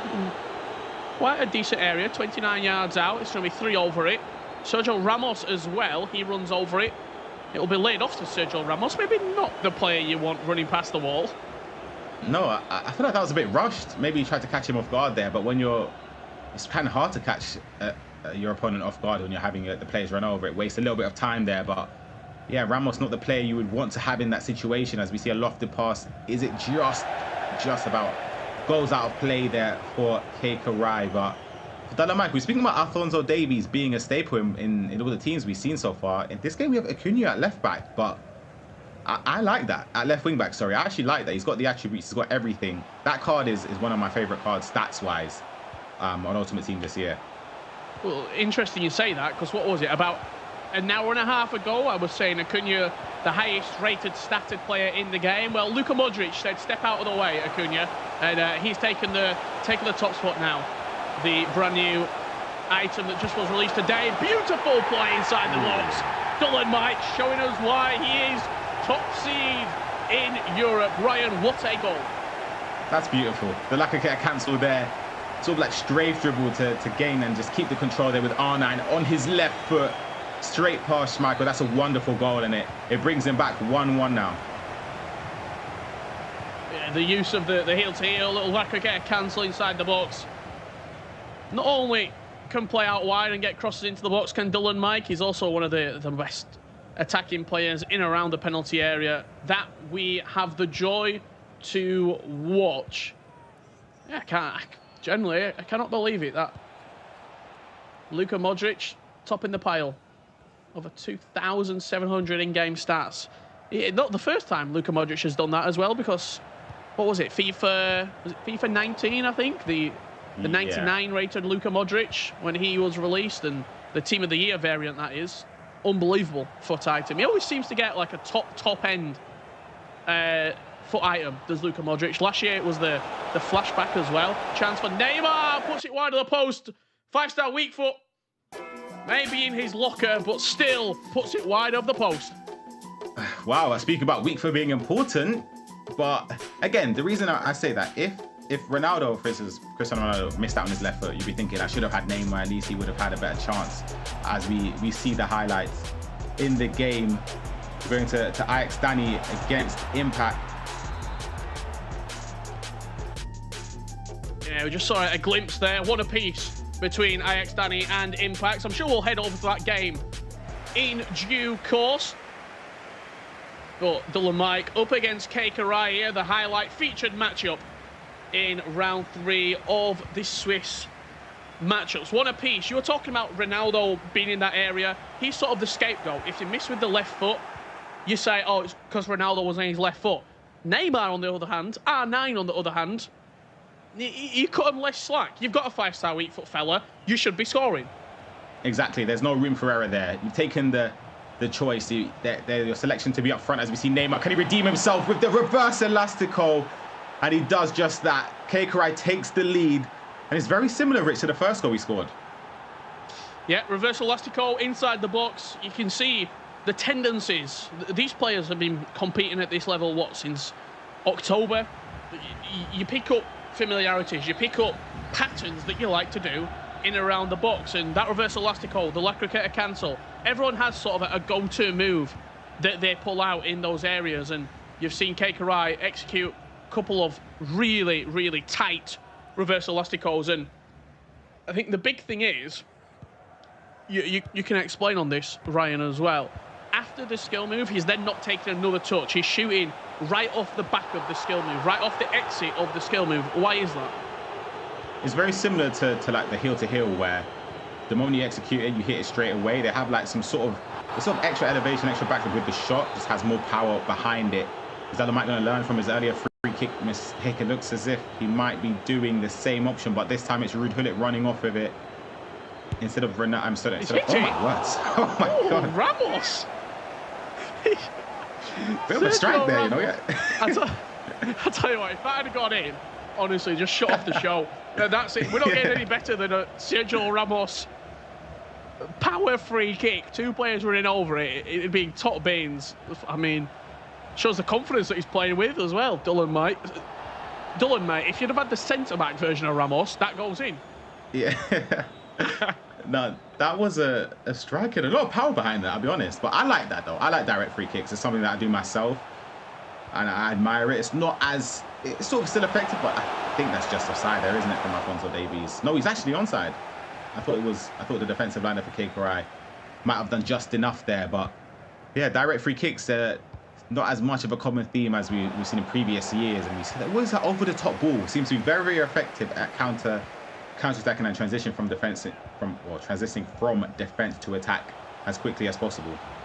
Well, he's looked for that a couple of times, Keikarai, and you would probably say it's due to, with Dolomite playing in the 5-back, he knows that as the wing-backs go up, there's space in the wide areas to hit a diagonal over the top through ball or a little floated pass just in the behind the defence. Ramos steps out, just does enough to win it back, and Keikarai will turn over possession with 5 minutes left to play here in leg number 1.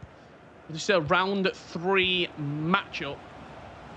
32 games currently taking place all around Europe. You ask what they're fighting for? A chance at the FIFAe World Cup. All you got to do, get through today. Then you leave yourself in with a chance to claim one of those illustrious 9 spots. $100,000 to the winner as well. Keikarai playing for the final chance in this first leg of action here.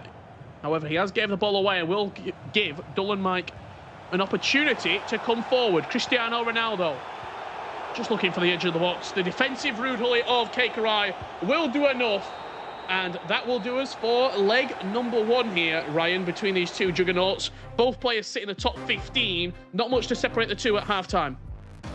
Nothing at all. Of course, it's just obviously that 1 goal advantage for Keikarai going in with the 2-1 lead. But I feel like there's been chances for both. Of course, that first chance, and I won't forget, that header from R9 I thought was going to be the goal to break the deadlock, but it was, of course, Keikarai's R9 that done so instead.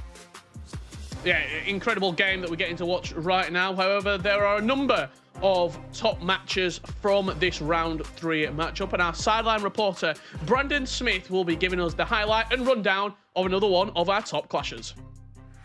Yes, Richard, thank you very much. And it's a bit of a disastrous start for these 2. They're both 0-2 and on the verge of going out. Ajax Danny was on his way to maybe be a 4th-time FIFAe World Cup finalist after he go 1-0 up after just 7 minutes. R9 scoring that goal. But Impact replied of serious about FIFA on the 61st minute mark. A scoop turn, little ball roll combination finds Cristiano Ronaldo. And that is it from leg 1. Plenty more action to come in leg 2 between these 2 juggernauts. Can't wait to see how that game potentially unfolds here in the round 3 matchups of the Swiss stages. European qualifier, everyone's vying for a FIFAe World Cup spot. We'll see who guarantees their spot into tomorrow after this very short break.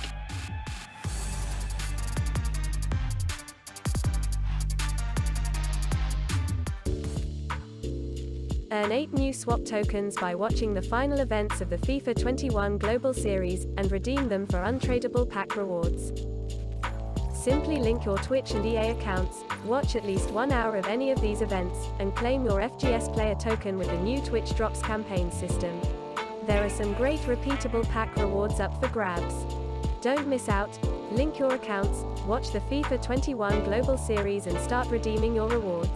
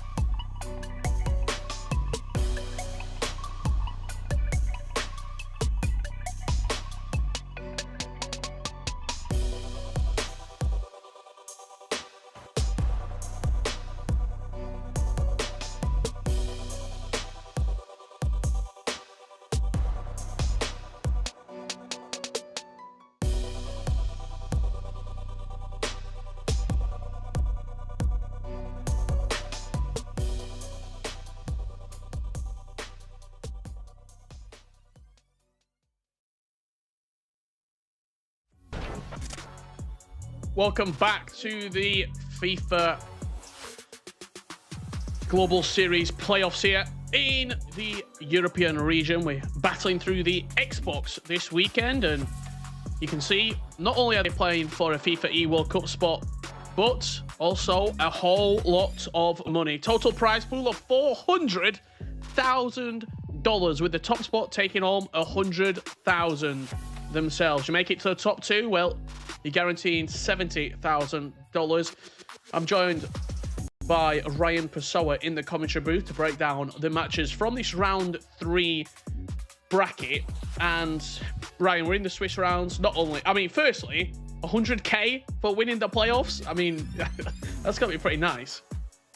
Yeah, 100k can do a lot. You get, of course, a handsome sum to win, or handsome sum if you win the playoffs, of course, which isn't an easy thing to do. So whoever does it definitely deserves it as we go into the second leg between KCRI and Dynamite. Of course, KCRI winning that first leg narrowly, just 2-1, but there's been a few chances for both of these players, and hopefully we'll see a lot more of them.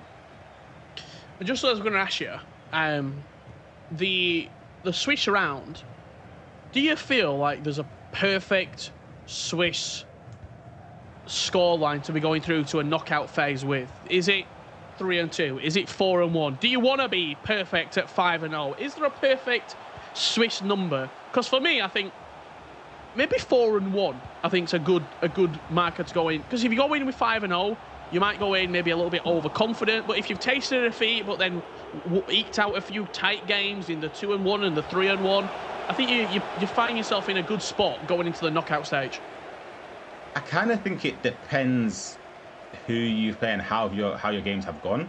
If you're 5-0 and you've cruised every single game, it's tough, because then, as you say, you could get complacent in that sense. But again, it should give you that confidence just to back yourself. And a lot of players are confidence players. They play a lot better when they back themselves. So I think that will probably be obviously the best way to go through. However, it's sort of good just to have that reality check.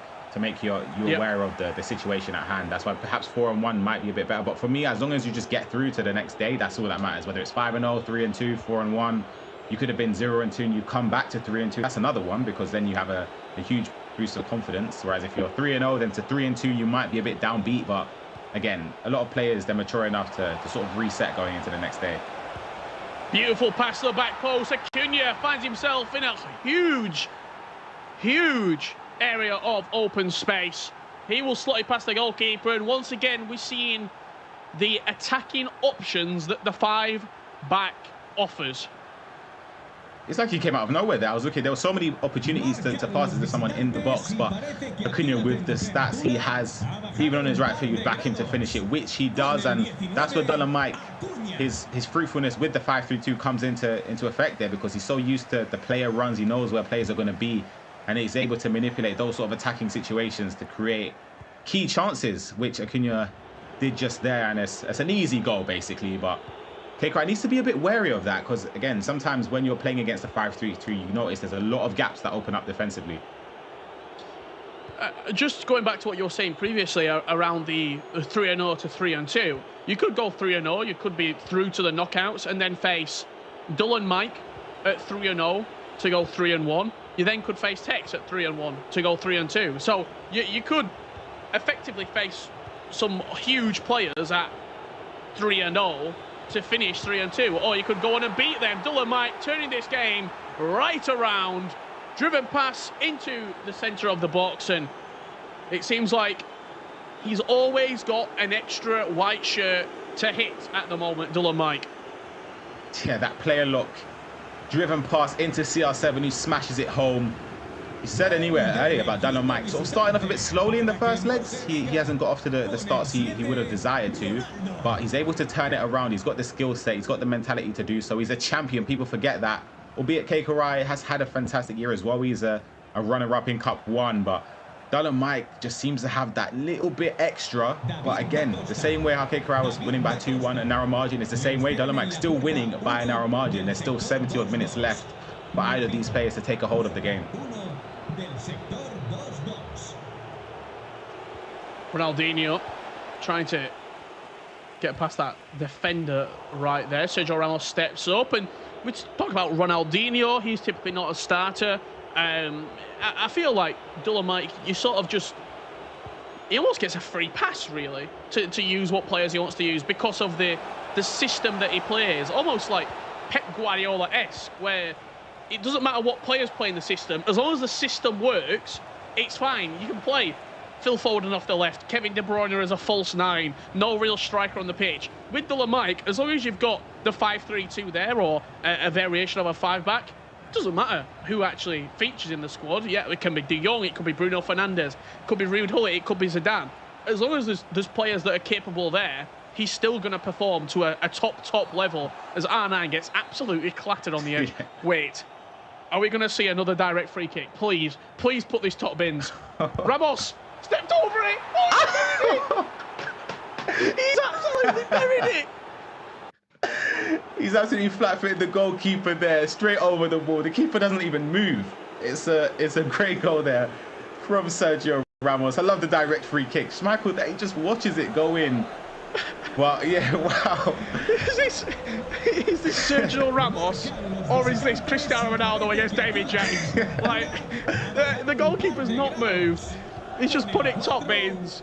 Oh, that's put a smile on my face. Still on Mike, 4-2 up.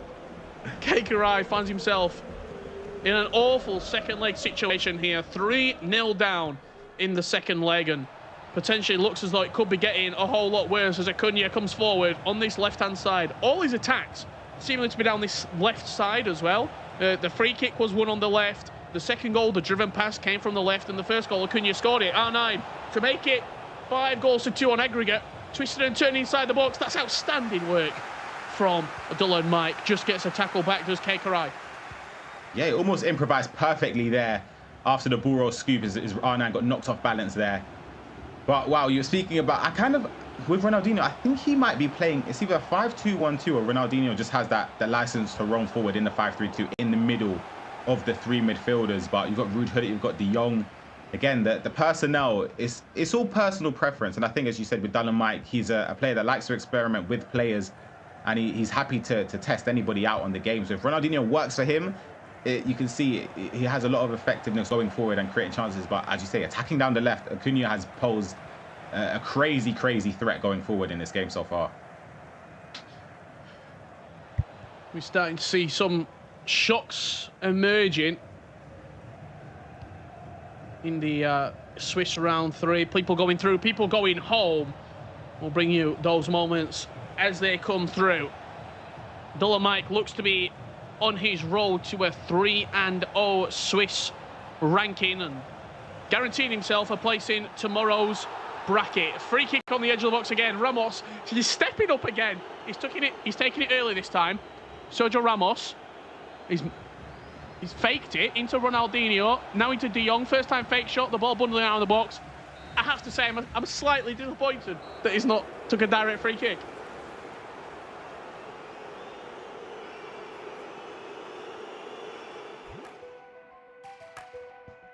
Yeah, Rich, same for me there. Sorry, apologies, my bags off there. I thought he was going to take it direct. He wanted to catch him off guard. I feel like for the next one, though, he's definitely going to have to take the shot at goal. But 3-0, it seems to be very comfortable. We spoke earlier about Kei Karai.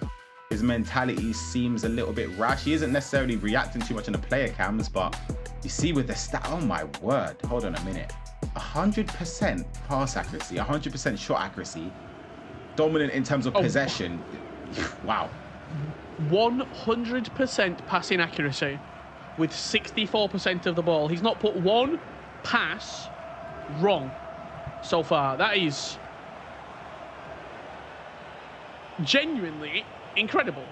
Like when you actually consider how many passes he's played as well, because he's had possession in this game. It's not like he's had 30% of the ball. Over 60% possession, and he's 100% on the passing accuracy. That is...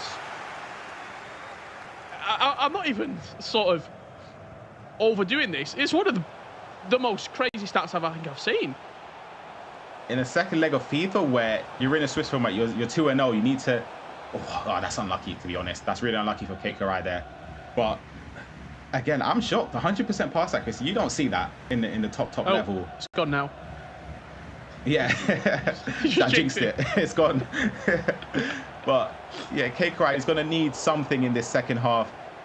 It's only 2 goals. As I say, it's still a narrow margin. We've seen crazier things happen. We've seen comebacks earlier. Dragon 3-0 up against Gorilla, and Gorilla turns it around. Albeit a different opponent and a different play style, it's still something that isn't unfamiliar this year. Comebacks have been a common theme, and it's something that I do love. The fact that they're games you might think that are done and dusted, but they turn around really quickly. So it's just down to Kei Karai now. Does he have enough in the locker to break through Dynamite's 5-3-2, which is proving to be very stern so far? You just saw that strike there with Pele. Not really a good goal-scoring opportunity. Maybe a little bit of frustration coming in there for Kei Karai, shooting on a half chance. I think that's the best way to describe it. Looking for a better chance here, R9. In around the box, lots of cancels, lots of left stick dribbling, twisting and turning, but Dylan Mike equal to every single twist and turn that came out and will clear the ball out wide. That's the out ball. Marcus Llorente to stretch his legs. And once one pass goes awry, it's like London buses, 2 come at the same time, and that 100% passing accuracy straight out the window. Yeah, it seems a bit rash from both of these players. I say that as the pass goes through. What a ball. What a pass that is. He gave the ball away. Dylan Mike, Kei Karai, quick on the counter, quick thinking. R9 fizzing the ball into Neymar, who's always going to finish that in the one-on-one situation. We're going to see a replay of it here, Ryan. That's a wonderful pass. Neymar takes it in his stride and puts it past the goalkeeper. 30 minutes to play. Again, only 1 goal between these two top competitors. But yeah, we're speaking about the passing there for Dynamite. That first time or almost instant pass from Llorente there isn't something that we've associated with Dynamite so far. It was very rash. I guess he was anticipating Vieira to step forward a little bit more, so we could have had some more space in behind there. But again, that lapse in concentration or that bad attempted pass led to the attack for K Karai. And Dynamite will be kicking himself as he builds up another attack straight away. CR7 in on goal. The cheeky chip gives him the 4-1 lead in this game, and he's back in with a 2-goal advantage. Lovely dink over the goalkeeper. He rushed out and just placed the ball over the top of his head. We are going to jump to a number of different games, sort of our other highlight matches. Boras versus Marcusa will be the game that we do go to very shortly indeed. However, we are getting a few full-time results from sort of the other matches throughout this round 3 of fixtures. A player that I actually said to watch out for in Palaco, suffering a 6-0 defeat in his match against Serhatino. He was actually unranked on the Xbox. I think he's ranked 419th on PlayStation. He qualified through the virtual Bundesliga. He is 3-0. He's causing an upset. He's causing a massive upset. He's already through to tomorrow with some fantastic performances and some fantastic results. So in all honesty, he wasn't a player that I'm almost certain any of us would have said he would have made it through to tomorrow. So huge congratulations to him on that front. But are we going to be seeing Dynamite? Oh my word, what's the keeper done there? It's sort of a bit of fortune and luck there. Well, bad fortune and some luck there for K Karai, because the keeper sort of just lets it go through, and no way. Is he onside? He's onside. Cristiano Ronaldo, what a tackle from Patrick Vieira, getting back, saving the game for K Karai right there, keeping this game alive for the man from Turkey, ranked 15th in the Global Series rankings. Needs a goal, and he needs one right now. Player look off the ball. He's trying just to play it into an area that didn't really open up for him, and does give away a foul there. Frustration starting to show from K Karai. Dynamite will just hold on to this ball and play the clock.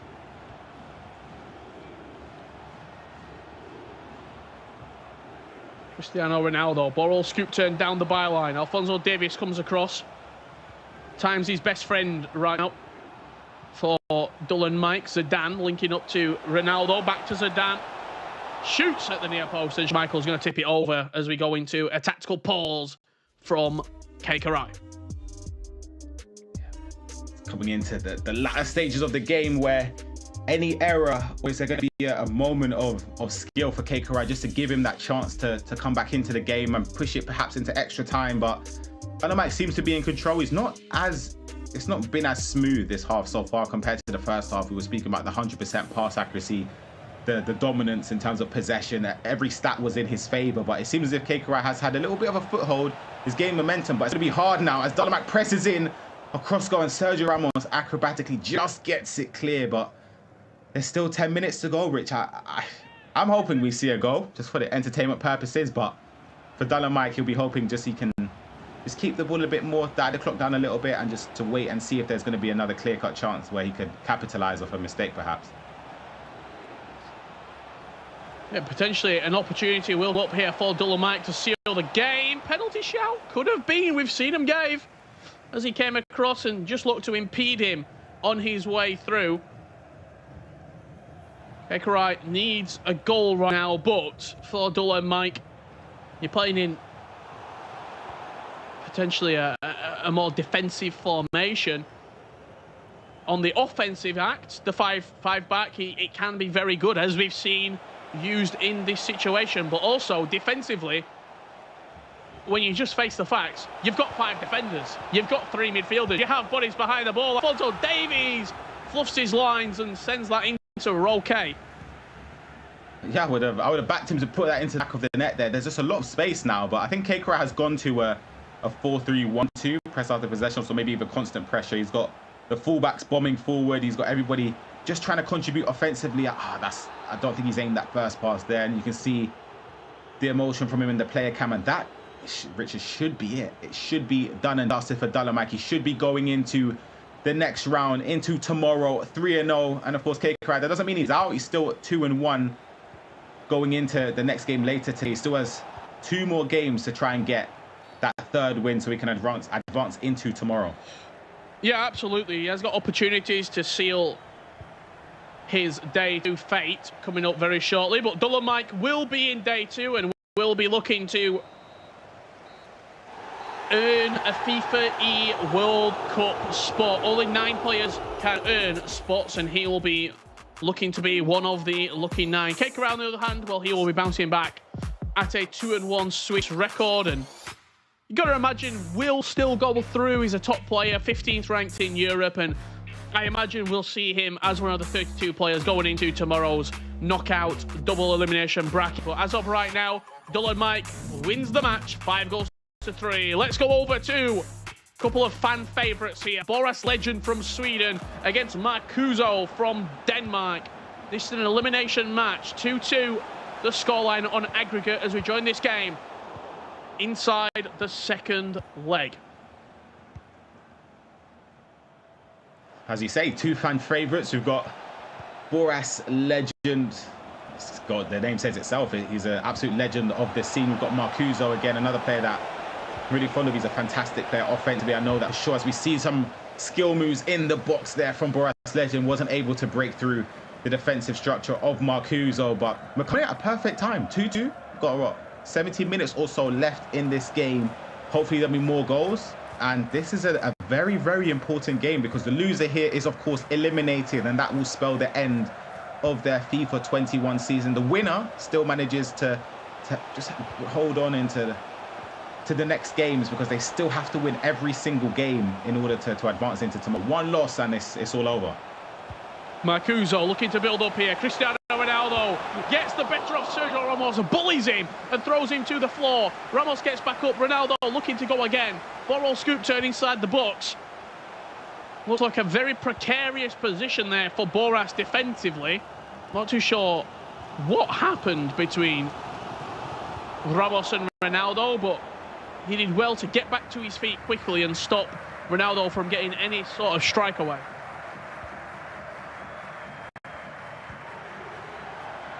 Have to remind you, loser goes home from this match. They're both hanging on by their fingernails on the chasm of FIFA elimination, so to say. I'm trying to big it up, Ryan. It's a big moment for one of these two. When you also consider what they've done in their FIFA careers as well. Boras is an absolute legend. He's a guaranteed bona fide Hall of Famer. Marcuso, on the other hand, when you look in the post-FUT champs era, he is one of the best European players. When you look at FIFA 18, FIFA 19, he World Cups, FIFA 17, he won the Club World Cup with Brøndby, the E-Superliga Championship.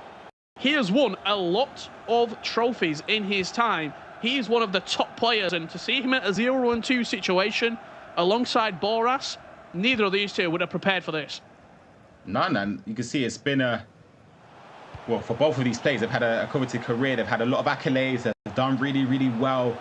I know from my time whilst I was at Hashtag, having Boras as a teammate, I learned a lot to perform. He's someone that I see as an idol in the scene. He's performed fantastically well, conducts himself fantastically well as well, and that's why he has the huge fan base behind him. The same with Marcuso as well, but there's a lot for stake here because it's really hard. But when you say it, well, when you see it now, the way that this season has been structured, the whole season comes down to this one game for both of these players. It's just the fact that if you lose, you're out. It's just like that. It's sad. In all honesty, it's sad just to say, because again, there's a lot where players have to sort of, I guess, adjust their mentality. They have to. We spoke earlier about playing the game, not the occasion. As easier said than done. As we see an attack here from Marcuso, which came to nothing. But again, it's really, really difficult for a lot of players to cope with the pressures under these circumstances.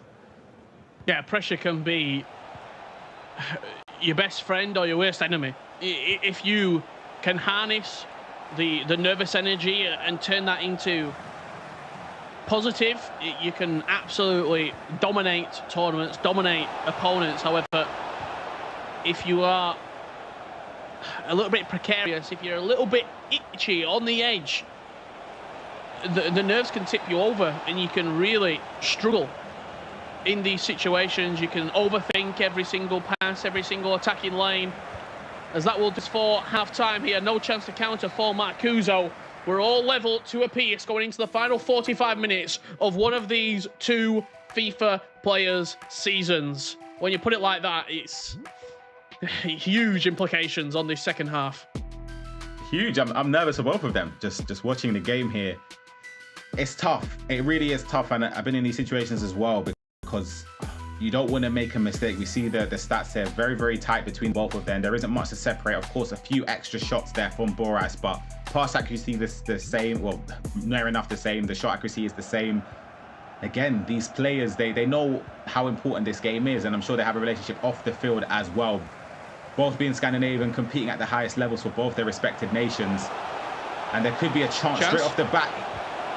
Marcuso, reverse elastico, doesn't come to anything in the end. It will go out for a goal kick. Good opportunity there to set the tie in his favour for Marcuso. Doesn't come to anything, and again, Boras can play out. Unbelievable pressure up the pitch there from Marcuso, literally in his face, sprinting at him, not allowing him to play out of the back. Zidane getting another nod here in the midfield for a smattering of competitors in this European playoff. I'm sure we'll see the new players released today in the Summer Stars promo. I wouldn't even be surprised to see 3 or 4 of them come straight into player squads. Neymar, La Croqueta cancel, heel to heel towards the byline. Good tackle time from Marcuso. Will go out for a goal kick.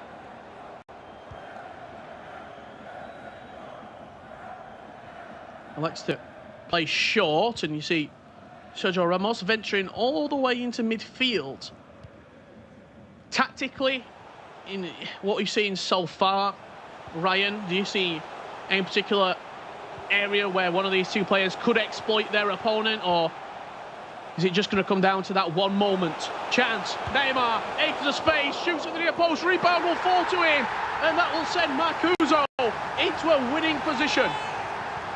I was about to say he rushed that attack. They had more time with Neymar than anticipated, but he takes the shots there as it falls back to Neymar, and he gives himself the lead. And you're speaking about I guess the tactical from both of these as we see the highlight there. Neymar, fantastic save from Schmeichel into an open net. He's never really going to miss that. When I say that, he will sort of balance, you never know. But he's done enough there to take the lead. And for Boras, he has to do something just to attack a little bit more, just to give him that confidence, just to be a little bit more unpredictable with the skill moves. But Boras is a top player, top competitor, and he knows what it takes to come back from these type of positions.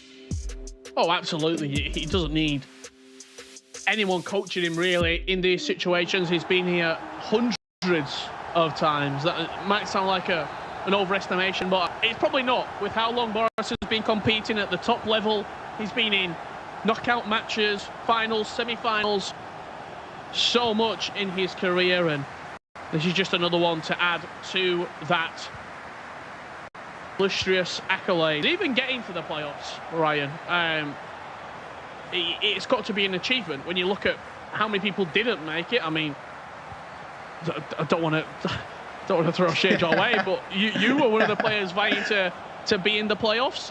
You've got to be even sort of, it's an achievement to get there as Boras levels it up 3 apiece. That's big. He needed that goal and he responds instantly. But just following on from what you're saying, it's a huge accomplishment to reach the playoff this year. It's been very, very tough. The format has been ruthless. You've seen a lot of big names miss out, a lot of staple names. Even when I was reading the list for today, just there's no Megabit, there's no Dax, there's no Rocky, there's so many top players that have missed out in this playoff. And so many newcomers. Exactly. Yeah. How can I forget? So many top players, and if you reach this stage, it's a huge accomplishment. But the thing is, you want to reach here and progress. You don't want to just get here just to show your face. A lot of these players will be vying for that World Cup spot. They'll be backing themselves to do so. And in order to do that, you just need to get past. As long as you get through Swiss format, anything can happen in knockout stage FIFA. Yeah, absolutely agree. We've seen heroic turnarounds from 0-2 to 3-2 to then moving into deep runs in the tournament. Who can forget Aero? The playoffs back in, I think it was FIFA 18, could have been FIFA 19, or FIFA 18 actually, in Amsterdam. He was 0-3. He then went to go 4-3, and then got an E World Cup spot on top of that. It was an absolutely incredible turnaround.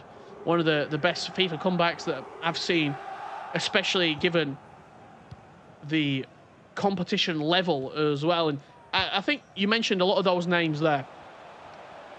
I would typically say all the players that you mentioned are much better on LAN. They are LAN performers. They thrive in that environment. Where I think a lot of the people that we've seen this year, we've seen a lot of people, newcomers to the scene, a lot of people, their first season has been this sort of online season, this unusual season. I'm very, very intrigued to see how everybody plays online, because it is a completely different scenario. Some players' first ever LAN event will be the FIFAe World Cup. That is a crazy fact when you say it. That's bizarre when you say it like that, because again, as you say, it's been an obscure season. It's been a tough one where, of course, we haven't had the luxury of having the LAN events, which we have been used to over the years. Obviously, it's been unable to do so, but been fortunate enough to have the season online, which credit to EA for that. They've managed to split up into regions, which have been, well, great for us to be able to continue competing anyway. But as you say, it's a lot different. LAN events and online events, you have the factor of the internet connection being an issue potentially based on the opponents you are playing against. There's so many different factors, and a lot more players, I guess, crumble under pressure at LAN as well, compared to being online. You're at the luxury in your own home or your potentially team's headquarters or wherever you are. It's a lot different. Chance, Marcuso digs into the box. Ramos gets up and defends well against Cristiano Ronaldo. Corner, whipped straight into the box. Ronaldo goes up. Pele forced to him. Pele! Right-footed strike into the bottom left corner with 5 minutes remaining. Boras looks to be crashing out of the FIFA Global Series Xbox playoffs here in Europe, and Marcuso will be staying alive. 5 minutes left. Oh, that's rough. I'll be honest. That's tough. That's tough to watch. I'll be honest. It bounced back there. I don't know who that was. One of Boris's players.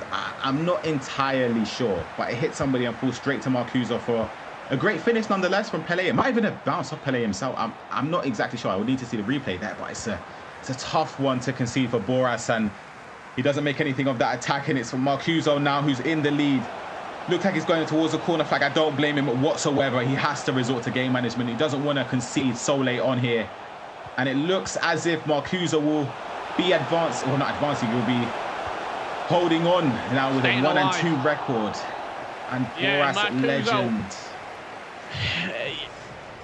A very disappointing end to the season for Boras Legend. He made the playoffs. He was the last spot available that went down during the rankings passed down. He got it. 56th. Boras, unfortunately, crashes out of the tournament.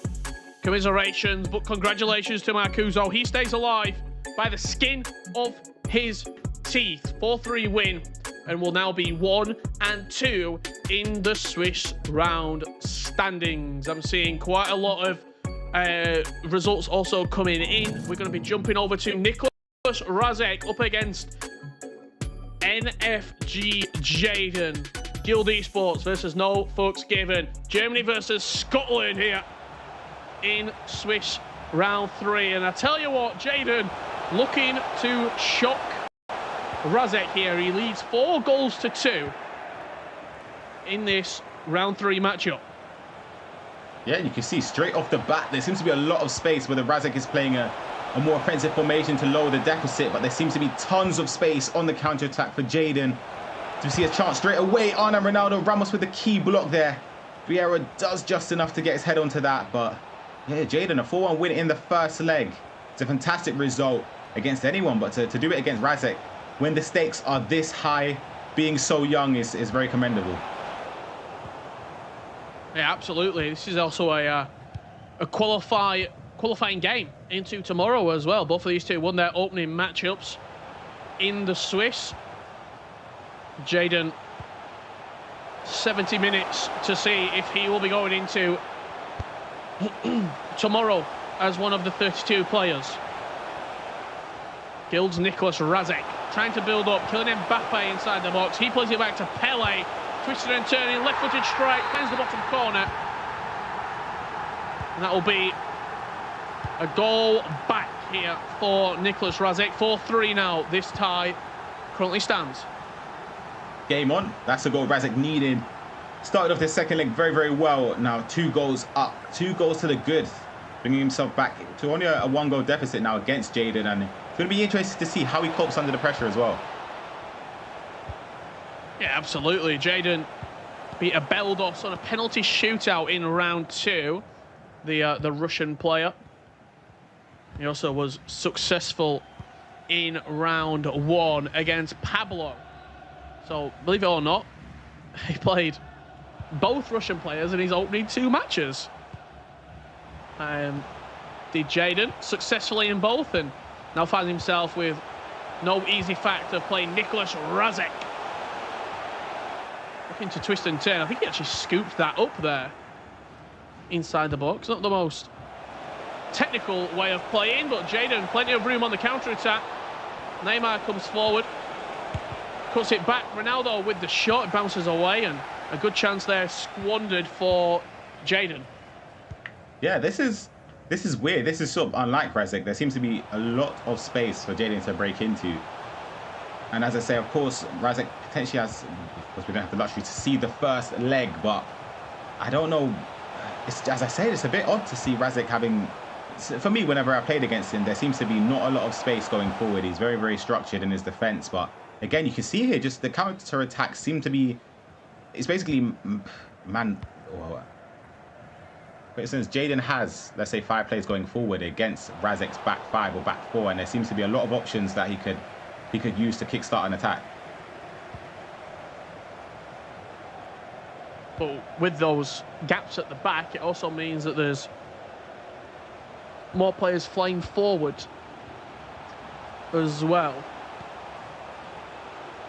Jaden, proud Scottishman as well, alongside Mark Marley, who, just having a quick look, and there's a lot of people out there who are big Mark Marley fans. He was beaten by Pablo 8-3 in his round 3 matchup.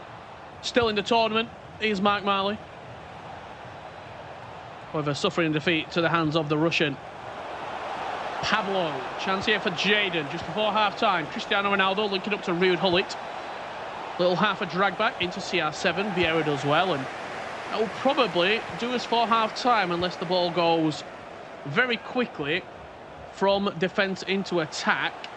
Llorente gets away from Alphonso Davies. Now into Mbappe, Vieira comes across, and that will do us for half-time. Jaden still leading here, 4-3 against Nicholas Razek. A good first leg for Jaden, put him in this position. Can he see this game out? Also, just been informed in his corner as his coach this weekend, Ryan. Can you have a guess?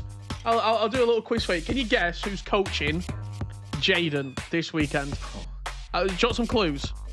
Yeah, I definitely need a clue. They played in Barcelona and Manchester at the FIFA 18 qualifiers. Okay. And they are an English pro player. You've got me here, Rich. I'll be honest, I don't know. One more clue? Yeah, one more clue. They probably... Well, they do quite a lot of coaching, not only to other pros as well, but to the community. I'll just tell you, you're not going to get it. It's Zelonius. Zelonius is coaching this weekend. Yeah. No, you caught me off guard there. I didn't know. I was trying to think, who could it be? But yeah, Zelonius is a great guy, of course. In all honesty, one of my favorite people in the scene. He's such a great guy as well, and had a lot of matchups across the years. I remember we actually played in Barcelona as well. I remember that. But Jaden, he was winning 4-1. Now it's 4-3.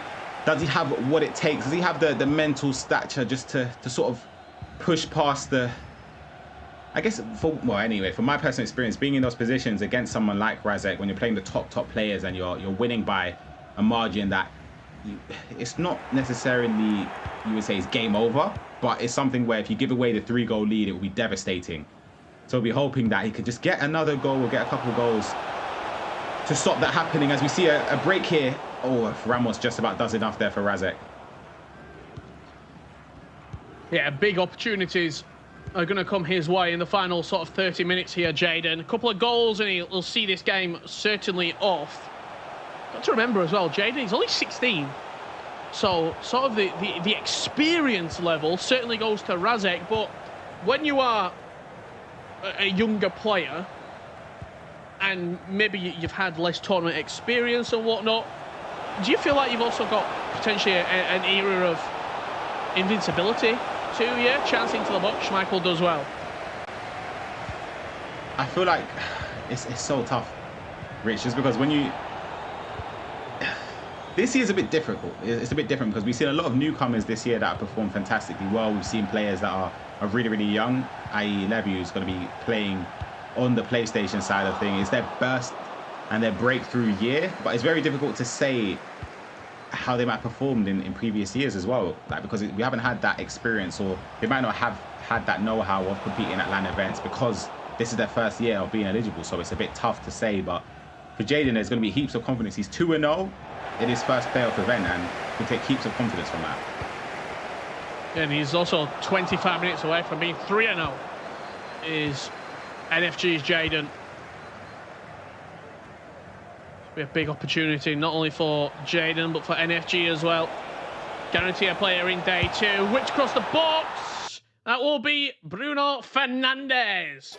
Slotting in at the back post. 5-3. Jaden leads with 20 minutes left to play. Will he see this game out?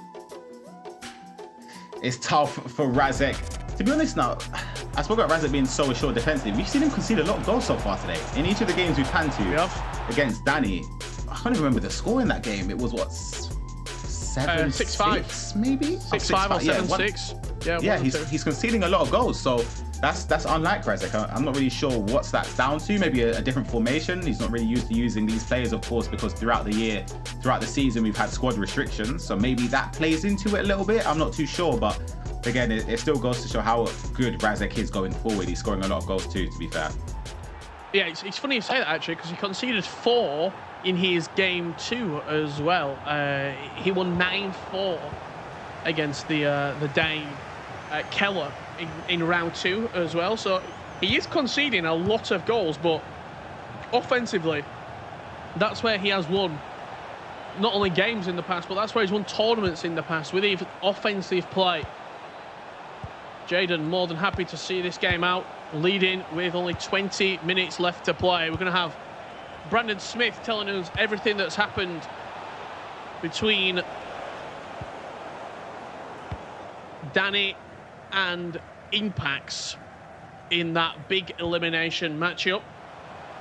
And then also Jimmy and Mike to break down the big talking points from round 3. Who's gone 3-0? More importantly, who is out? And whose season has come to a close? Another quick tactical pause being played right here as we approach the final 15 minutes.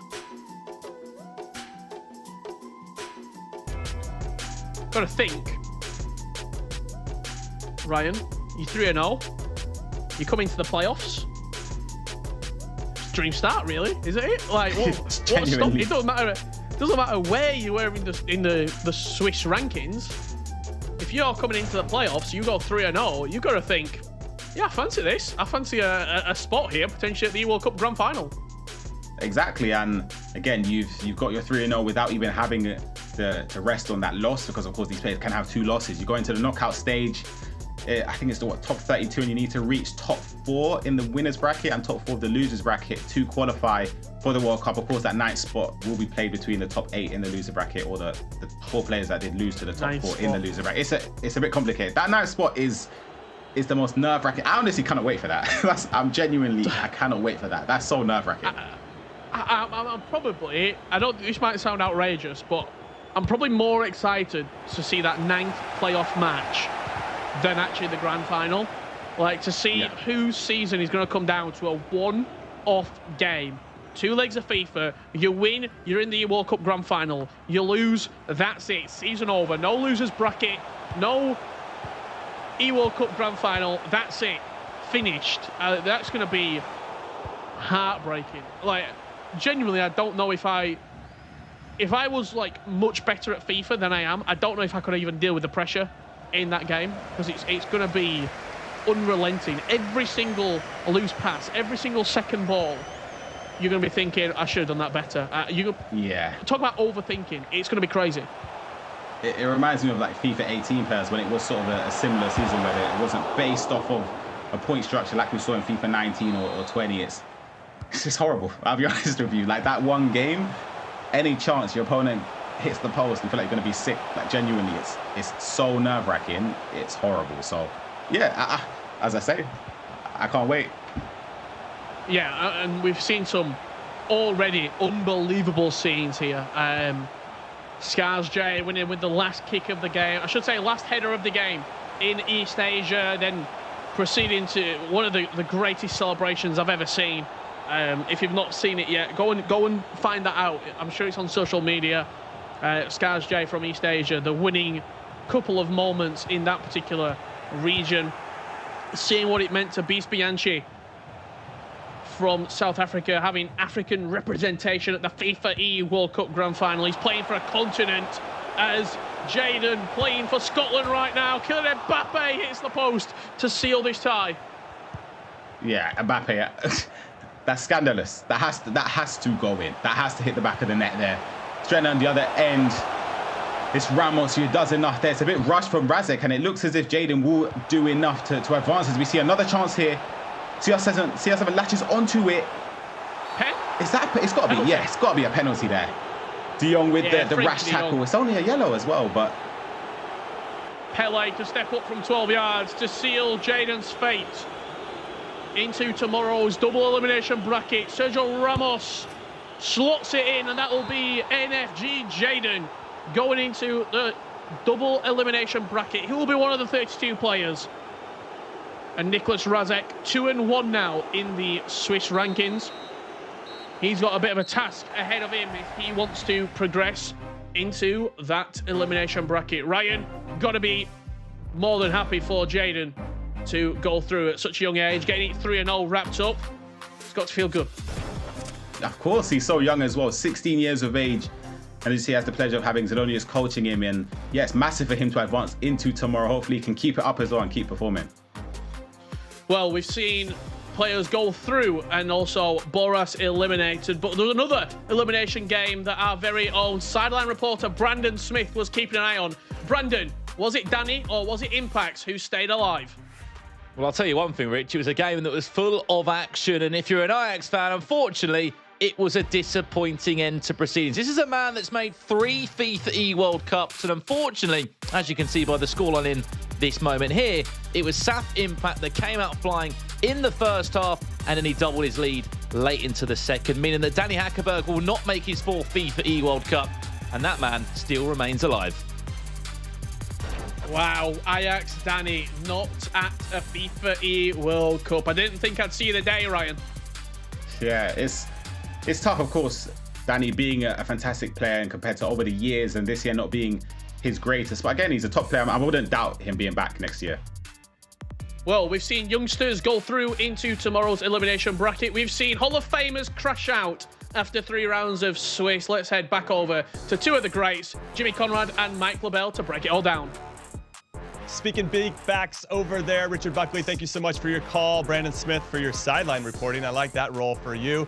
And Ryan Pessoa, awesome stuff. Mike LaBelle, we're getting to that point now in the Swiss format where people are starting to go home. Some big ones like Ajax Danny. I did not see that coming. He lost very closely to Rasek on the first game of the day, 7-6. But since then, he couldn't muster any type of momentum to get himself back into it. But he's not the only one. Boris Legend is going home. I mean, it's kind of sad in some areas because maybe an end of an era for some of these players, or where do they mount it up again? Because they're not going to see him again until FIFA 22.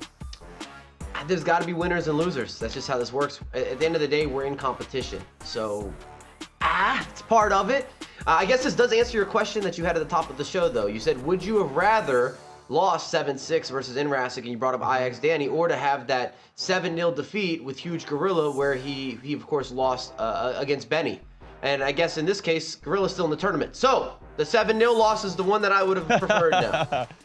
I love that. I love that. Gorilla, though, lost to Musty in penalties this time around after being up 1-0 in leg one at the third game of the day. Yes. So, Mike, talk to me a little bit about what happens now when you actually think you got some momentum. You win your second game after losing your first. You're like, okay, cool, I'm right in the ship. And then you lose your third. Your back is really up against it. I just always want to talk about the mentality and the psyche of players here, because I think this is where it really separates the good from the great.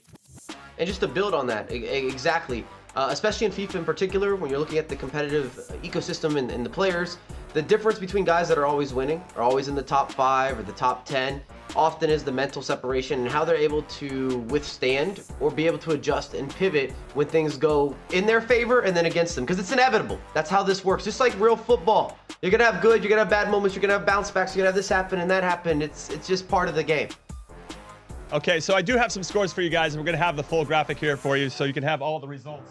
And of course, I dropped it right when I queued it. That's how talented I am, everybody. So listen to this. Dragon was up 3-0 over Gorilla, right, in the second match of leg one. He was cruising. He ended up losing that in penalties. This particular game, third game, he was playing Jay Sharp, and he was up 3-1 after leg one, and he lost. He lost. Dragon is now out. He was in pole position there after leg one. He had to be cruising. That's a big loss. Boris, as I mentioned, losing out to Marcuso. Musty beating Gorilla in pens. We see Pablo taking down, Mark Marley went down 8-3. That's a big surprise there. Lyrics lost 7-2 to Nisat. Lots of big results, and we're going to get into all that and much more. But let's get to our Telestrator play of the third round of games today. Mike, what do you have for us? Well, what's better than one play? We're going to look at a couple different breakdowns here. Both are dealing with Dolan Mike, and from a free kick, I just wanted to showcase why you send these runners. It's allowing Dolan Mike to look at what's happening, where the space is going to open up. Do you want the layoff? Do you need these overlapping runs? Can you go direct? And in this case, goalkeeper doesn't move. You don't have a player on the line. He takes it pretty quickly with Sergio Ramos, knows what it's all about. It dips, it moves, it grooves, and you get no reaction from Schmeichel. And these small margins that make a difference to players or competitors separating themselves to go with the mentality. And then I love this beautiful breakdown here. Look at the 1-2s, the splitting passes. It's gorgeous. And he's got the back line. Everybody's going to be onside, in there, like swimwear, space to take advantage of. You see the pass and then the cheeky chip from Ronaldo. Celebrate it. You see he's starting to cook. They call me the chef. They call Dolan Mike the chef as well. You see the 5-3 result, and he is 3-0 qualified for day number 2 officially. Yeah, you can see some of the big results there. Dolan Mike getting it done. He was our lead-in, our match to watch here in round 3. Another big one, Olelito booking his ticket against Zidane. Zidane has been red hot, took down Tex 5-1 in the second game. We saw Marcuso doing his thing, staying alive. Danuso doing it 4-2. Nice result from him. Lyrics a little bit disappointed after starting hot. He won his first game of the day 8-4. And then Diogo and Jaden both spotting 7 goals against their respective opponents, including Enrasic. Wow. Now let's take a look at the standings, Mike. Talk us through what we're seeing, because the people in green are the ones that are already going through to day 2.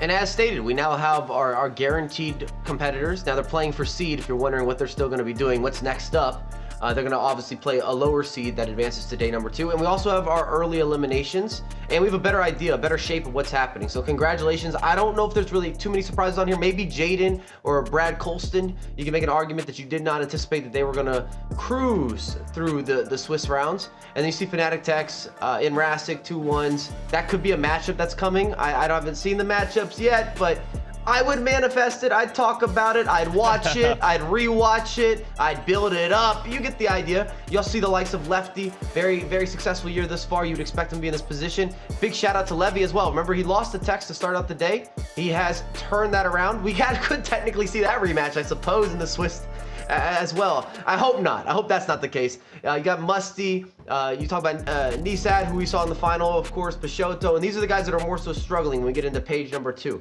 This is not necessarily where you want to be. You're either going to be turning it around, likes of Lyrics, and you talked about Mark Marley. We built him up a lot. You got Gorilla. A lot of premium matchups that could be coming into this position, and these are all elimination games. You keep the dream alive. You keep the hope. You're in the clouds, but it is kind of that make or break. We just saw Marcuso, of course, eliminate Boris Legend, And these are the first competitors that have been eliminated. The names that jump off is probably Dragon, because he has so much competitive history, been competing for 7-8 years. The likes of Ajax Danny, who's kind of had a rough year, to be fair. If he made a run in this tournament, it would have been a bonus. And then, of course, we already mentioned the elimination of the Boris, the legend that is Boris. But this year he's really gone heavy on the content. Sometimes as you're creating more content, streaming more, it's very difficult to also be at the highest level in the competition or the competitive level.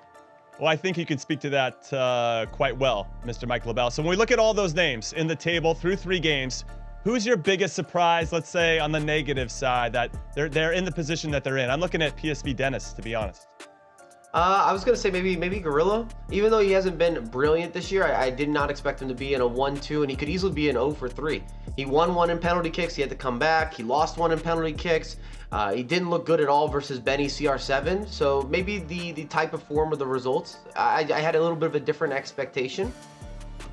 Okay, if you guys want to join in on that conversation, hit us up on Twitter. Let us know in the chat who has been your biggest shock in terms of not performing well so far in the first 3 games of this Swiss format. On Twitter, EA FIFA Esports, hashtag is FGS21. Let us know so we can put your thoughts up on screen, and then we'll discuss it as we do. All right, everybody, we're going to take a break, but when we come back, it is the all-important round 4 of the Swiss format as more people book their tickets to day 2 and more people go home. Don't go anywhere.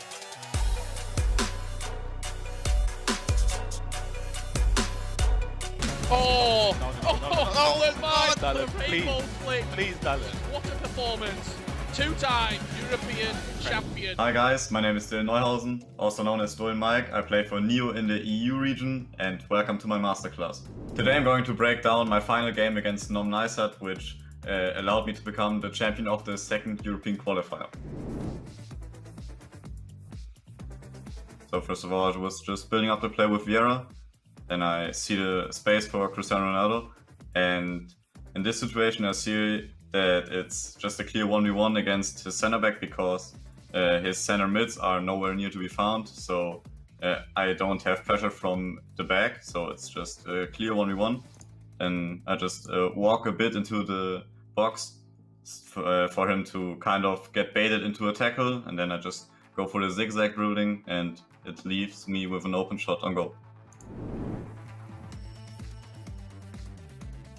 So first of all, I'm kind of starting with my 2 attackers, which are like the main parts of the team, and I'm just sending Ronaldo on a run to kind of leave his other center back behind, which has to follow the run, and therefore there's this huge space in between the center backs, and therefore his left back kind of has to go a bit into the middle, which therefore leaves a gap for my right wing back, which is on join the attack, and this leaves a lot of space, which Cancelo uses with the additional momentum he has, because he's running into the ball, and then I just play an RBX cross or R1 square, and Cristiano Ronaldo will never miss from that close of a range.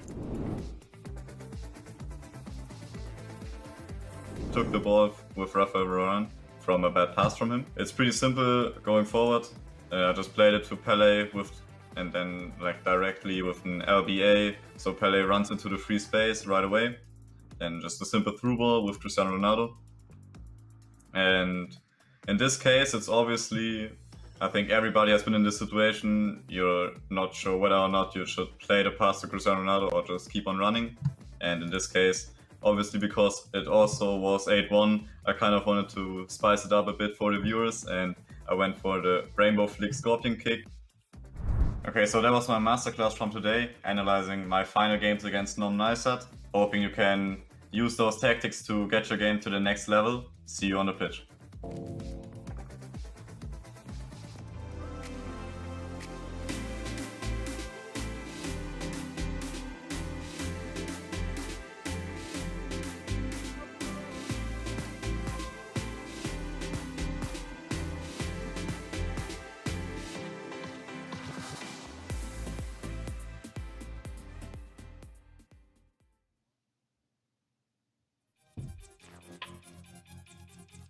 To catch everybody up on what's happening around the world in South America, the Xbox playoffs there, we saw SPQR's Felipe clinch the top spot after defeating R10 PH Zin to take home $40,000. So vamos porra to my friend there, Felipe. Now, PHN reset the brackets, but Felipe came out on top after coming out on top once again, 4-3. So congrats to Felipe, and we will be seeing him in the FIFAe World Cup, and I can't wait to see how he performs there. All right, now let's take a look at our notable matchups in this first day of the European playoffs on the Xbox side. This is Swiss round 4. It is going to be FUTWIZ's Nick's Neb, versus Falcons Diogo. Very, very nice. Mike, any other matches that you're looking forward to seeing? I like the Sakul, Marcuso. I like all the struggle-tainment matches, basically. The elimination games is what I'm here for. I like to see players show up to the big stage, and then it's got to be said, even a little bit of the blundering. I'm here for it. It's part of it. The pressure's there. The roller coaster of emotions is what makes the playoffs so special, is how much every single game matters. And now that we're into the later stages of the Swiss format, there's no more room for mistakes. It's now or never. No, there really isn't. And I appreciate those stakes because, as I have written behind me, winners win. And that's what matters. You come here, you got to perform. You can do all the talking, you can do all the preparation, but when the lights are on and people are watching and paying attention, the pressure's there, we'll see how you perform. That's what separates the good from the great, as I mentioned before. All right, let's go to the bio of our first matchup right now of round 4. Nick's Neb, age 16, our youngest competitor in the tournament. And he obviously is very good. Otherwise, FUTWIZ would not have signed him. His ranking is 39th, but he proved already that he can play. And he is top 8. He's got some talent. He's got some juice. What do you make of him, Mike? I've been impressed, and it's just a matter of, it's still early. I need to see more. I want to see more, but thus far he's had a fantastic opening year. He's got the FUTWIZ guys, as we were talking about before, and he's got to go up against a veteran here with Diogo, who is somebody that you probably did not expect to see in this position, 1 and 2. So it's gonna be a matter of both these guys. Can they change it? Can they turn it around? Are they gonna bring it together at the right moment or the right time? But over the course of the year is really where I should have been talking on the FUTWIZ signing, saying that he's had a great year and that I've been impressed thus far this year. I guess it's kind of that moment, though. Once again, we keep talking about that narrative or that piece of storytelling, but it's the reality. People remember the guys that win, and they don't necessarily remember the losses. Nobody remembers second place, Mike. Only the champions. You got to be holding the trophy for people to remember what you accomplished. So what's your prediction in this one? I feel like you could build a narrative for both of these opponents. As someone who's been around for a minute, I think that Diogo's going to have a little more experience here, and he's going to be able to take that and use it to his advantage in a moment of elimination, basically, because the pressure is now getting turned up a notch. If we had a radio over here, the volume, it's going. No, I like that you say that, and I know there was a lot of people in the chat, a lot of Nick fans in the chat, but respect is earned, and he's so new to the scene, he's still got to earn that respect, and for us to predict him to win many more games. But here's a good opportunity against Diogo. Well, we're done talking here. We're going to throw it over to Brandon Smith and Lisa Manley for the call of this match. Take it away, you two.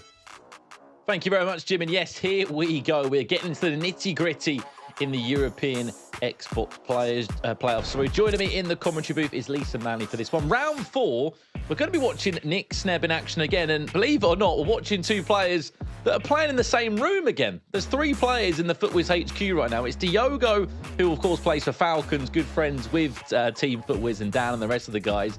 You've got Lyrics in there, and you've got Nick Sneb. And for some reason, Lisa, they're all playing each other, so it seems, today in the playoffs. Yeah, I mean, they've all played each other. They're all great players as well. I mean, I actually just recently looked, and Diogo won 7-0 his last game. So coming into this game, he's going to be firing, guns blazing, and Nick Sneb had a close game. So overall, I'm looking forward to this one. I think it'll be a close game. Let's have a look at the teams that are being used here in the playoffs. Lisa, talk me through it. We know this team very well, and to be honest, this man played a very good game against Olilito that we did see on stream. It was nip and tuck across the 2 legs. It went to a penalty shootout in the end, but a very solid team. You know, we're seeing some Path to Glories in there, prime icon moments. Talk me through the squad. Yeah, a very great team, of course. He's got Ronaldo, Team of the Year with Bruno. He's got 97 prime moments, R9, prime moments, Vieira and Hullet, and obviously at centre-back, who won't start there, is obviously Pele. What a great team that is. And sort of similar with this one, really. They've all got the same prime moments, which is obviously a recurrence because they're just so good. Obviously, same sort of backline as well. He's got Varane there and Cancelo at right back, and actually Courtois in goal. You don't normally see him in teams this year, and Davies at left back, which came in clutch a few times for Nick Sneb last game. Oh, absolutely. I mean, he's a goalkeeper that's featured a little bit more since he's had his team of the season sort of attributes added into the game. Well, here we go then, round 4 of Swiss here in the European Global Series playoffs. If you just missed the big headlines, well, that's 8 players that are already through to tomorrow. They've already got the job done. Those names include Brad Colston of Burnley in the UK, Oli Lito, Dylan Mike, Benny CR7, NFG Jaden, Serhatino and Op Tolle. And last but not least, Fabio Danuzzo, the veteran, the Italian veteran, books a spot into day 2. There was 10 German players that arrived here on the Xbox. They're the most represented nation in the Global Series rankings. Fun fact for you, the last FIFAe World Cup that happened, a quarter of the 32 were German players. 3 of them already qualified, Lisa, for day 2. It shows that the German dominance on the Xbox still remains. Yeah, and we saw that in all the qualifiers. You know, there's been a lot of Germans that have done really well this year and actually won the FUT Champs Cup. So I think overall it's been very good for them this year. I think at the moment it seems like a few of the British people are actually doing really well. I mean, obviously you see Nixlev doing well, Jaden and Brad Colston. So I think, you know, this tournament could be the time for us, really. And if we're being completely honest as well, Lisa, all those players, they weren't high-ranked players in terms of the Global Series rankings, in terms of accolades, in terms of achievements, in terms of, you know, winning qualifiers. I look at that top 8 that have qualified, and what you've got: Dylan Mike, who's won a qualifier before. Op Tolle, of course, we saw him play really well in one of them. Oli Lito came close one time too. Other than that, got so many different names involved in that one. Of course, it is going to be Falcons Diogo in that Portuguese strip, whipped into the box, should be punched away by Van der Sar, but punched back into danger.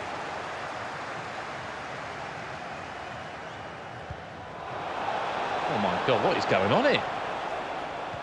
Well, it's been a long day for these two, but they've got to remain on guard, especially for Footwiz Nick, Seb, Lisa, because earlier today, that game against Oli Lito, he made one bad pass. And as we know, you can see they went to a penalty shootout, and you could see how annoyed he was in that penalty shootout when he lost, because he knew just one simple mistake costed him the game. And at this level, that's really what it's all about. Yeah, I feel he will get better, you know, during this sort of tournament. Obviously, it's one of his first ones where he's actually got quite far. So I think he's just going to be getting better by experience. Obviously, he did make a crucial mistake, but he almost made a mistake there as well. So crazy.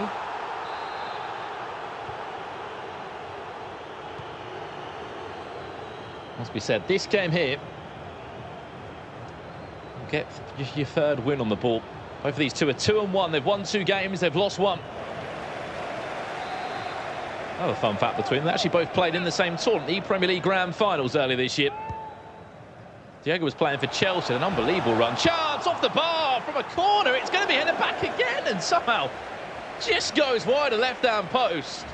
Speaking about aerial threat in the box there, Diogo coming so close to going 1-up in 23 minutes. Yeah, I mean, obviously he's got 2, strikers that can actually score goals, especially headers as well. And CR7 being able to, he's so tall and he's being able to jump so high. So I think, you know, obviously that was R9, but I think overall both his strikers are good at jumping. So he probably should have scored that, but very good chance there. I think Diogo started on the front foot here. Chance for Ronaldo. To R9, can't find the pass. Expect an open game. These two are literally playing in the same room. Poor old Diogo's had to play both Footwiz players today. I felt a little bit sorry for him. But again, that's how the Swiss rounds can often formulate. There's no guarantees of who you're going to be playing. There's no guarantees on who's going to be making it through as well. If you've missed the big headlines, and that's big names have crashed out the tournament, including Ajax Danny, a 3-time FIFAe World Cup finalist. 2016 grand finalist. Sean Allen also crashing out the tournament. Forest legend falls at 0-3. So many names, fortunately, falling out the playoffs. Is where the best of the best have to come play. There's only 9 World Cup spots for the Xbox players here. You have to play well, and I think what we'll probably see by the end of play today, Lisa, is that, you know, it's just about getting 3 wins. Even if you go 0-2 and you turn it around to get your 3 wins, just get your 3 wins and get into day 2. Yeah, it's very important for these players, to be honest, because even if they go 0-2, like you said, they can, you know, get a bit of momentum, win 3 games, and they'll be sort of happy going into tomorrow thinking they're on a bit of a momentum. And then with that, they can probably go all the way and maybe even grant themselves a ticket in the World Cup, which is massive for any player.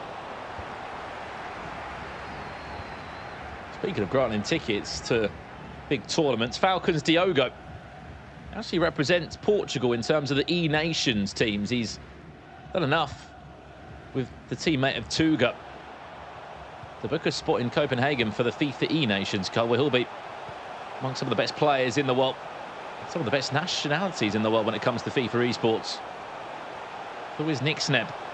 Looking to sort of break the deadlock in this game. Back to CR7, stinks the hands of the goalkeeper. Nothing more there, 4 minutes away from half-time in leg 1. Whipped into the box, it will go very deep. Punched away, back into danger again. Out full. Another corner. What we look to do now, plays short, little scoop turn into Neymar. He'll to in the box from Arnhem. A bit of agile dribbling. Where's the opportunity going to formulate, or the gap's going to open up to? It's not going to be there on that occasion. But as expected, this is a nervy game. This is round 4 of the Swiss. This is where it is make or break for a lot of players now.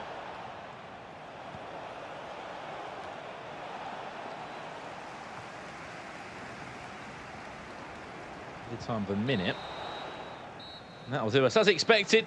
A very quiet first 45 minutes, but there's still 3 more halves of FIFA to come. I think they're just shouting across the room at each other now, having a laugh, because that's the sort of pleasure they've got. They're playing in the same room. I mean, I would enjoy that. You know, you're in a very, very tightly contested game. You sort of go from having a joke and being mates to, right, this is game time now. You can see the stats there at half-time, Lisa.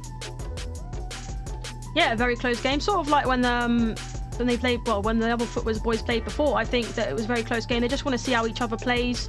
With that, you know, going into this next half, they can sort of like try and be a bit more clinical. Obviously, Diogo's had 3 shots and none of them have been on target. I mean, Nick Sneb's obviously had 1 shot, 1 on target. So maybe in this half they just got to be a bit more clinical. Maybe take a little bit more time, a few skill moves just to try and get into the better positions to try and guarantee a goal, really. There is only 12 spots between the 2 players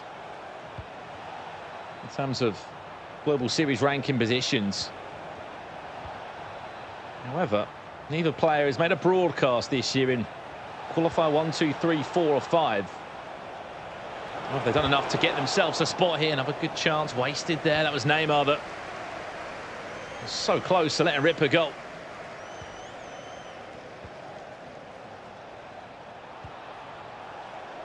Look to build. Diogo.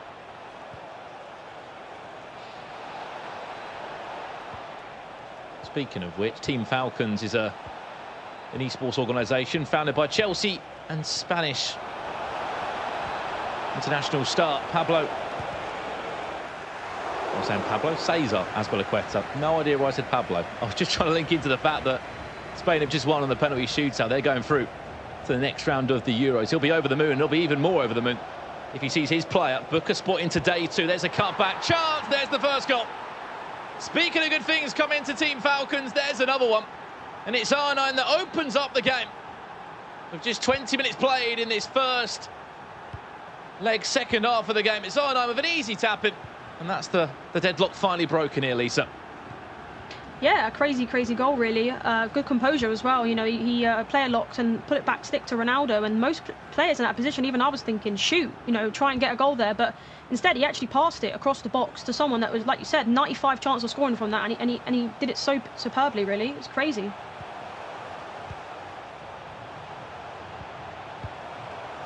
And after a defeat to Footwiz Lyrics, who, funny enough, also sits in that same room where these 2 are playing right now. He's on a little bit of a rampage as late as Diogo. He beat God mode of ACF Fiorentina, 5 goals to 3. Then, as you said, won 7 goals to 0. 7-0 against Razaya. Of course, the French pro player of many different organisations in his time. He's been in the FIFA scene for a very long time, dating all the way back to FIFA 16, FIFA 17, when we really had that first push of competitive FIFA with the Championship Series in Berlin. He was there, he was part of the first sort of group of players. Diogo looking for two. CR7, that'll be a story. The man from Madeira scoring a goal for the Portuguese player. Cheeky chip finds Pele. There's another cut back there. CR7! And just as I said, the Portuguese man putting the Portuguese FIFA player into a much more comfortable position now. Yes, there's still a second leg to play, but nevertheless, there's a 2-goal cushion lead, so with 20 minutes left of the first leg. A perfect start for someone that's just on an absolute rampage at the moment. Win after win, goal after goal. There's the goal on the replay again. Yeah, great goal. He, he found, I think it may have been Pele there, and then he sort of like the first goal. He sort of put it across the box and hill to hill as well. And then, we've seen recently that after a hill to hill, they shoot, and yeah, great power as well after you do that. So he's never going to save that at all. So overall 2-0. I think now that Nixner just has to reset. He seems to be rushing passes quite a bit. So I think he just needs to reset now. Maybe, like you said, Saul there, take a pause, maybe bring on some subs, because he has still got another leg, but I think getting a goal before the end of this game would be really, really crucial for him. Oh, absolutely. As we know, there is a second leg to come up in this game. There will be plenty of time. Also, plenty of opportunities for these two players to turn the game on its head. However, he's going to get the chance now. Vieira back to Bruno Fernandes, does well. R9 dancing on the ball, twisting, turning. Which way will he go? No one really knows, to be completely frank. Doesn't look like the same Nick Sneb that we saw in the opening game of the day. Maybe you can understand why, because he kicked off proceedings with a win. He was full of confidence.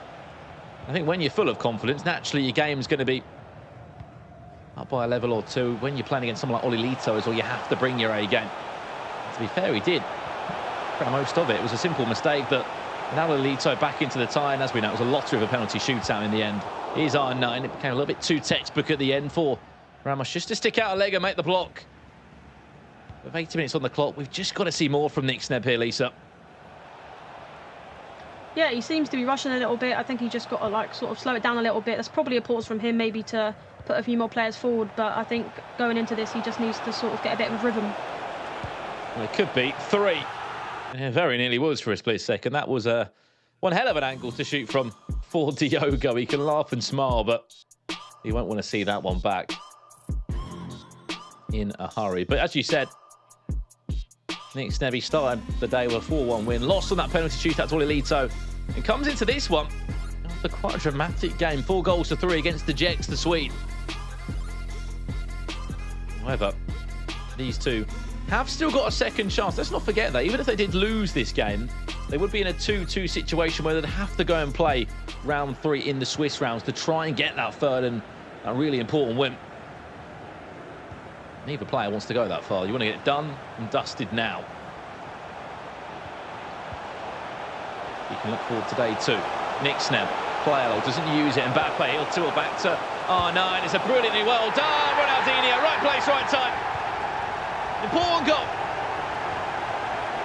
Yeah, quite fortunate really. I thought the player was going to actually win that, but Ronaldinho is just the GOAT, isn't he? So I think when he gets in that position and he barges off the player, he's always going to put it in the back of the net from that angle. I think more than just a goal, it's a confidence booster. Nick Sneb just to say, I am in this tight, I can create chances. Let's not forget that.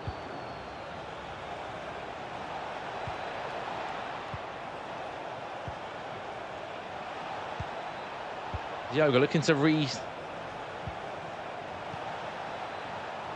cement that 2-goal cushion. Davies overlaps well, he'll two in the box. It's a player that across all the playoffs we've seen, he's just been so good at going forward, Alphonso Davies. He'll offer you pace, he'll offer you much more. Be a danger force as well for you. It's a naughty tackle from Diogo. That looked to be maybe a straight red for Ramos if he goes into the book. Referee. No, just a yellow. I think it could have been more than that if it was more in a dangerous position or last man, but it wasn't, so. A chance here for Nick Snap. This will be a dream story. Referee's in the box. I don't know, is it? I think it could be. Oh, just on the edge. 18 yards out. Nick Snap. Direct shot. Bruno Fernandes is over it. Ramos is there as well. Ronaldinho. Players are back on the line. Last chance, last kick of the game. Bruno steps up, strikes in. Oh, wow. Oh, wow, wow, wow. Bruno Fernandes, who was the hero for this man in the Premier League, steps up, scores. And all the hard work of Diogo. 12 minutes, Lisa. 12 minutes it's taken him to get back in the game. It's even Stevens heading into leg 2. I don't even know what to say, to be honest with you. I mean, obviously, it looked like Diogo was sort of doing so well and in the driving seat, but Nick Snap sort of came back and, you know, I think it was going into a bit of a rash challenges there. You know, you saw the one with Ramos and there on the edge of the box. I don't think there was actually a need for it, to be honest with you. So, I mean, a great goal, though, great penalty. Great free kick, of course. Yeah, I mean, what a free kick it was indeed. This isn't the only game, as we said, that is taking place. There's elimination games taking place right now. And our very own Richard Buckley's got the latest on the match between Sakul and Marcuso. Rich, let us know. Yeah, before that, though. It's a top match, Brandon, between Sakul and Marcuso. We're getting underway inside the first half. Marcuso, after defeating Boras, he's on the comeback trail inside 40 minutes, went 1-0 up, and then deep inside the second half, just before the 60th minute, Cristiano Ronaldo finding Mbappe, he slots it across, and Pele at the back post to double his scoreline. Marcuso 2-0 up after leg number 1. Yeah, there we go. 2-0 at the Great Dane Leeds. Elimination FIFA to be played there. Whoever loses that game is out of the playoffs. No FIFAe World Cup for either of those two. We're going to go to a quick break now. When we return, it will be time for the second leg. 2-2 was the scoreline and leg 1 between Nick Snap and Diogo. 90 more minutes to come. Don't go anywhere. We'll be back in a minute.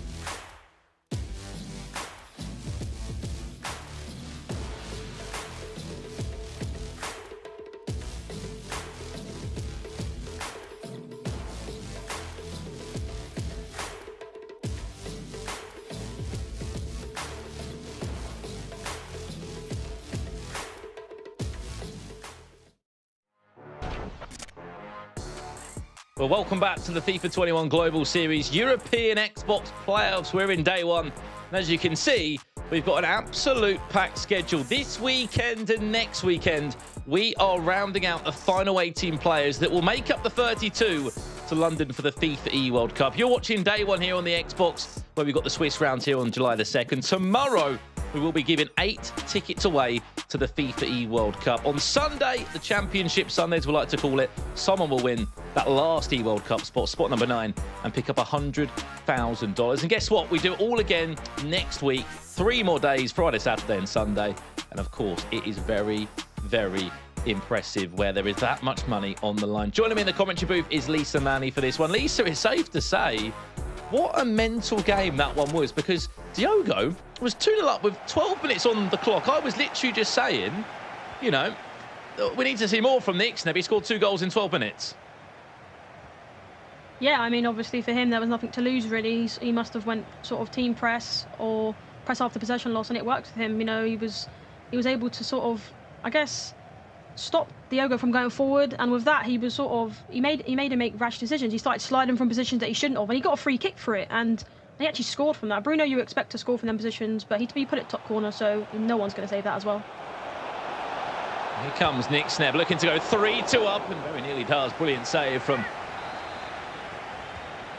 well, looks to be Jan Oblak, and there's some daydream. Ball into the box again. Ramos is up from a corner, and he's there. Tries to recycle well that path to glory. Llorente heavily involved. Speaking of which, Spain just through to the next round. If there's any chance, that one might be upgraded again. If they go the full way, it'll be a 5-star upgrade for Spanish, the Spaniard fullback, which would be quite interesting to have for a fullback, Lisa, a right back that's got 5-star weak foot and 5-star skill moves. Yeah, it's interesting. I mean, I feel like if he does get that upgrade, you might even see him move to the midfield, to be honest with you. I feel like at right back, he'd probably be wasted with them sort of stats, really. You know, for him at right back, he's just so pacey and so actually like agile for these guys to use. So I think, you know, with that upgrade, he might even get an upgrade now, I think, for winning today on penalties. So I think overall, what a great card we might have there. An impressive path to glory item in it. Fullback, which again has been deemed good enough to make teams. He gives you the perfect links into Ramos as well, who has also been here, there and everywhere today. Surprise, surprise. Whenever Ramos has got previous team of the year, team of the season, it's always been good enough for pros, but not recent drop into the game. Right back or centre back, it's a very decent in-game item, which pros have been loving to use. I mean, has there been any surprises for you in any of the teams, Lisa? Because most of them have been similar. I think that's always the case when you've got an 11-man squad. At least 8, 9 of the players are the same. The only odd change is a goalkeeper or maybe a fullback. Everyone else is, of course, using, you know, team of the year Cristiano Ronaldo, prime icon moments Sana, and it's all very similar. But has there been any sort of players that maybe you didn't expect to see in the team that were in a team? I think maybe De Jong. I mean, he's a great player, but, you know, when you have the likes of Vieira and Gullit and Bruno Fernandes, it's sort of interesting to see De Jong in there. Although he's an all-round great player, it's just kind of interesting. And like you said, most people are just using either Oblak, Van der Sar or Schmeichel as their keeper, so that's normally the only other change that you'll see within a squad. Always is the case, isn't it? Fullbacks or goalkeepers. Other than that, it's player for player. Everyone matched up on the pitch. Here's Pele now. Diogo of Team Falcons is looking for a way back in the tie. Did lead by 2 goals to nil in leg 1. However, that was quickly wiped away by Nick Sneb, who scored 2 goals in 12 minutes. Here's R9. Clever little double-tap pass into Cristiano Ronaldo. You can see the frustration from Diogo there, because that one did get through. I assure you, the net would have been bulging. Patience is the word to use for Diogo's build-up here. Pele. And CR7, is there an option following on from that? Do well to defend it and hit the ball back. We've got to see a better start from the Ixneb. It took him 70 minutes or so to finally find a way through the back line of Diogo. Remember, win here, you're into tomorrow. You've got 3 wins next to your name. 3-1 will be the Swiss record after round 4. That could be one hell of a ball, that.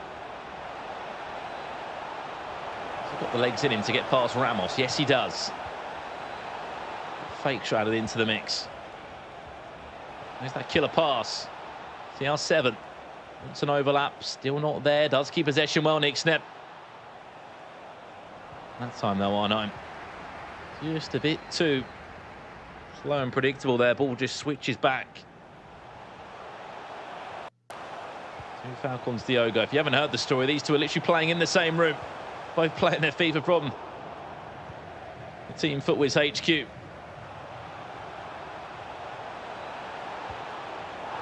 That's a tackle from Ramos.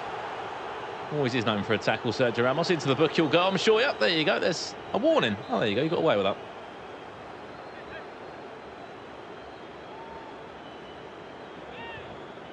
Whipped. Tries to get it in.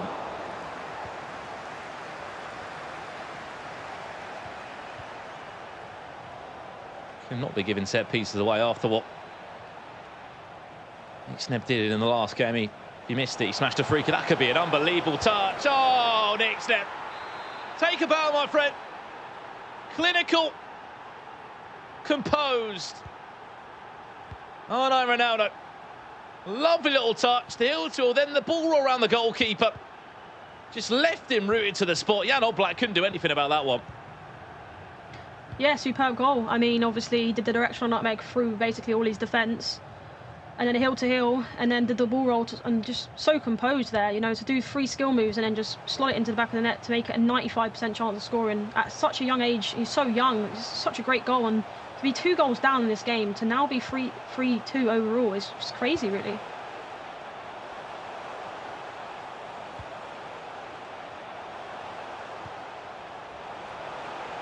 Oh, 9. Reverse Elastico. Might fall kindly to CR7, who just is offside.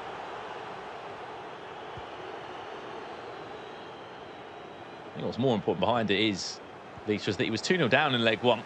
Now he scored the first goal. Suddenly, it was Nick Sneb that is in control.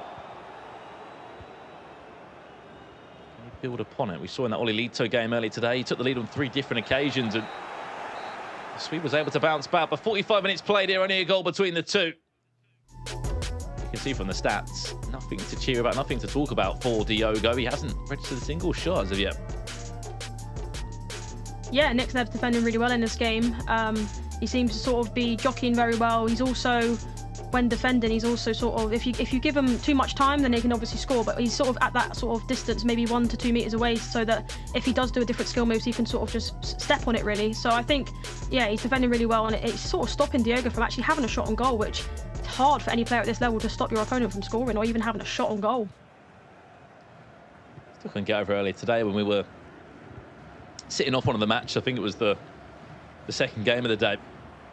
We saw Dylan Mike 100% pass and accuracy at half-time, one of the games. Absolutely ridiculous to not put a pass adrift or an invalid pass for 45 minutes. If you're watching this broadcast right now, try and do that in a game of FUT Champions. I think it's impossible. Ridiculous from Dylan Mike.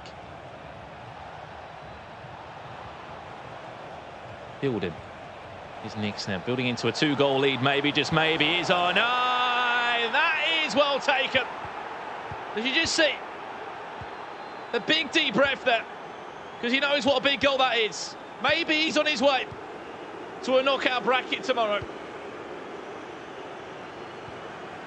I mean, great goal from him again, really. You know, we saw the La Croqueta cancel there, the player lock straight after, and when R9 gets into that position, he's just not missing. It's just as simple as that.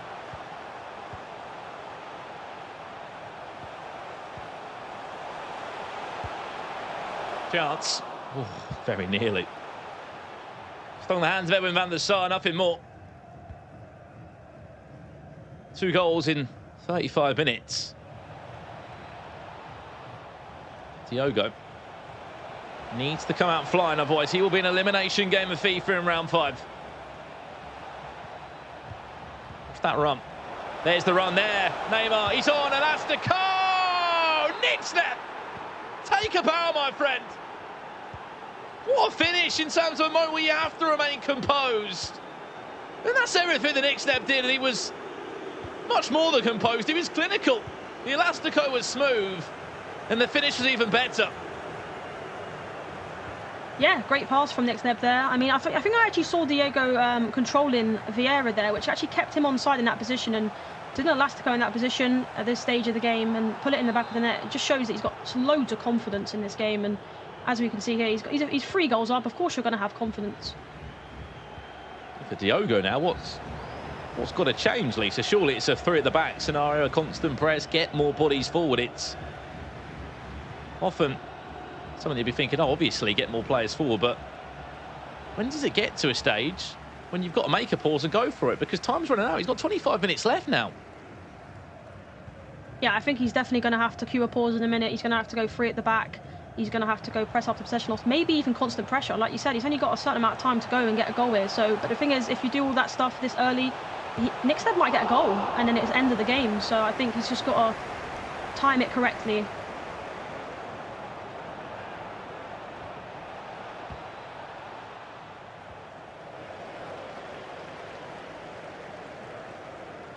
Pause comes in. There's been a pause queued already. 20 minutes left. Remember, Nixneb wins. It's 3 wins on the board. He's through to tomorrow. 3 is the magic number. 3 defeats throughout the tournament. Here's Pele, cheeky chip. It restores hope for Diogo, and he will move into a pause as well. It's probably the sweetest way to go into a pause after scoring a goal. 20 minutes is a lot of time left to be played here. And he is going to get chances, no doubt. Yeah, he definitely is. I mean, great time to actually score a goal, like you said. Obviously, great chip as well. Like you said, 3 goals down, and to do that at that moment in time is great from him. But overall, I think going into this, does he go 3-5-2, something like that? Maybe he'll go press after possession loss and not constant pressure, because he's still got quite a bit of time. If he gets a goal within the next 10 minutes, this is game on. We saw, what do we see in leg 1? 2 goals in 12 minutes. I'm sure there is going to be time. There's going to be chances. The question is, does Diogo back himself that he will be able to take those chances when they do fall? He's got 20 minutes to find it. Otherwise, he will be going into round 5 with it all to play for. There's no guarantees at the moment. You can have a brilliant season. You can be a league winner, a league partner, champion. You can win qualifiers, but it doesn't mean anything if you're not going to turn up and play good FIFA in the playoffs. Look at the other events to show you that. Resende, top South American player on the Xbox, did not make the FIFAe World Cup final. Matthias Bonanno, more relevant next week, of course, when we speak about PlayStation players. It's been the case. Y2 Harty back out in West Asia, top on his rankings as well. Players that have finished first this year haven't always got to the World Cup. There's no guarantees this year. You have to be on top form, and you have to deliver in the playoffs. You don't, you can forget the World Cup for another year. Final 10 minutes. Press, look at that press from Diogo. Chance, Neymar, game on! 10 minutes to find a goal. Yeah, I mean, heel to heel there again from him, and he shot straight after in the position where he was in. He's not going to miss. I think coming into this game now, 3-2, I think Nixneb's got to try to keep the ball, because obviously he's going to get a big press from Diogo, and try and find the players in behind, because with him pressing, there's going to be gaps. So I think he's just got to go for it and keep the ball, and whenever them gaps appear, just go for it, send it forward.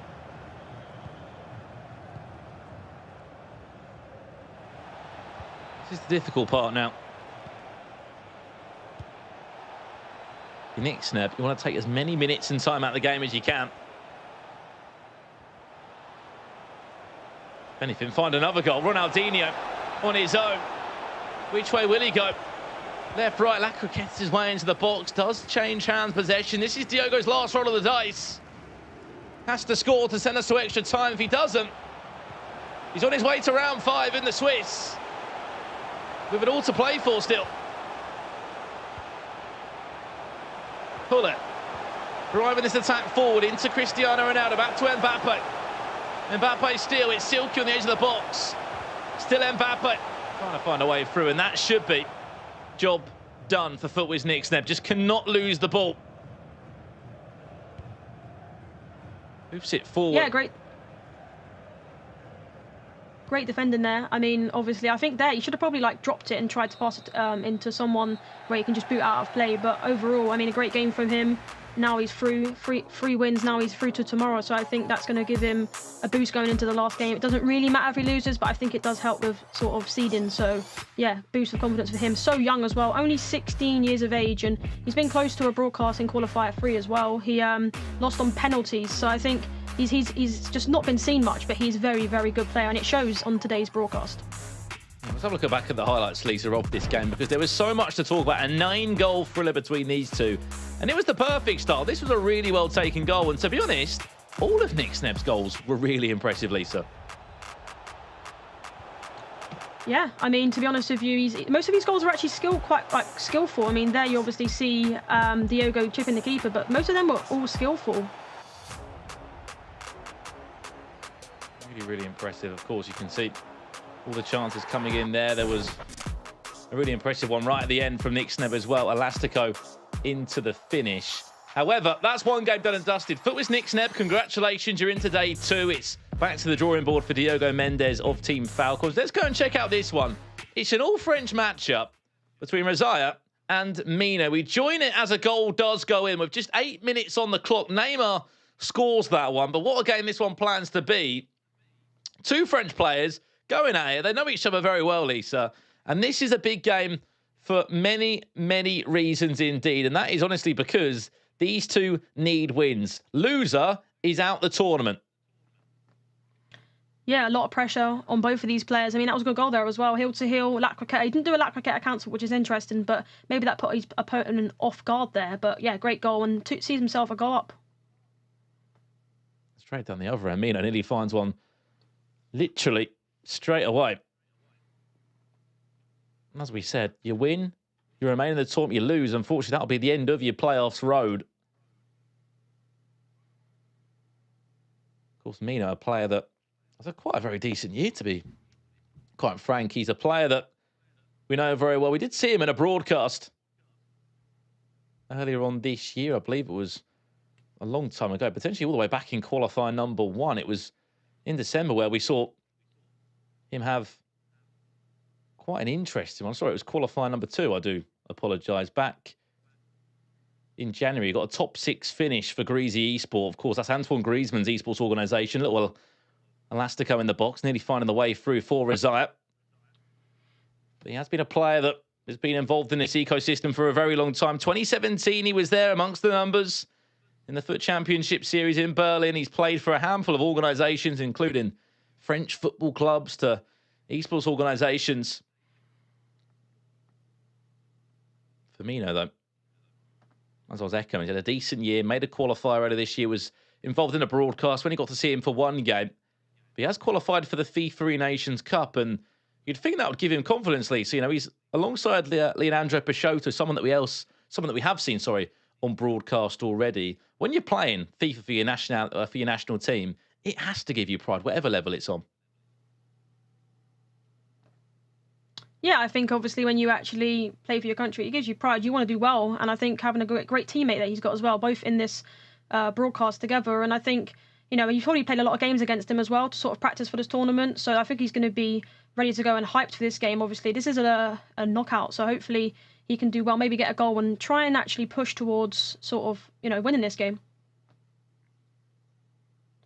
Oh, absolutely, as you said, you know, this man will be doing everything he can. Chance for Razaya now to try and find the back of the net again. But yeah, as I was saying, you know, dating all the way back to 2016, this man was playing in tournaments. He's been to FUT Champions Cups. He's been in the E-League for many years as well.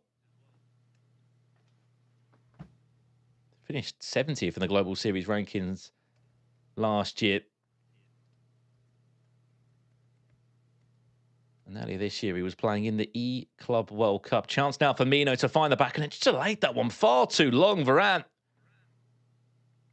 in the end, able to get back.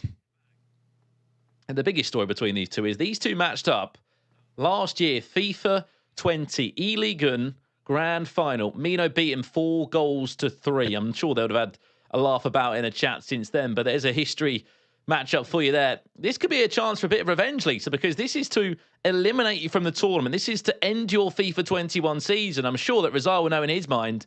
He will remember that E-Ligue Grand Final, E-Ligue Grand Final, where Mino beat him to be the champion last year on the Xbox.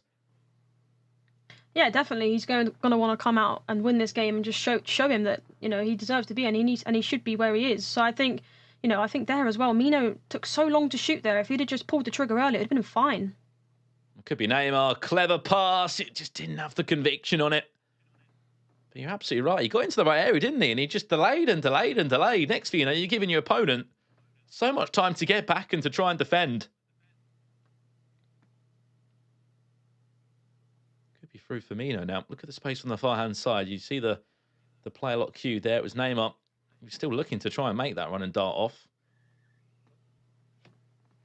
But it does well. You can see the player lock tease to get an offside trap that was quickly just squeezed up. Could have been dispossessed. Rise up.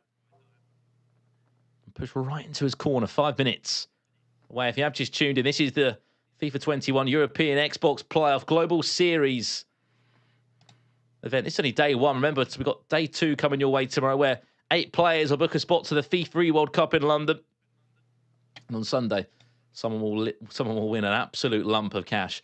$100,000 on the line, plus that 9th FIFAe World Cup spot available. There's just so much space at the back in Rizai's defence. Mino has got to capitalise on one of these chances because he's just finding so much space. Back to Mbappe now. The Frenchman who twists and turns and finds a way into the back of the net. A really well taken finish. The Frenchman ensuring that the French FIFA Pro of Greasy Esports finds a way back into the tie. Yeah, great goal. And in the 45th minute as well, obviously he'll be devastated to concede that. But, you know, he twist and turned there and he did a heel-to-heel, which got away from the defender. It's a perfect goal. I mean, so it's sort of hard to defend that as well because you're not too sure which way he's going to go. And to be honest with you, what a great goal and great minute to do it in as well.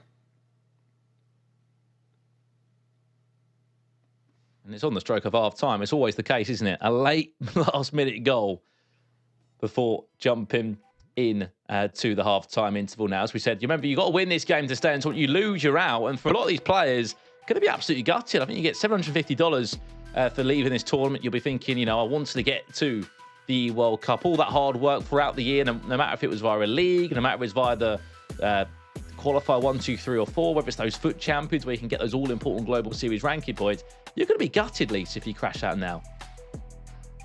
Yeah, it's obviously going to be gutting. You know, you tried all year to get to this point and you expect to sort of go as far as possible, but to lose now, I mean, to be honest with you, every single player in this tournament is so good at the game, so it's fine margin in every single game you play. And as you can see from the stats there, it's 3 shots for Mino and 2 for the other. So I think it's close games. And as you see there, I mean, what a great goal. I mean, you just booted it forward and wow, Ronaldo heads it in and you expect him to score that as well. Ramos was nowhere near the ball.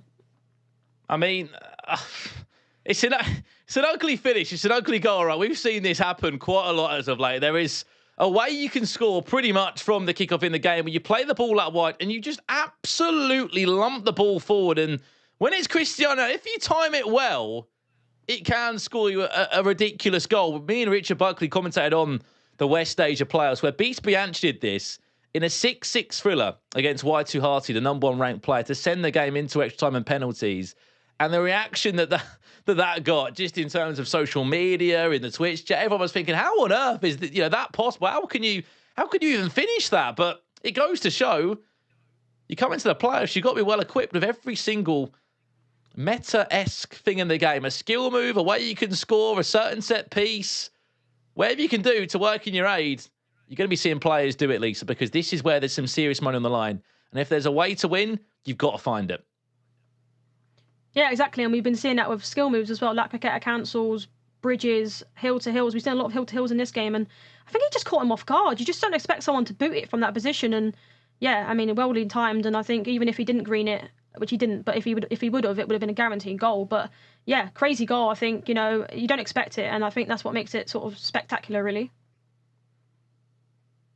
Yeah, spectacular, crazy. There's just a few of the adjectives I'd use to describe that one. It's one way of scoring from that far out. And suddenly, Mino is in the lead 3-2. Remember, lose this, you're out the tournament. These two have rich history. They've played against each other so many times in their FIFA esports career because they've both been involved for just such a long time. However, Mino, is he going to look to try and just slow this game down and take every single minute out of the game? If he finds another goal, that'll be the best way to put himself into the lead. It'll be a 2-goal cushion that, as we've already seen across many games today, it's not always a safe scoreline, but certainly will put you in the driving seat.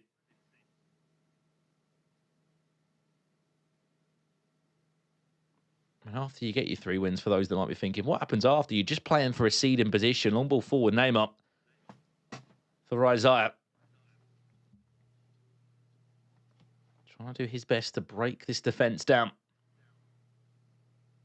And once again, Mino will just about stand strong. I mean, it's been a couple of players today that we've seen involved in the playoffs that have got backing from professional footballers that are involved in esports. Greasy Esport came into the fray of things this year on FIFA 21. They did put pen to paper with both Rafsu and Mino to kick things off.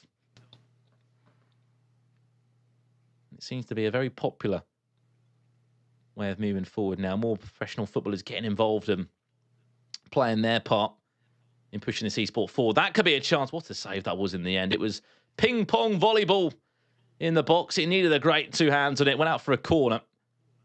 Into the pause menu will go now, but what a great chance that was. Yeah, it was a great goal. A great shot. I mean, I think, to be honest with you, it should have actually gone in, if I'm honest with you. I think, in that position, you expect him to pull it in the back of the net. It was a great save, of course, but I feel in that position, it definitely should have gone in top corner. The pauses they're going at the moment. We can't show those pauses for the obvious fact that we don't want to give away any of the pro secrets. We'll let you know the changes that are being made as soon as we see them on our screen. Now, remember, no squad restrictions in place, so these benches will be pretty stacked. Speaking of substitutions today, Lisa, what have we seen? We've seen Ronaldinho coming at parts. Mbappe doesn't always make the squad. He comes as a sub. And the only other thing that I'd say most pros often do is just bring on a fullback late into the game. Yeah, I think a fullback helps, obviously, with a bit of pace, taking off someone that might be a bit low stamina. I think you've seen a lot of Mbappe's as well because he's not been starting. A bit of Vinicius Junior as well, 5-star skill moves, very great card. Could get upgraded more as well. And also the prime moments, Ronaldinho with the 5-star skill moves, sort of like to like for Neymar, if you like. Here's a chance for Isaiah. Mbappe tried his best to squeeze it through to the feet of R9, but that time he just could not find the pass he was looking for. Powered forward to Mbappe. 19 minutes left here. I can just see Mino happily just keeping possession, ticking it over from left to right. And finding his way into round 5. It still wouldn't be job done. There'd still be one more round to be played. It'd put him 2-2. In his Swiss records for the day. Chance R9. And that could be the goal to do so as well. The ball fell kindly back to R9, and it was just about trying to get the ball in the back of the net. Stay composed, stay calm. That's exactly what Mino did. And I think what we're going to have to see here, Lisa, is Isaiah just say, you know what? What have I got to lose? All guns blazing, 3 at the back. Let's get numbers forward and bodies forward, because right now I'm crashing out the tournament. Yeah, it was a great goal as well. I was a bit lucky, but it fell back to him there. And then in that position, he's not going to score. He's not going to miss, to be honest with you. Overall, close game, but I think, these guys have probably been practicing together. They're both French. They probably thought going into this, it'll be good to sort of play each other, which could sort of go in Mino's favour, of course. Let's see if there will be chances for one of these two. I should say, for lost Lil Isaiah to try and turn the game around, because right now, he will be on his way.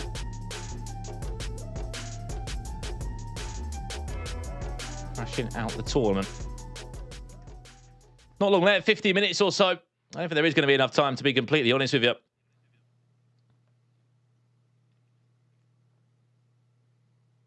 Two goals in 50 minutes. You don't often see the game on that just turned on its head. And especially for a player like Mino as well, will keep possession. He will slow the game down if he needs to. There's going to be no rush from him, and there shouldn't be, to be honest, Lisa, because he's pretty much there. Yeah, of course. I mean, he's 2 goals up, but we did see in the Knicks game that he scored 2 goals in like 15 minutes. Anything's possible, especially when there is press after possession loss. I mean, yeah, you're going to have so many bodies running forward, aren't you? It's going to be so difficult to try and hold on. I think, as I said, Mino will just keep the ball, just keep things moving. There's no rush for him to really move forward or to do anything different. Could be a chance. Vieira, of all people, that says a lot when Vieira is your out-and-out player running forward. How is that not a penalty shout, referee, by the way? Please.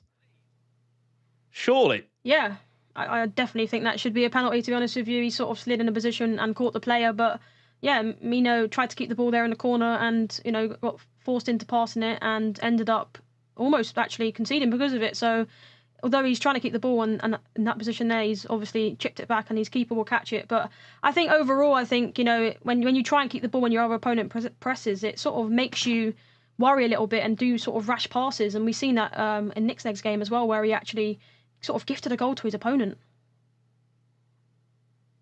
Let's have a look now. And the potential other games we will be jumping over to very, very soon indeed. We'll keep up to date with all the scores as they go. And players slowly but surely falling out the playoffs here. And others doing enough to book a spot into day 2 of the tournament. Lovely bit of build-up play now. Mino's onside. No, he's not, Paul Pogba, just slightly off. Another pause coming in with a minute left. I don't think there's going to be any time. And unfortunately for Razia Lisa, it looks like it's going to be the end of his road in the playoffs. A minute left plus additional time. And I think we can just see that in the approach from Razia now. There just isn't enough time mathematically to pull the game back. Yeah, even if he gets a goal here, it'll just be a consolation goal as such. I mean, obviously, you know, to get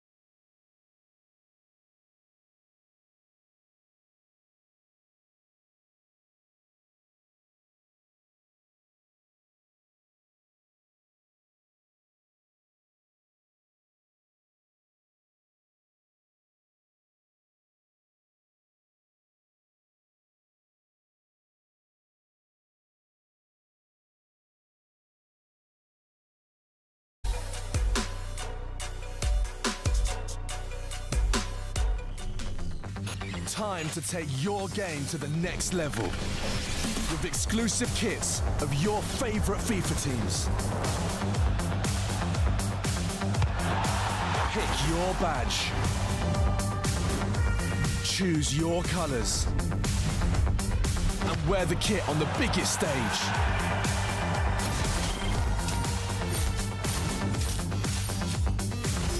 This is how you show the world who you belong to.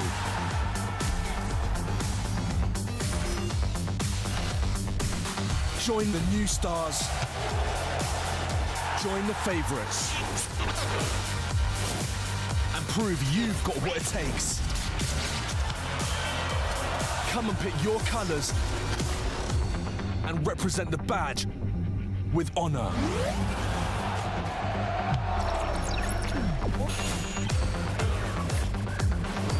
Get the kit and show your skills. Think you've got the skills to take these squads to the very top?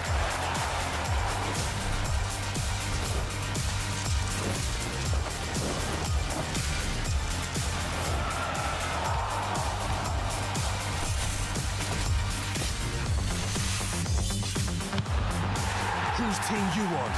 All new FIFA Global Series 21 kits. Available now.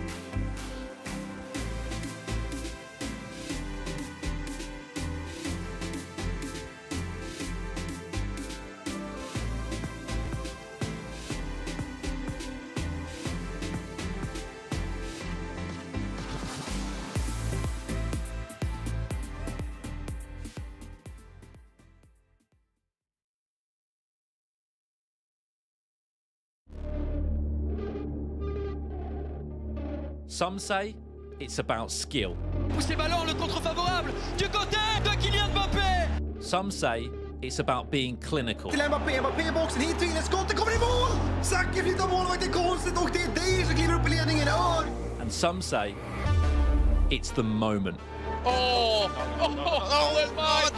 Another the paintball flick.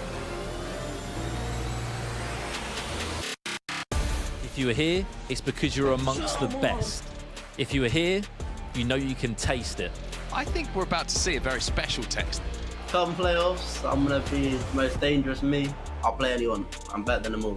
And by that I mean up to $100,000 in your pocket and a spot in the coveted FIFAe World Cup. It's sort of a dream, isn't it?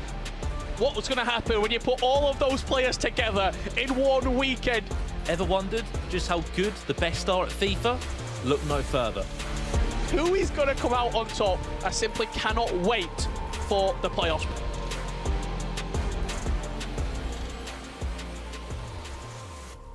The hype is real here for day one of the European playoffs, but of course the whole European playoffs. I'm Jimmy Conrad alongside Mike LaBelle, amongst some other talented casters in our squad, the broadcasting team. We have a big match coming up for you. This is the 5th round coming up in the Swiss format, and there's a lot of big 2-2 matchups. If they win, they get to stick around. If they lose, they are going home and watching the rest of the tournament, just like us, Mike LaBelle. How are you feeling about this right now? Are you nervous for these guys? Here's some notable matchups that we're going to see in the 5th round of the Swiss format. I'm pretty gassed up. That's kind of where I'm standing. I like this moment. This is when you just, the legacies are made or they're lost. And that's kind of what you build towards. This is the climax of day 1.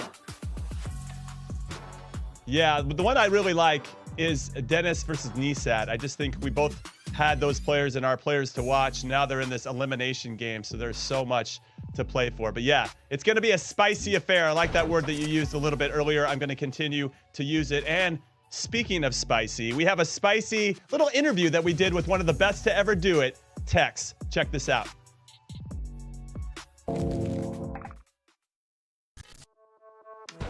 I think Tom's clear number 1. What is it, number 2? Maybe Levy the Word on PlayStation. Number 3. I won't say myself because FIFA 21 I haven't been yet. You asked me this after playoffs, so I'll be number 1. Trust me on that. I'm gonna tell her, it's just me out like.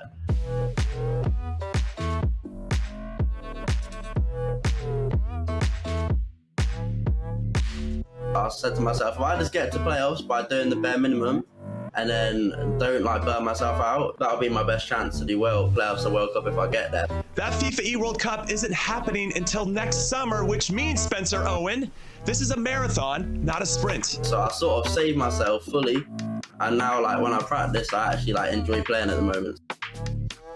I'm so motivated at the moment. I sort of have really enjoyed it being in the backseat and like watching from a distance, because usually I'm the one everyone's watching.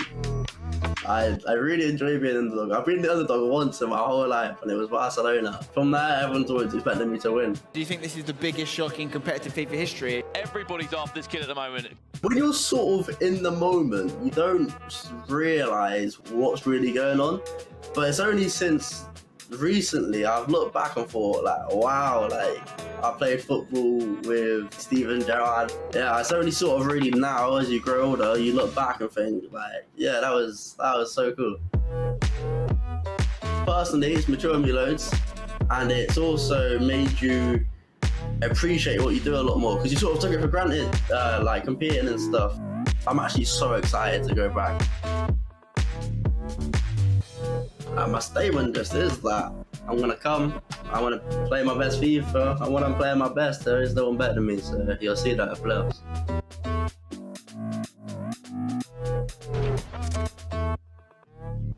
All right, everybody, that was a pretty good, let's say, informational video about Tex and his mindset going into this. Little build-up, Jim. Little build-up. A little build-up, a little bit of hype. Also, I do want to comment on the jacket you were wearing when you interviewed him in Barcelona with the denim and like the white leather. Like, what was happening there? I think it's a good look. I don't know. You're trying to roast me. I think that was progressive. It was fashion forward, and we need more of it. All right. All right. I respect the fashion choice and that you make bold selections. Okay, let's go there. Now, with regard to Tex, got a little collar with a little tie. It's cute. No, it was all nice. With regard to Tex and everybody else in this two wins, 2 losses situation, what I find really interesting is that if you win this game and you go on to day 2, you're going to feel like all the hard work, all the sweat and the tears was worth it. And if you lose this game and you don't qualify for day 2 and you're not going to get into the FIFAe World Cup, you're going to feel like a failure. And it's crazy that we're on that type of line, Mike LaBelle, and that is a lot of pressure. We're going to see who can handle it and who can't. No, absolutely. We're walking the tightrope. We're on that brink. We're in between the banister. I could keep going all day if you want me to talk about sitting on the fence, being politically correct. Now, this is the moment. This is the moment for these guys' careers, at least this year, FIFA 21. You got to get a W here. You got to move forward. And remember, if you're just tuning in, as you can see the standings here, you can see the players that have already solidified their position. They're already in green. You need the 3 wins. We got the Swiss. Tomorrow is a complete reset. There's seeding involved, but it's going to be a double elimination, winners bracket, losers bracket. As you can see, a lot of these household names, a lot of expected players that have gone 3-1 or 4-0, but there's also some surprise guys that really weren't on the radar like that. We didn't build them up. We didn't give them the proper appreciation. We should have given them more attention. Jim, I think you were a little selfish. I might have been a little selfish, but there's 64 players and we have to pick and choose who we highlight. And we usually go with the guys that have had previous success. A lot of this respect is going to have to be earned over multiple tournaments. And this is a great opportunity for them and these competitors that maybe we haven't talked about as much to turn our heads so that we're talking about them a lot in day 2 and day 3. But yeah, here are the standings as you see. Everybody in green already qualified for day 2. The ones at 2-2 in white. Wow, they've got a lot to play for here in this last game in round 5 of the Swiss format. And then as we get to the next page, and Mike, I'll let you talk about it some more, the ones in red are going home. But look at all these 2-2s. Let's focus on the ones that are here. Now let's focus on the guys that are here. We got The Marcuso battle back. You got Mark Marley. These are names that maybe you didn't expect them to be there, but they're there. Mino's another one of those. Nissan, who we've already seen in a final this year. Gorilla, we have K Karai on the previous page. If you saw that, also sitting at 2-2. You got Fnatic Tex at 2-2. These are the matchups you paid a big money for in the big moments. And this is why we play, right? I mean, you want to get yourself into a position where you want to play in these big moments. You want to prove to yourself and to everybody that supports you and everybody else that you're trying to win over that you can do it, that you can be counted on, that you can take on this responsibility and own it. But yes, unfortunately for these players in red and Lyrics, really disappointing for him. I gutted for him in a lot of different ways. He won his first match of the day. He must have thought, I'm going to be cruising. I'm going to get into it. 3 straight losses. Boris, unfortunately, lost 3 straight. A little unlucky. Ajax Danny, a little unlucky. I mean, there's a little luck. Dragon had a couple big leads in 2 straight games. Ended up losing them both. Really speaks to his mentality in a lot of different ways. But yeah, wow. Let's focus on the players that are here, though, including this one that's coming up for us. Tex is going to be taking on God Mode. And let's bring up the Tex bio. I don't know if we really need to. Everybody knows how successful he is. But look at this. He's won 10 major trophies, Mike LaBelle. I mean, how good is... I mean, he's ranking 31st. That feels a little misleading. But Tex is arguably one of the best to ever do it. Yet, he still hasn't won a FIFAe World Cup. And I think until he does, he can't be considered the greatest of all time. Jim, this is the situation. I don't know that it's coming home, but I don't believe that Tex is going home. That's all I'm going to say. He's someone who needs a little bit of that adrenaline, that push. The hairs need to stand up on your arms. Nerve-wracking. He's also shown up in so many events. He has those accolades and those accomplishments, not just because of his ability on the virtual pitch, but when he feels the pressure that he turns into a new Tex. We always call him the second leg Tex. You don't want to see that guy post-bathroom break. And then we have Hex on God Mode, which he has already been on God Mode today. He's 3-1. This guy is good to go. He's playing with no pressure. Sure, you take the 4-1. No. You Actually, take the elimination. No. He's 2-2. He's 2-2. Oh, sorry. It's a typo there. My bad. Yeah, he's 2-2, and God Mode lost his first 2 games, and he came back, won in penalties in the 3rd round, and then won by a goal in the 4th. So he's had his back against the wall, is what I want to say, since he lost his first 2. Please retract everything I said. My energy was so far up right now. I couldn't pull it back down. It's all good. I just want to make that correction. I was like, okay. I was like, they're giving Tex an unfair matchup. He's playing so well. They're like, give him the 3-1 guy. Yeah. So what happens here? Let's play hypothetical. What happens here if Tex ends up losing? Because he's so close to cementing his status as the greatest to ever do it, but if he trips here at the finish line and he can't even get to day 2 of the playoffs, he's not going to the FIFAe World Cup, and now he's got to wait another year to prove himself once again. In his case in particular, it would be a very poor season. If you're not in the final 32 players, at least, even in Europe, and he's someone that you really expect. We talked about it at the beginning of the show. We said we think Tex is going to get a spot, and then there's going to be another 8 that are available. Maybe he doesn't want that pressure, but that's what he's built up because he has those accomplishments. It's something that you expect to see. Of course, and I think he's the heavy favorite in this one, but let's just talk about Hex in God Mode really quick. He's got nothing to lose. He's had his back against the wall in the last 2 matches. He's found a way to grind out the results. Do you give him half a chance? Maybe if he can score first, that puts a little bit more pressure on Tex? Anything can happen in FIFA. And by no means do I want to be the person that maxes out your potential. That doesn't seem right. That doesn't seem fair. Do I think Tex is the favorite? Do I think he's going to get the result? Yes. But is Hex on God, is it possible for him to win this game? For sure. And you control your own destiny. That's what's so great about competition. This isn't a friend group. This isn't a chat on WhatsApp. This is a 1v1, whoever, a mano a mano. Everything to play for. Everything. You got 2 hands, I got 2 hands. You got 2 legs, I got 2 legs. You got 2 shoes, I got 2 shoes. Wow, I love that analogy. I got 2 shoes as well. Okay, before we get into this one, Tex taking on God Mode, we want to give you some insight on what it means to be a professional player in the FIFA scene. So take a look at the day of the life with Team Ducks.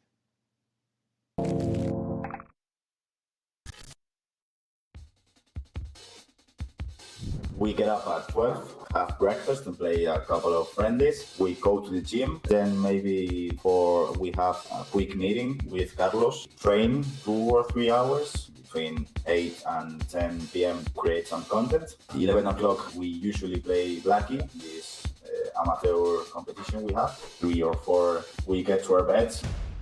It's kind of hard because, as I just said before, our day is pretty much focused on training. We live in the Team Dux house is just only speaking about FIFA and everything is around FIFA, you know. If you watch us perform well, it makes sense because our life right now is concentrated at FIFA and just FIFA. Back in 2018, my best friends in the scene kind of wanted to create a new org, being not a traditional esports org with many other games. They wanted to launch like a FIFA concentrated org, not only get the best FIFA players to play with us, but also create a really good content. No te creo.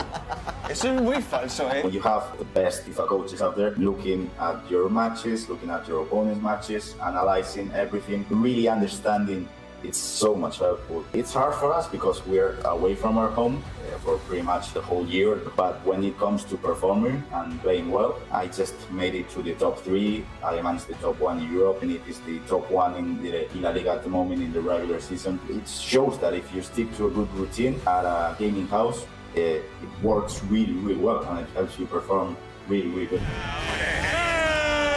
Campeón Gravesen, sí señor.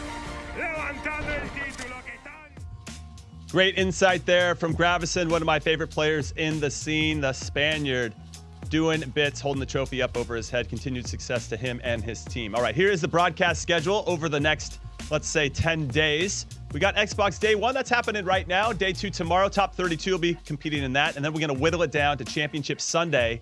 And that is going to be exciting. Top 8 are going to get the seeds to the FIFAe World Cup. And then there's this all-deciding, this new add to the tournament format where we have a 9th place game. That is going to be all to play for. Very exciting. And we'll do it all over again the following weekend for PlayStation 4. Now, if I didn't mention this, and if we haven't seen it in a bit, there is some significant prize money at stake at this tournament in the playoffs. $100,000 to the winner. Yes, please. Mike LaBelle, can you and I both compete in this moving forward? Because that is some real cheddar. Then 70 grand for second. That's nothing to sneeze at. And then it trickles down all the way. But 400,000 to the prize pool in general, but 100,000 to the winner. That is quite significant. And I'm excited for whoever wins that. And hopefully they invite us out to dinner and a night out to that. I mean, we're here. We're championing them, telling them how great they are. We're placating their ego. Let's make it happen. Well, worst case, I think they should send us like a slice of pizza. That seems like something you could do. A slice of pizza. And I always want to know, what does the coach get? If you win 100K, does the coach get a part of that prize purse? I'm just wondering. That's get a good gift. Well, no, I think that's something that you have an agent, you have a coach, they probably get a percentage of your winnings. That's how I would see it, right? If I have this type of success, I want you to get a piece of it. You helped me get there, so I think they deserve a little bit. I don't know how much that is. That's something they have to negotiate. I don't know. Just throw it out there. It's interesting. It's an interesting conversation. All right, everybody, before we get to this big game and round 5 of the Swiss format, we are going to take a very quick break. Do not go anywhere.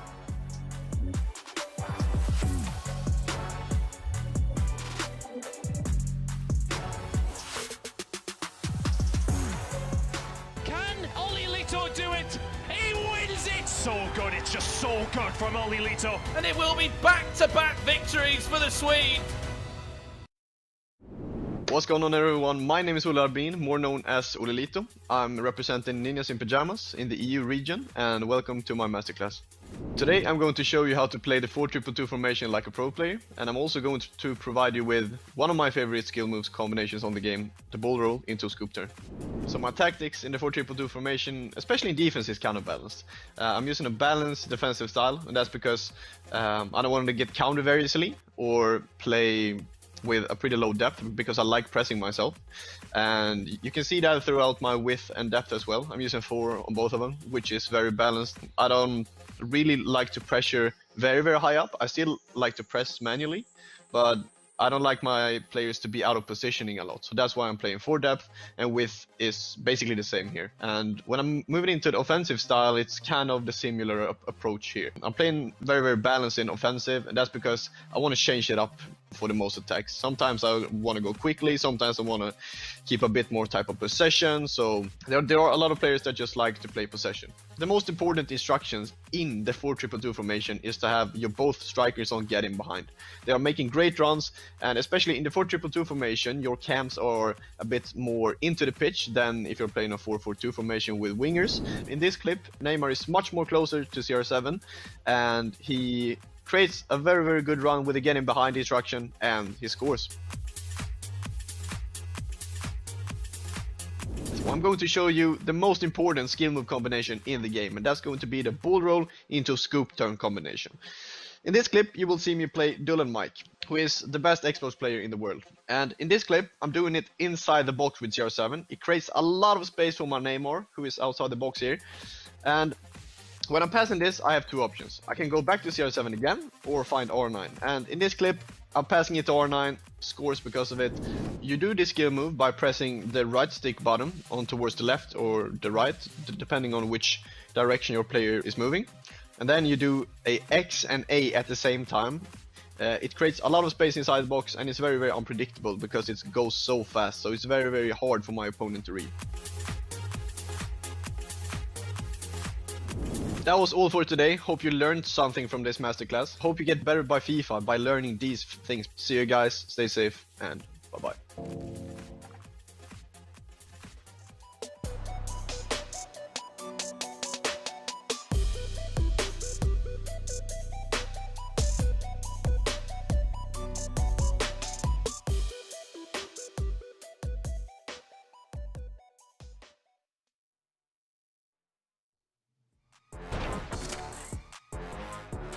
Welcome back, everyone, to the European playoffs. Day one here on the Xbox side of the conversation. We have PS4 coming next week. I'm Jimmy Conrad alongside Mike LaBelle, and a very exciting Swiss round 5 is about to begin. We're almost getting started, but here are some of the notable matchups.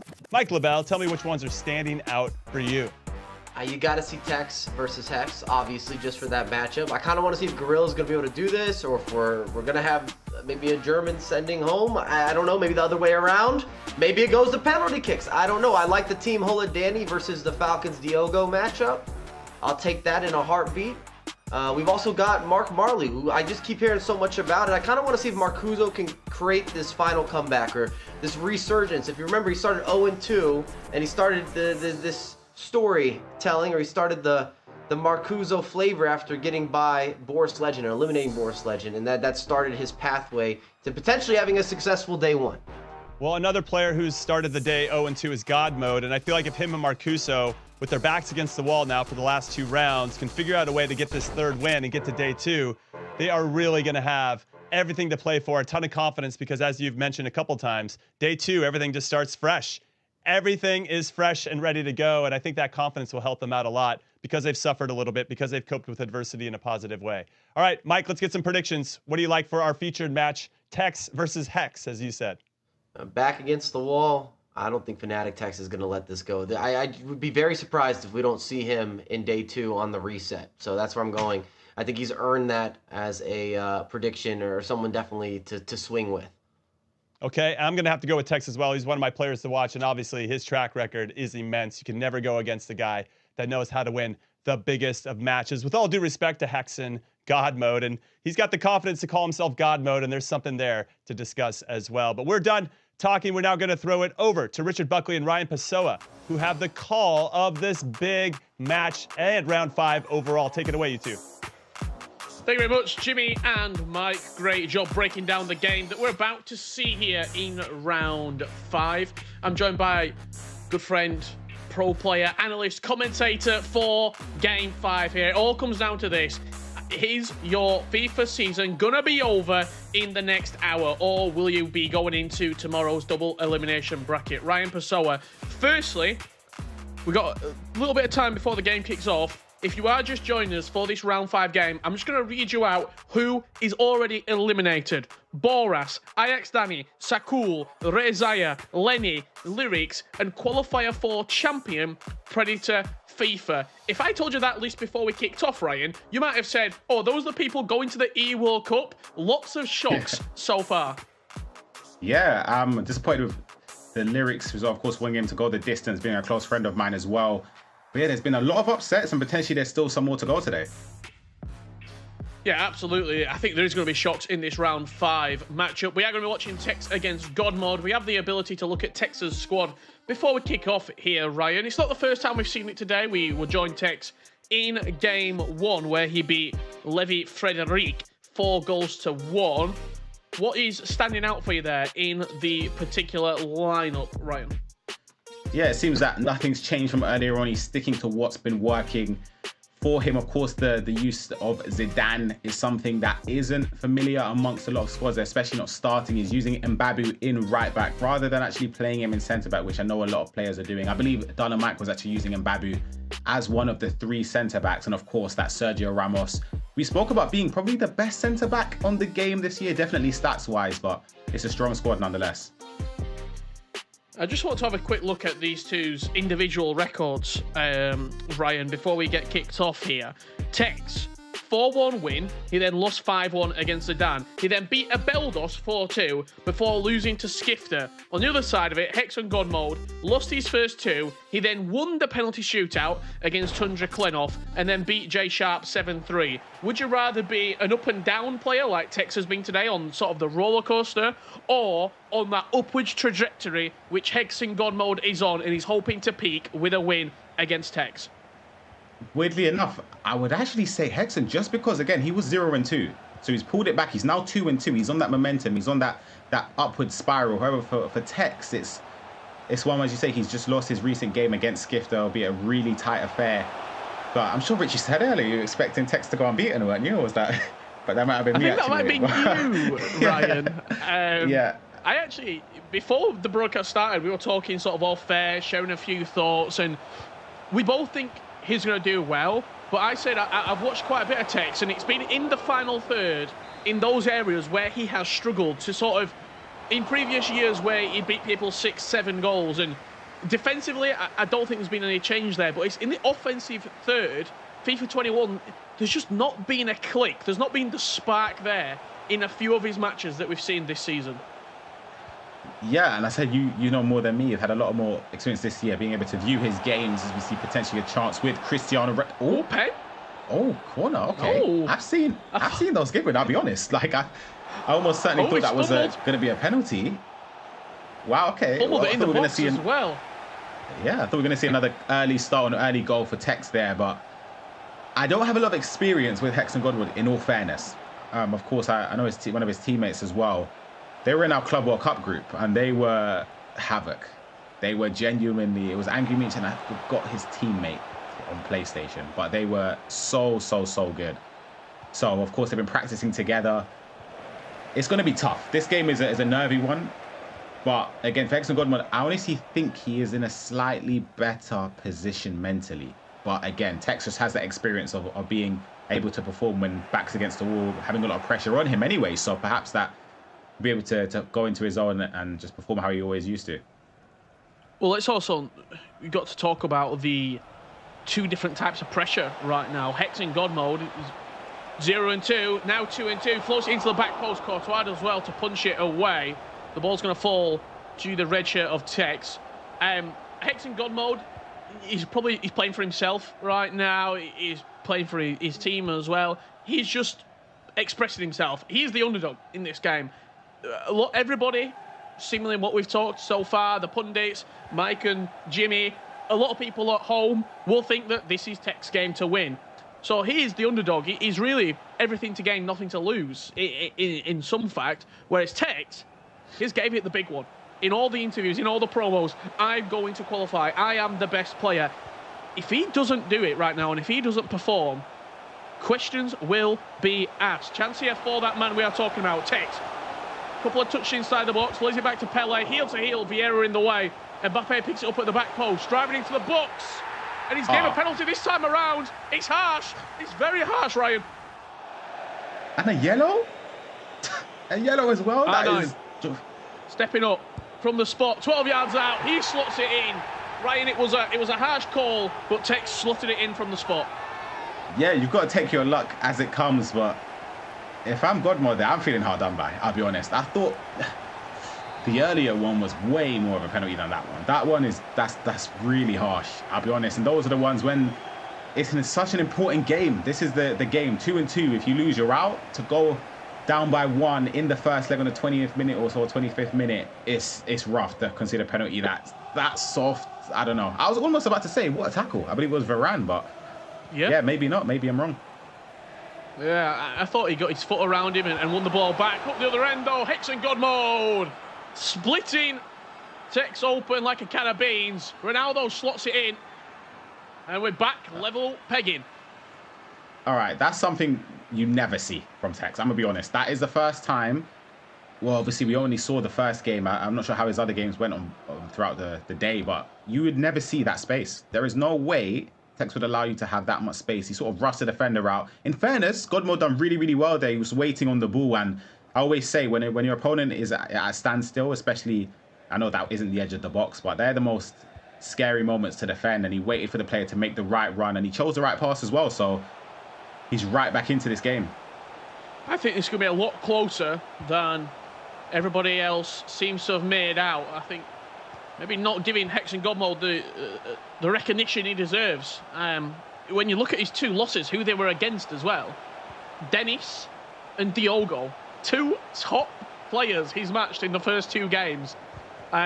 It's one of the harder draws that he's gone through. If he was to qualify, his 5 games would have been Dennis, Diogo, Klenov, Jay Sharp, and then Tex. That is a murderer's row of a Swiss, in all honesty. And really, for him to get out of that alive, you've got to hold your hands up and say fair play. 1-1 here. 10 minutes left to go before half-time. I can see Ryan, he's watching this game very intently. I think you're watching more Tex defensively, because it was an unusual goal to concede for Tex. Typically, he doesn't concede goals like that where there's so much space. Ronaldo finesses it in. Hexen Godmo 2-1 up. Yeah, oh my God. I'm a bit, as you say it, I'm just sort of watching the way Tex is defending. I don't know what's going on. It's really hard because, as I say, this is the first day I've been able to watch Tex properly this year. And I'm trying my best to not compare it to previous iterations of FIFA where he's defended, because it's a different game. It's different. And it just seems like he can be got at. I don't know. Yeah, We saw him, what, 4 hours ago against Levy? What's changed? Player, right? Yeah, I don't know. It looks like it looks defensively, at least. He wasn't even conceding chances, let alone goals against Levy. I really want to see the highlight of that first goal again. It was so wide open. I don't understand where that space managed to come from. But again, you have to pay homage to Hexen Godmo. He's done well there. He's creating chances. He's played well. Again, look at him just standing on the ball, and he's just waiting for the players to open up, waiting for Tex to make the mistake. Exactly, he's waiting for Tex to make his decision for him. He doesn't have to do anything. He's in the ascendancy.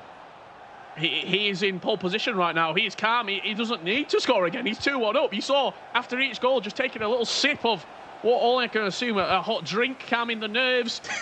he looks casual right now.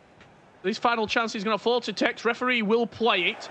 Varane comes across. Ronaldo does get in front of the Frenchman. Couple of ball rolls from Tex. Can he create something on the stroke of half-time? No, he cannot. And that will do us half-time here in leg number 1. We mentioned Levy quite a lot because he was the player that we saw Tex play first. Can I actually say Levy's still in the tournament. He's at a 2-2 record, and he potentially could be going through up against that match was against Keller from Denmark. So I'm sure we'll keep an eye on that and let you know for any Inter Esports fans out there. But currently in our featured match, Fnatic Tex trailing 1-2 against Hexen Godmode from Fiorentina Esports. Fnatic against Fiorentina. Ryan Pessoa, coming to you at half-time for your thoughts. I'm honestly just a little bit shaken up there. I don't know what's gone on specifically. Like, again, it's still the first half. There's still one whole half in this game, and of course another leg to go. But I've been really impressed with the way Godmode is forcing Tex into mistakes. Normally it's the other way around, where Tex is able to pick apart his opponent. But as I said earlier, I bet my house on Tex making the World Cup. And yeah, luckily at You'd be this rate homeless very anyway, soon. luckily yeah, I'd be living in your living room if I'd done that. But I don't know, man. But still, Yeah, plenty of time for all the fanatic fans out there, for the Tex fans out there. There's so much time left in this matchup. 2 legs of FIFA to be played. But as of right now, we need to see Tex certainly push Hex in God mode a little harder, because at the moment he seems to be having it all his own way, the Italian. Yeah, he's very calm, and again, I haven't had a lot of experience being able to cast him. This is the first time he's appeared on a broadcast this year, and no better event to do so, of course, than to perform at the playoffs. And he isn't ranked high as well. He's one of the lowest ranked players in this competition, so he's doing really, really well. He's sort of, exactly, 53rd. He's technically playing against all odds in his performances. Again, the players you said he's beaten Jack Sharp, who's a fantastic player from the UK as well. Klenov, he's beaten some top names who are projected to go far in this tournament. Still on. Could come again here, Hex in God mode. Incredible performance so far from him. Neymar on the edge of the box, linking up with De Jong. Now Ronaldo, Neymar again. Very calm, poised, and comfortable in this scenario. Hex in God mode. Mbappe looking to twist and turn. Hullet gets back and defends. The Italian will be thrilled with this opening hour here in leg number 1. He's just making it uncomfortable for Tex. And it's like, there's little mistakes there, even when he gives the ball away. Again, it's just because that normally you're associating mistakes with any FIFA player makes a mistake, but it's just like, just because of how high of a regard we hold Tex and the way we saw him perform in the first game, it's just that we're not used to it. So it just comes as a bit of a shock to me. That's all. Like, it's really hard to explain. But again, exactly, yeah, he does bleed. As we say, like, there's a way now. He's been broken down.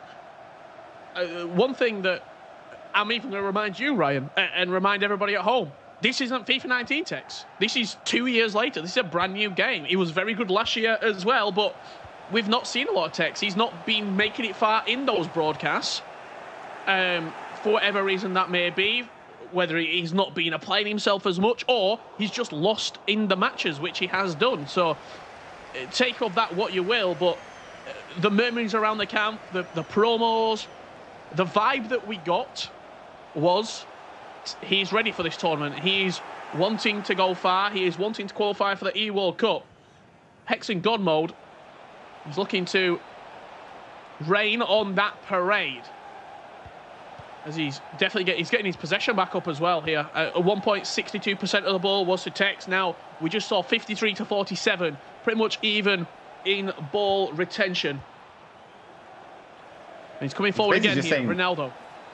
Ooh. Mbappe back to Ronaldo. He's in front of the goalkeeper. Courtois wins it.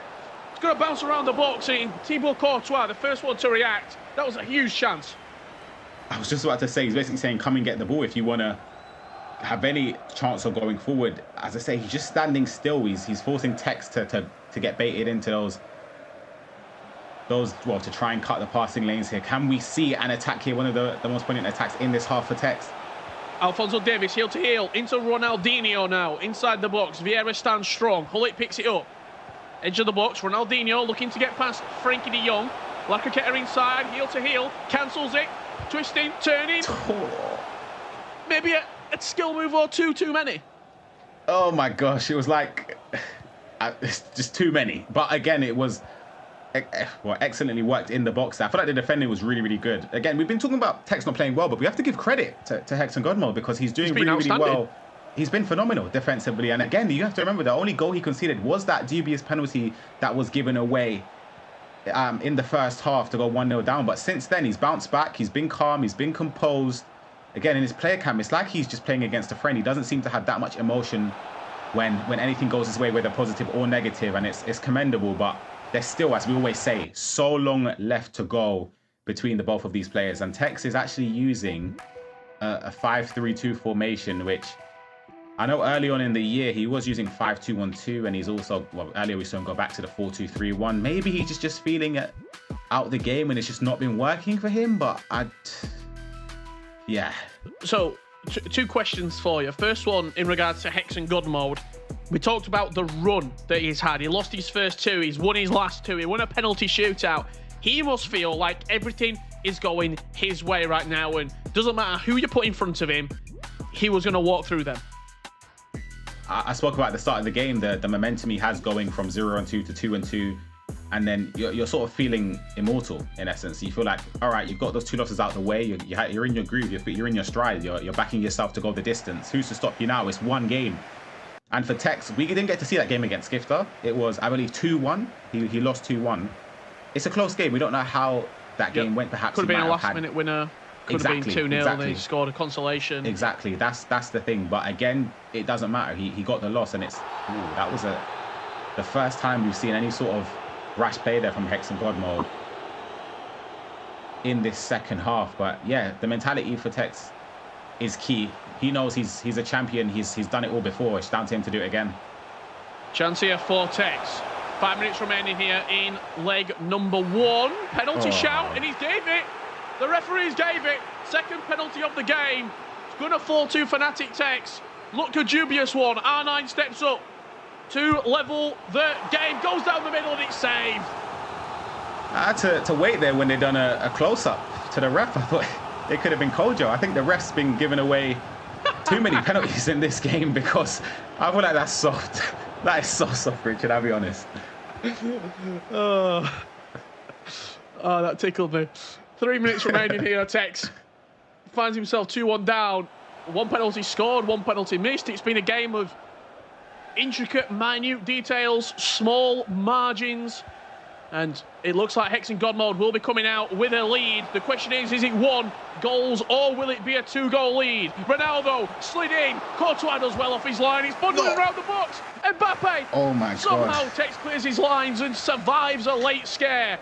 Tex 1, Hex and God Mode 2, going into leg number 2, Ryan Pessoa. Oh my God. Oh my God. I thought for them, well, that chance there, I thought there was going to be some fortune for Hexen in a game where I feel like he has been slightly unlucky, I'll be honest. But yeah, the game ends 2-1.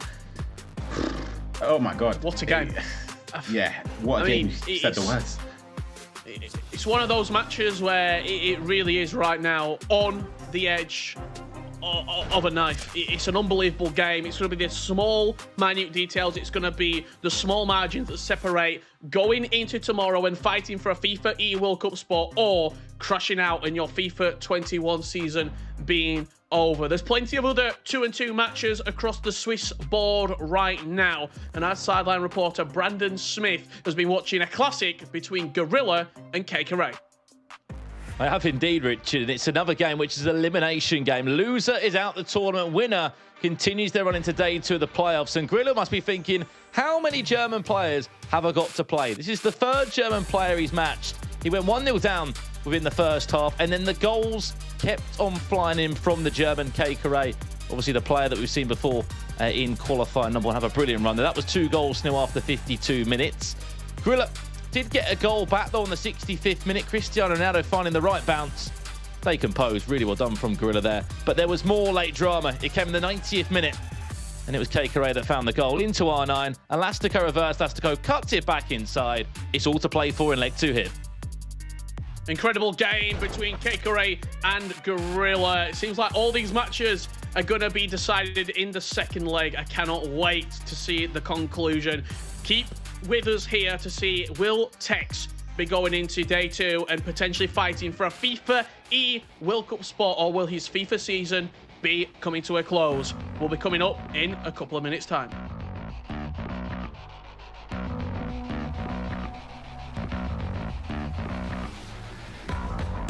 Can Oli Lito do it? He wins it! So good, it's just so good from Oli Lito. And it will be back-to-back victories for the Swede. What's going on, everyone? My name is Olle Arbin, more known as Olelito. I'm representing Ninjas in Pyjamas in the EU region, and welcome to my masterclass. Today I'm going to show you how to play the 4-2-2 formation like a pro player, and I'm also going to provide you with one of my favorite skill moves combinations on the game, the ball roll into a scoop turn. So my tactics in the 4-2-2 formation, especially in defense, is counterbalanced. I'm using a balanced defensive style, and that's because I don't want to get countered very easily or play with a pretty low depth because I like pressing myself. And you can see that throughout my width and depth as well. I'm using 4 on both of them, which is very balanced. I don't really like to pressure very, very high up. I still like to press manually, but I don't like my players to be out of positioning a lot. So that's why I'm playing 4 depth, and width is basically the same here. And when I'm moving into the offensive style, it's kind of the similar approach here. I'm playing very, very balanced in offensive, and that's because I want to change it up for the most attacks. Sometimes I want to go quickly, sometimes I want to keep a bit more type of possession. So there are a lot of players that just like to play possession. The most important instructions in the 4-2-2 formation is to have your both strikers on getting behind. They are making great runs, and especially in the 4-2-2 formation, your cams are a bit more into the pitch than if you're playing a 4-4-2 formation with wingers. In this clip, Neymar is much more closer to CR7, and he creates a very, very good run with the getting behind instruction, and he scores. So I'm going to show you the most important skill move combination in the game, and that's going to be the bull roll into scoop turn combination. In this clip, you will see me play Dylan Mike, who is the best Xbox player in the world. And in this clip, I'm doing it inside the box with CR7. It creates a lot of space for my Neymar, who is outside the box here.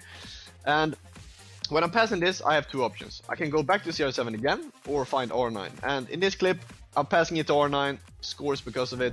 You do this skill move by pressing the right stick button on towards the left or the right, depending on which direction your player is moving. And then you do a X and A at the same time. It creates a lot of space inside the box, and it's very, very unpredictable because it goes so fast. So it's very, very hard for my opponent to read. That was all for today. Hope you learned something from this masterclass. Hope you get better by FIFA by learning these things. See you guys, stay safe, and bye-bye.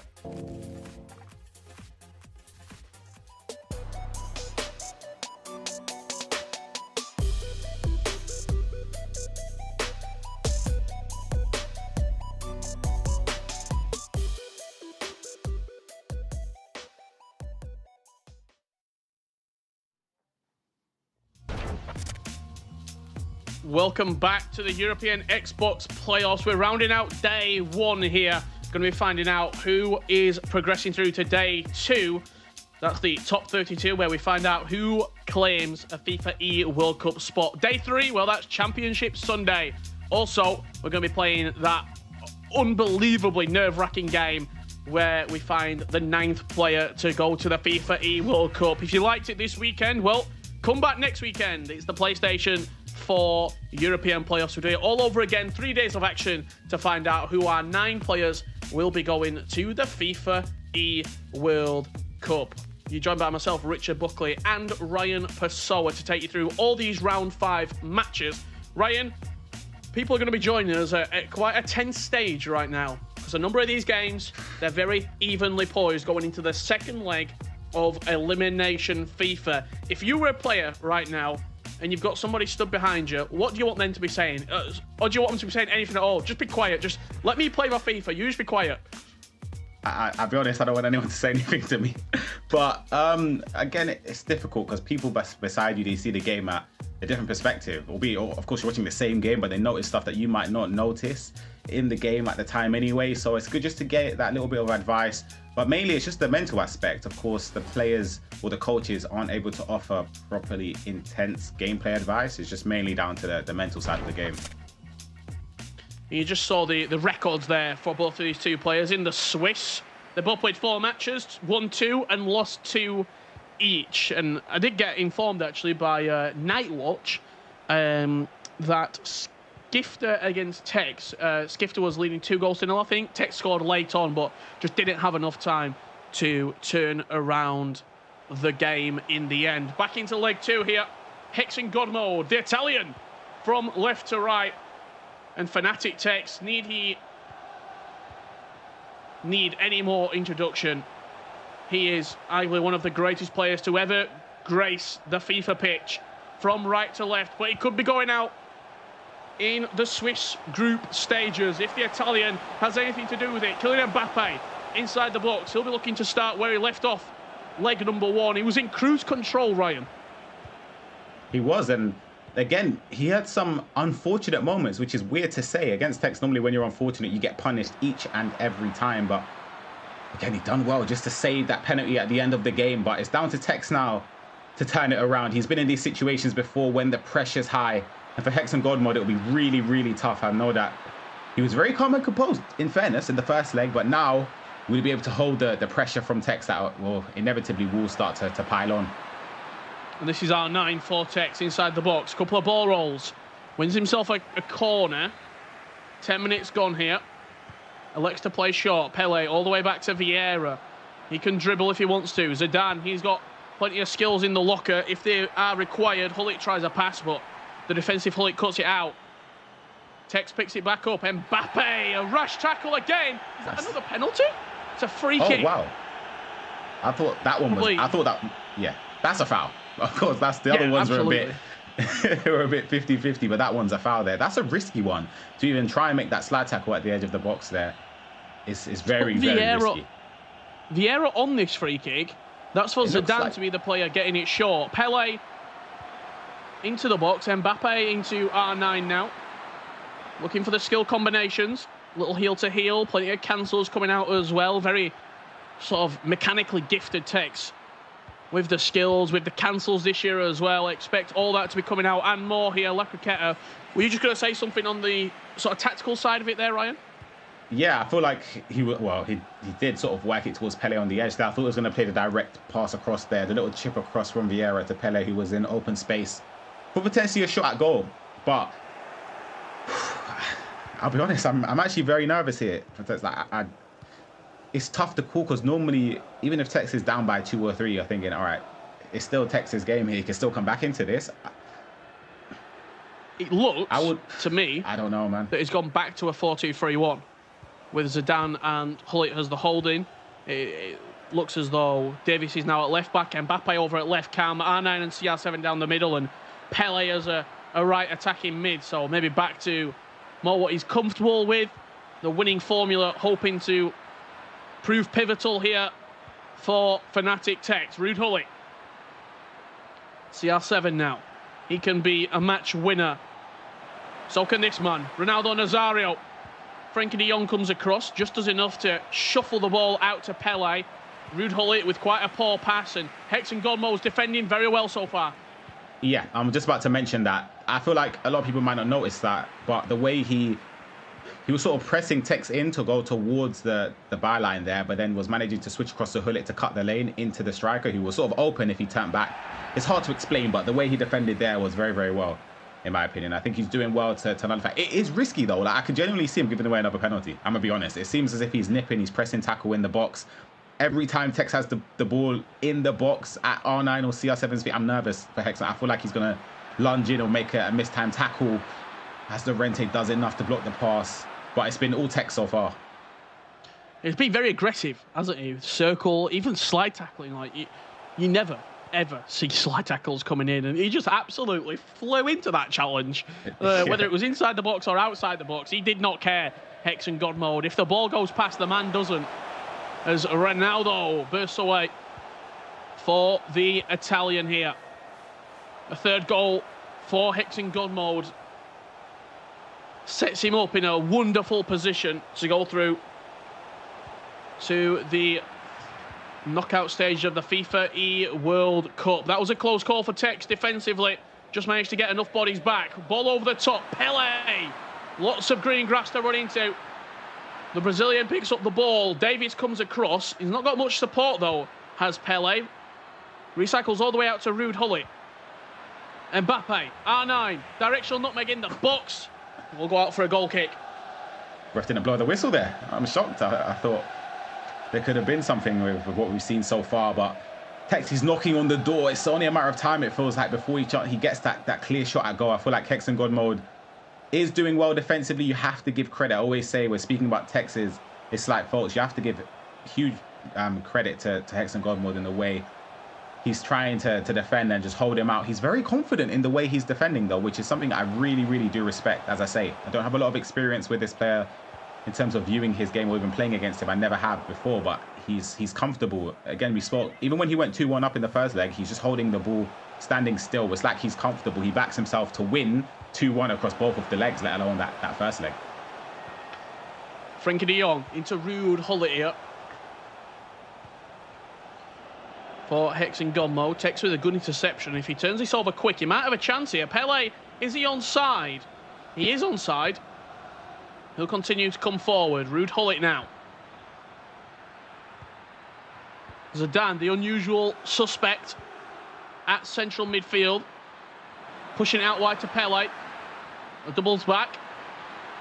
La Croqueta, no cancel on this one. Pele somehow manages to wrestle the ball back, but Ruud Gullit, again defensively strong for Hexengodmo.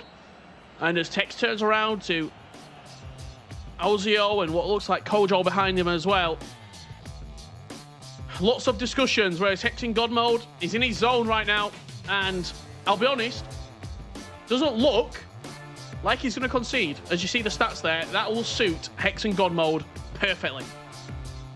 0 shots. Of course, Tex has had his fair share of possession. Similar pass accuracy as well.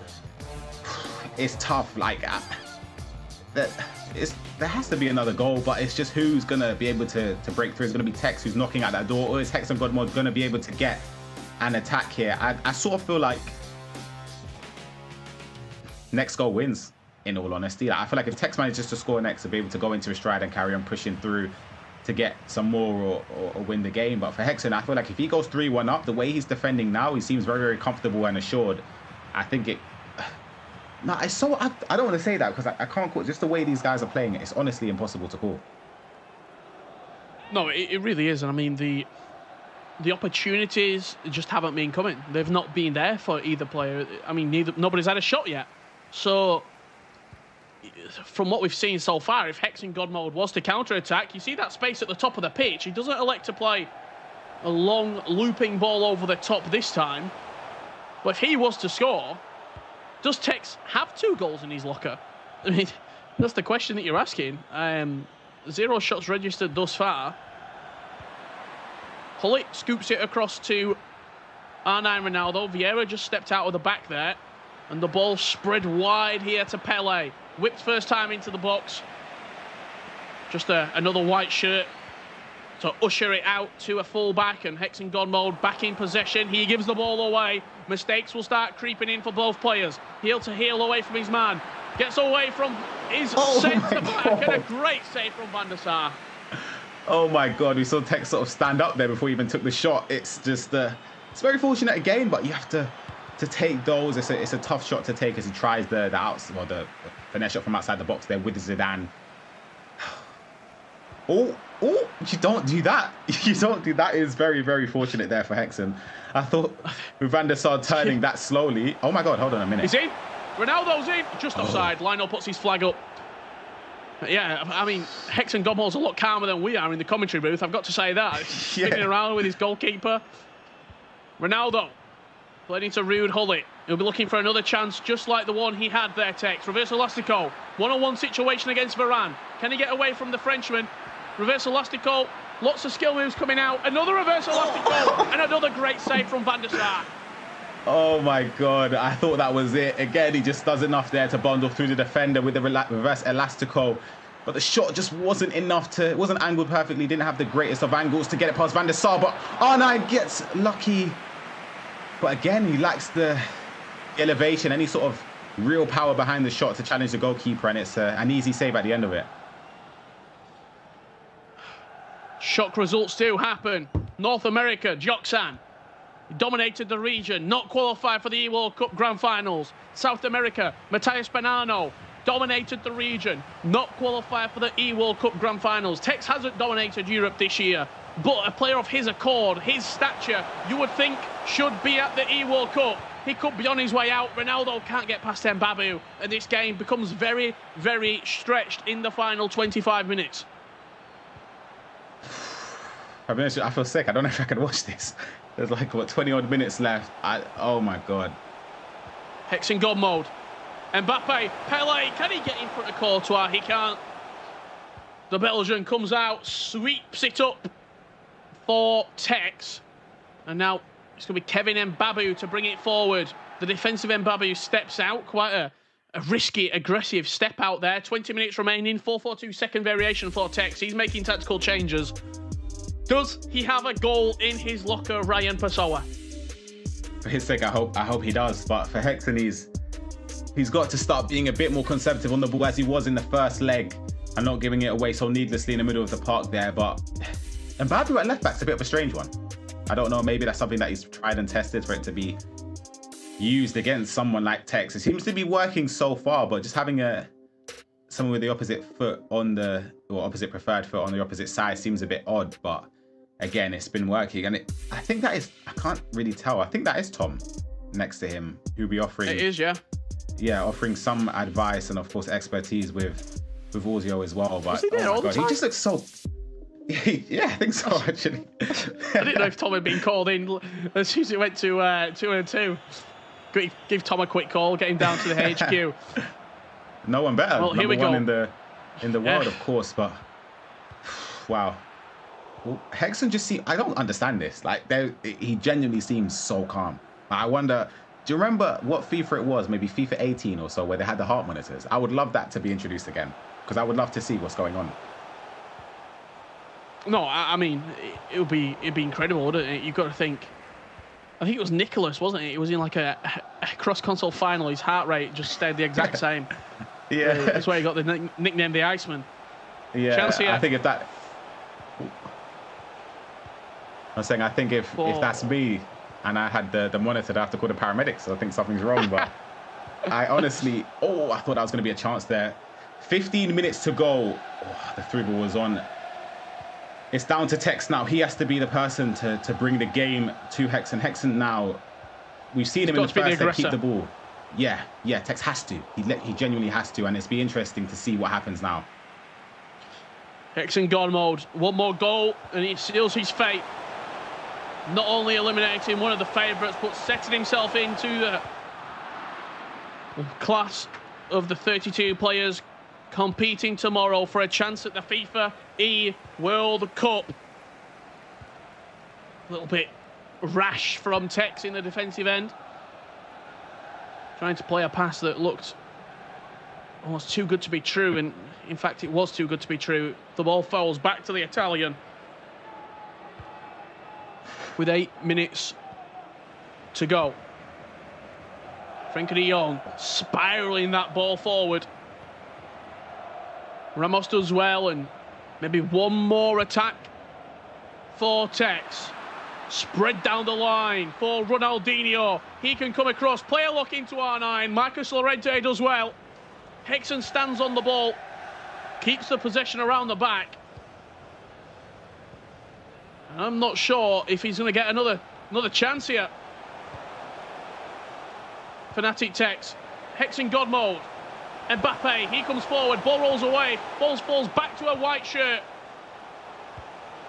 Kevin Mbabu down the line, Pele to seal the game, goes to the corner flag, smart.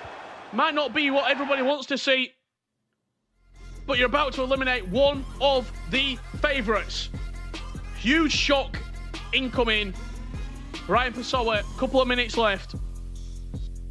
He has to go right now, Tex. I'm interested to see if that was a foul or a throw-in or something. As I say, I feel sick. I genuinely feel physically sick. But again, for Hexen, he's played so well defensively. It has been incredible. He seems so calm. I don't understand what's going on here. Like, why is he so calm? I must have missed something here. Oh my God. Tex is gonna have to throw the kitchen sink and everything, the bathtub, the shower, everything's got to go into this last attack if he does have possession, because this would be an upset, to say at the least. It's crazy. Hexen, what was it, 53rd? Is it a corner or is that a free kick? Sorry, that's a free kick. What am I talking about? Sorry, I'm just flustered here. I'm sort of lost. I don't know if he will get another chance. I think we might be clean sheets all round here in leg number 2, which is enough for Hexen God mode, unless Tex can pull a rabbit out of the hat. Ronaldinho spreads it out wide to Cristiano Ronaldo. His touch is not that good. And Babu battling away. Gets down the Oh line, my God. cuts back. Neymar, chance. You've not missed that. You've not. I just can't. I don't. No. Get me off. I'm done. Oh my God. Oh my God. Hexagon mode erupts into dance. Fnatic takes. Leaves the Fnatic HQ. He also leaves the European playoffs. He will not be at the FIFAe World Cup. How on earth has that just missed? Who's missed that? Like, I need to know who's missed that. Was that Mbappe is officially on fraud watch.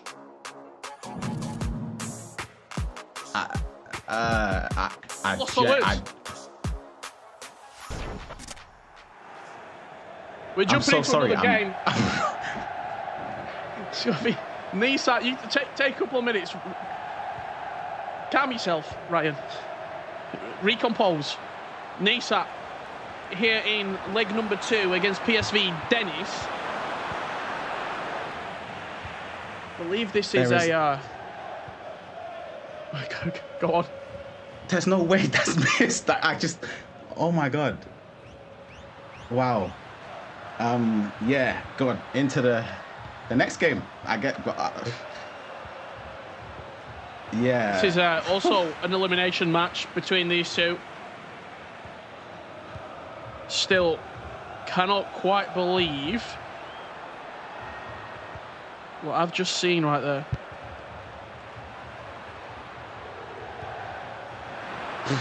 Yeah. Chance here for Dennis. Ronaldo looking for a last call past his man. R9. He sticks it in the back of the net. PSV Dennis back in front here against Nisa. 2-1. That's a great goal from Dennis as well. It's two players that were one of my players to watch in Dennis. And of course, that was Nisa, I believe, Jimmy's player to watch as well, one of his players. So one of them will be eliminated today in this game. But yeah, I'm trying my best to sort of get over that miss. But yeah, I have to keep referring back to that. I'm genuinely stunned. I'm so, yeah, no words, none.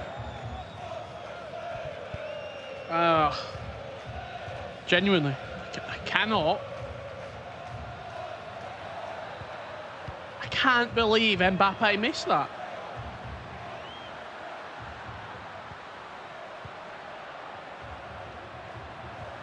Team, I'm guessing team of the year, team of the season, one of the two. Kylian Mbappe. No excuse for the weak foot. Right-footed, unmarked, unchallenged. Puts it wide of the post. When you talk about 95, 100% chances, PSV Dennis 3-1 up now. He's starting to come away from this match here against Nisa. This is an elimination game as well. Nisa will be crashing out of the tournament. A little bit of a shock, to be honest, considering his Global Series rankings position. He was sick coming into the tournament, but just going back to what I was saying, you talk about creating like unbelievable chances, right? The 90 and the 95% chances.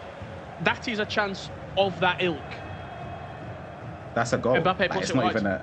I need to see it again to see if it went through the net or something. There's no way. I'm sure it'll be circulated on social media. Don't worry about that. Yeah. I tell you what, like, if I'm Tex, I'm sorting out the invoice and Mbappe's getting emailed. There is no way.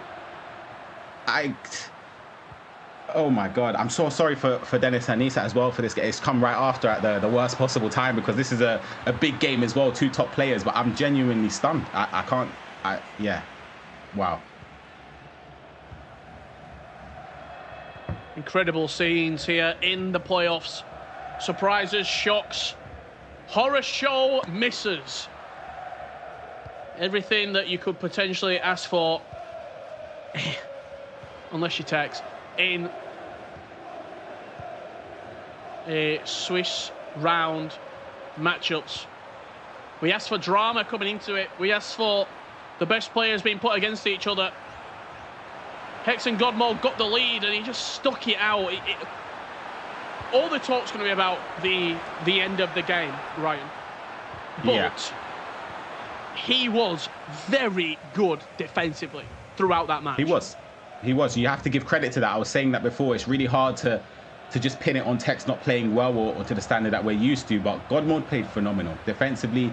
The thing is, I feel like he played a lot better in the first leg. Of course, he won that leg 2-1 technically and drew in the second leg. But I just feel like defensively, he was a lot more assured. He didn't make any mistakes. If I can't remember there being that the penalty, both penalties he gave away, arguably weren't even clear-cut penalties. But then in the second leg, he was a bit more rash with slide tackles. We saw that one in the first half, which arguably could have even been a penalty. It's much more of a foul than the ones we saw in the first leg, and he kept giving the ball away. Even the 90th minute there, you're in the corner, you've got Pele on the ball, he's trying to twist and turn and sort of look towards the box, and he passes it straight back to Tex, who manages to stem that attack at the end there, where Mbappe, I'm going to say Mbappe missed, and I don't know, I feel like I'm in a simulation. Like, I don't think that's happened. That's genuinely, like, I can't. But yeah, he's played so well, and he should be proud. A little cheeky dance at the end as well there, which, yeah, I mean, oh my God. Arguably biggest win of his career, you got to say. Yeah, not only going through the Swiss, but you get yourself some more prize money. You play in with a chance of going through the double elimination bracket. You've got the losers bracket now as well, potentially to back you up. And also, you've got a hallmark victory against Fnatic Tex. Not many people can say they've beat him in competitive FIFA, and you've got that sort of claim to your name, you've got to say. 45 minutes gone here in leg number 2. PSV Dennis starting to turn away and progress to the knockout stages with his victory over Norm Nisa. We'll see the best moments from the game so far here in this matchup. So it's been a very, very good performance in the opening 25 minutes from Dennis. Play a look into CR7. First time strike at the near post is what separates the two players right now. 45 minutes left to play in leg number 2. And I'm just having a quick glance across some of the other results. I tell you what, Ryan, I don't think let's just say there's been a lot of goals in the final round of games. I think we got one of the lowest scoring affairs. I'll just give you one right now. Levy from Inter, 12. Keller, 4. I know we teased that one previously. It was a matchup that Tex had earlier in the tournament. He's got better and better throughout the tournament, and I'm looking forward to seeing in the next 45 minutes or so all those results coming in. But as of right now, PSV Dennis in dreamland. He's been a good competitor this year. He's got better throughout the season, culminating with that Eredivisie Championship win as well. And you picked him out, Ryan, as one of your players to watch. I know we talked about him a little bit earlier, why he was so good, but you see him in a 2-2 match, not only mechanically very good at the game, but the mindset that he's possessing takes a lot of bottle to win matches at this 2-2 phase. No, it does, and I mainly picked him out based on experience as well, and just watching him progress as the year's gone on. And it's like, with FIFA 21, there are games you can lose where the margins are very, very slim. It's always a tightly contested game, but then there's some games where, quite frankly, you just were battered on the day. And he's one of those players where I played in Club World Cup for 1 week. Him and Angry Meats were 2 players that beat me in 1 week, and they were just better, genuinely, on the day. I ended up getting the better of them in other weeks, but like on that day, they were ridiculously good. So that's why I sort of pinpointed them this year as players to watch, and they've done well throughout this season. I'm not sure how Angry's actually done in playoffs today. I'm not really sure of his results, but Dennis is in control as it stands. 3-1 up in Swiss round 5, of course, 2-2. So he needs this game to advance into tomorrow. No, it certainly does. I mean, these are the moments that your career comes down onto in a season, and it's I think FIFA esports as well, because of every single year we get a different game, Ryan, it allows people to sort of reinvent themselves every single year. A lot of different esports titles, it's the same game played over numerous different years, played over a longer period of time, whereas with FIFA, every single year we get the new game, and I could come out next season and be unbelievable at FIFA 22. Anybody could come out of the woodwork and be the best player. Do you know what I mean? Like, yeah. it really is. If a game suits you, it could be your year. And I think that's one thing that I personally really like. You see new names all the time. It's not the same 10, 15, 20 names dominating the esports ecosystem. 100%, and I think it's the element of being able to adapt the best. You've seen players able to do that. I think Razek's a key example. Somebody that's able to adapt every single year and put his name amongst the top players, because, again, as you speak about, some FIFAs might not necessarily be something that suits your play style. Like I, for one, for example, this year and last year, complete opposite. But again, just not being good enough in terms of adapting compared to a lot of other players who are able to do so. Whether it's maybe it's their first year competing, so they don't know any different. But again, it's just a bit difficult for some players like myself who are found across the years. But again, you have to give credit to a lot of the players that are performing well, because it's not easy. People think it's easy. This has been one of the hardest years, partnered with got the pandemic, of course. You've got many, many different factors that can affect your performance. Of course, the whole season has been played online, so connectivity issues, many, many things. We have to stream a game. Some players' internets might not be good enough. There's just so many factors. So, but the players that have done well, again, it's massive credit to them. Oh, you see that chance there just coming in. Van der Sar managing to get down and force the ball back in Nisat's favour. 20 minutes left to go here between these two. He needs a goal and he needs it now. Does Nom Nisat. He's been a player this year, especially, and quite a few top players from Israel coming through. We talk about a particular game title suiting maybe even different regions. If you remember, sort of back in FIFA 19, German players especially were just dominant. FIFA 20, for me, French players were very, very good. We saw a lot of real good, top quality French players.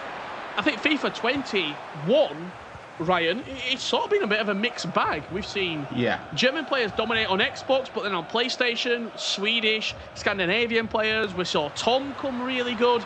It's really been, if you turn up and you play well, you can go on and win. There's not been a dominant player, so to say.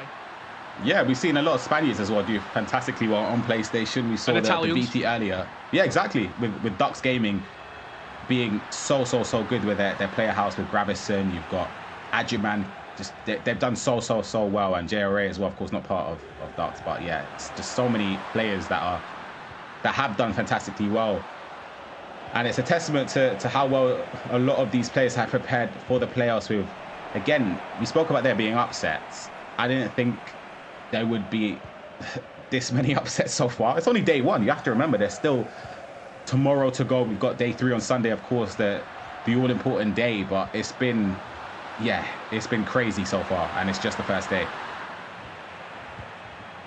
Who knows what's going to come up tomorrow when we start the double elimination bracket. I know a lot of pro players actually they encourage the winners and the losers bracket as well as the Swiss.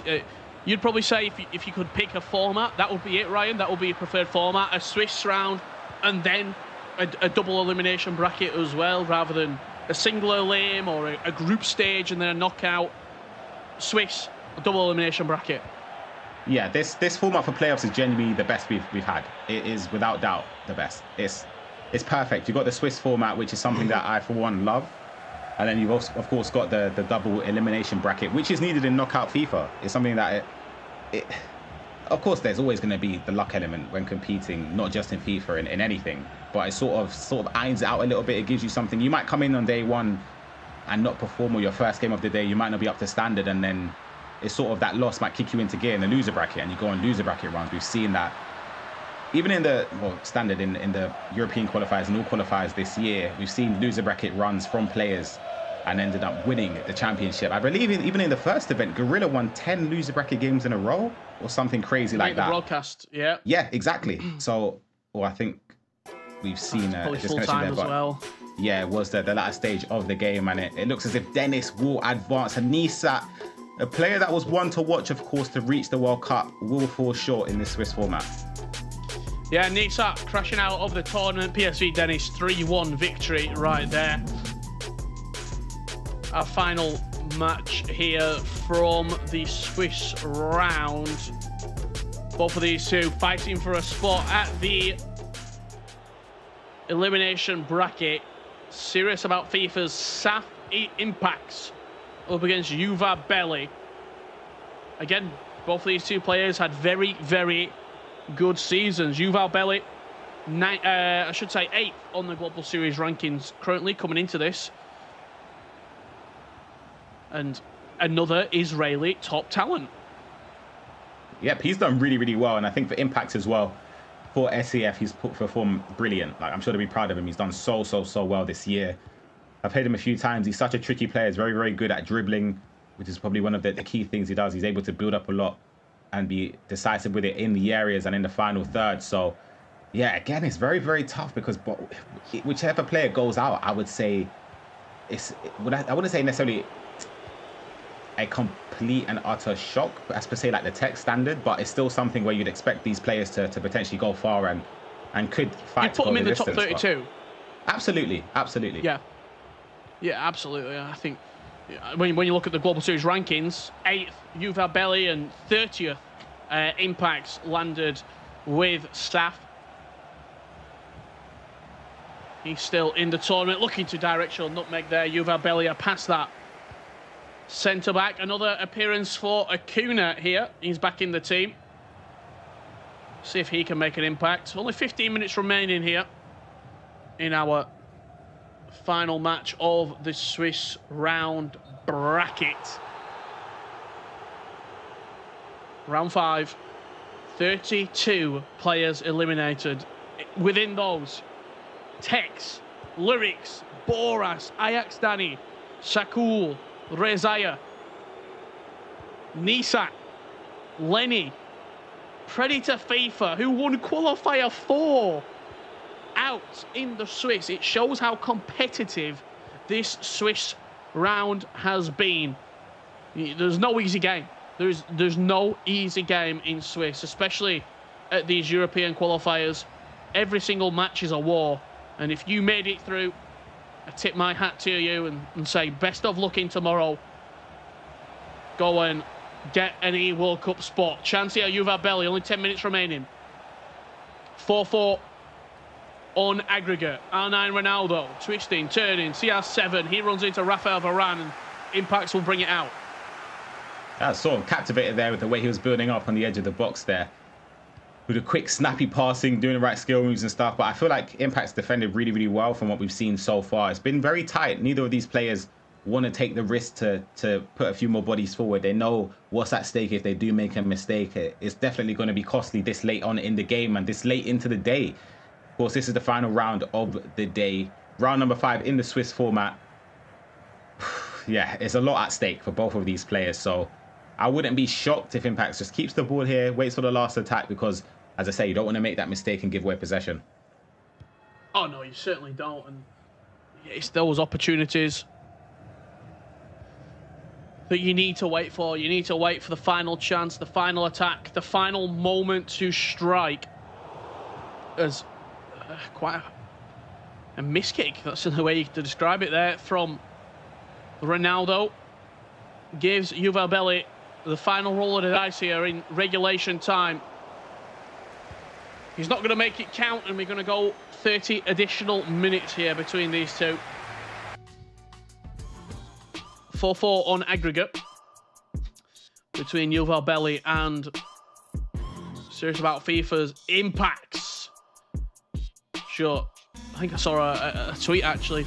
All the players at SAF, they were in like a Discord call together, watching the games, supporting each other on. It's always good to see that sort of family-friendly vibe within organisations. Everyone gets together, coaches, owners, team players. Even if you've been not even made the playoffs, you're still coming, you're still supporting. It's always nice to see.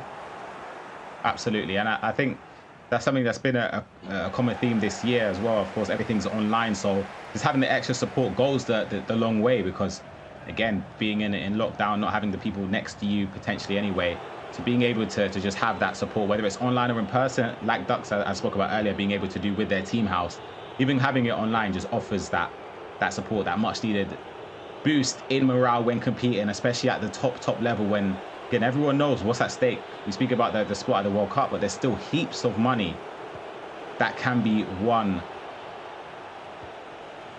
Chance here for Juva Belli. He's building up. Ronaldo, directional nutmeg into the space. What a tackle. Is it? Oh, It's getting a pain. I actually thought he won the ball. I thought he got in front of him. Sergio Ramos stepping up from 12 yards. Saved from impacts. He keeps his season alive from 12 yards. We've seen some slide tackle. Yeah, it's a slide tackle, but again, I need to see the replay on that one. But I feel like I wouldn't say that's a penalty. But again, we've seen worse or crazier decisions happen today so far. Even in the previous game with the Tex versus Tex and Godmore, there were a lot of penalty calls which were dubious to say at the least here. But 20 minutes left for a goal, or will we go to a penalty shootout, or to a penalty shootout, I should say. I'm not against that. I'll be honest. I feel like that's very entertaining. But again, for both of these players, the nerves will be sky high in this. Oh, absolutely. I mean, I think we saw a few penalty shootouts today. The one that I covered from the sidelines, Gorilla against Dragon. And that was a real tightly contested penalty shootout. We obviously saw the penalty shootout earlier. Vinicius Jr. with the dink over the crossbar. Kylian Mbappe, 105th minute. He scores a huge goal. It's played long straight from kickoff. And R9 with the header wide. 15 minutes left for Impacts to save his season. Yuval Belli leads 5-4. What, maybe one or two more attacks potentially for Impacts if he wants to try and snatch this game from the jaws of defeat. Yeah, there's not much to sort of do in extra time now other than go for it, because you've got 15 minutes left. You need to get that goal, so you don't want to have any regrets. And of course, I spoke about Impacts being so good going forward. He needs to trust himself, commit a few more bodies forward, because again, you don't want to leave it too late and give yourself too much to do, because again, it's still backs against the wall. You've got 15 minutes now to push forward to try and get that goal. Yeah, these are the moments that you live for, really, as a FIFA esports player, as a FIFA esports fan. Extra time. It's now or never. The season is riding on the next 15 minutes of FIFA. Impacts will know that. He will know that he has to go, and he has to go now if he wants to keep his season alive. Let's see if he can do it. It's going to be Impacts getting us, I should say, Yuval Belli getting us underway from left to right in the white strip. Impacts winning it back straight away in that hot pink. Rude Hullet. He plays wide to Mbappe. Back to Hullet. Pele, first time strike. Great save at the near post from Courtois. He's been a top goalkeeper today. Absolutely. I feel like he's performed. I feel like that chance there was just rash. It could have maybe worked it in, but again, we've seen those first time shots do go in, as we see a chance here potentially with Neymar working the way. That's fantastic. Oh my God, the skill cancel. I mean, the shot cancel and the skill cancel combo there almost led to a fantastic goal there from Impact. Corner played short. Neymar driving into the penalty area. He plays back to Vieira. Rafael Varane now involved as well. Varane gets the bounce back in his favour. Acuna. Patrick Vieira. R9 Ronaldo. Finesse shot. Rebound's going to fall for him nicely. Ronaldo still onside. Not too sure how he was onside there. Twisting, turning. Rude Hullet. Bodies behind the ball for Yuval Belli.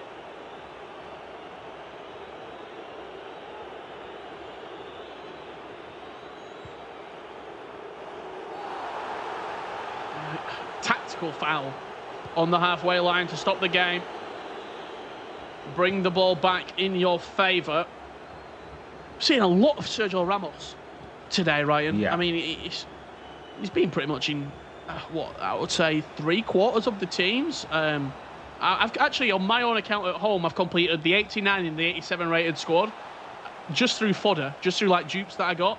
I was unsure if I was going to finish him, but after his performance today, I think I've got to. I mean, he looks to me the best centre back in the game.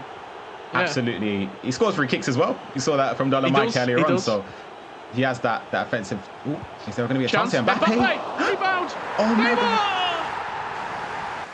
Saf Impacts making the impact on the B stage. He'll be sending us into a penalty shootout between these two. 120th minute. He played on the rebound. and he slotted it in with Kylian Mbappe at the back post. Or was it Neymar? Yeah. Neymar at the back post. I was going to say he definitely played for the... Yeah, it has been. But he definitely played for the rebound there. I can't blame him, and it leads to that chance at the end. Now, definitely much needed goal for him to send him into a penalty shootout. Now, again, when you... For me anyway, when you concede that late on, 120th minute, you go into a penalty shootout, I just feel like everything's against you, to be honest. No way. As we see it, I thought of Ronaldo there leaping. Could have got his head onto that, but it is another penalty shootout today, Rick. Into penalties we go. It's going to be Pele stepping up first off the post for impacts, and Yuval Belly now with Frankie de Jong from 12 yards. He slots it in the corner. It's now here for impact with Acuna. Is he going to score? And he does just enough here to get it in. Mbappe stepping up to the spot. Saved from Yuval Belli. All level here. Neymar Jr. stepping up from 12 yards. Can he slot it in for impacts? Goes to the right. We've got Cristiano Ronaldo. Who else from the spot for Yuval Belli? Goes straight down the middle. Very good penalty. Yeah, Mbappe stepping up. It's a good pen. You got to say, it's a very good pen. R9 steps up to the spot. Saved. Match point. Impacts. Ruud Gullit. Can he send him in to day 2? Yes, he can. Impact slots it home with Ruud Gullit. And he will be the final player going into day 2 here. SAF Impacts from the penalty spot. He scored late. He kept his cool from the spot. And Ryan Pessoa, he will be one of the 32 in the draw tomorrow. He will be, of course. Commiserations to Yuval Belli, of course, considering so late on and to lose in a penalty shoot as well. Of course, a massive congrats to Impact as well. Incredible game there. A few games, actually, that we got to see in round 5. Our very own Brandon Smith was keeping a close eye on that match between Gorilla and Kekere. Brandon, how did it end up? Yeah, well, it was quite an action-packed 2 legs, to be honest. We saw 4 goals in leg 1, but then the goals just kept on flying in leg 2. But it was one-way traffic, and it was traffic from the Turkish player who won this game not by 1-0.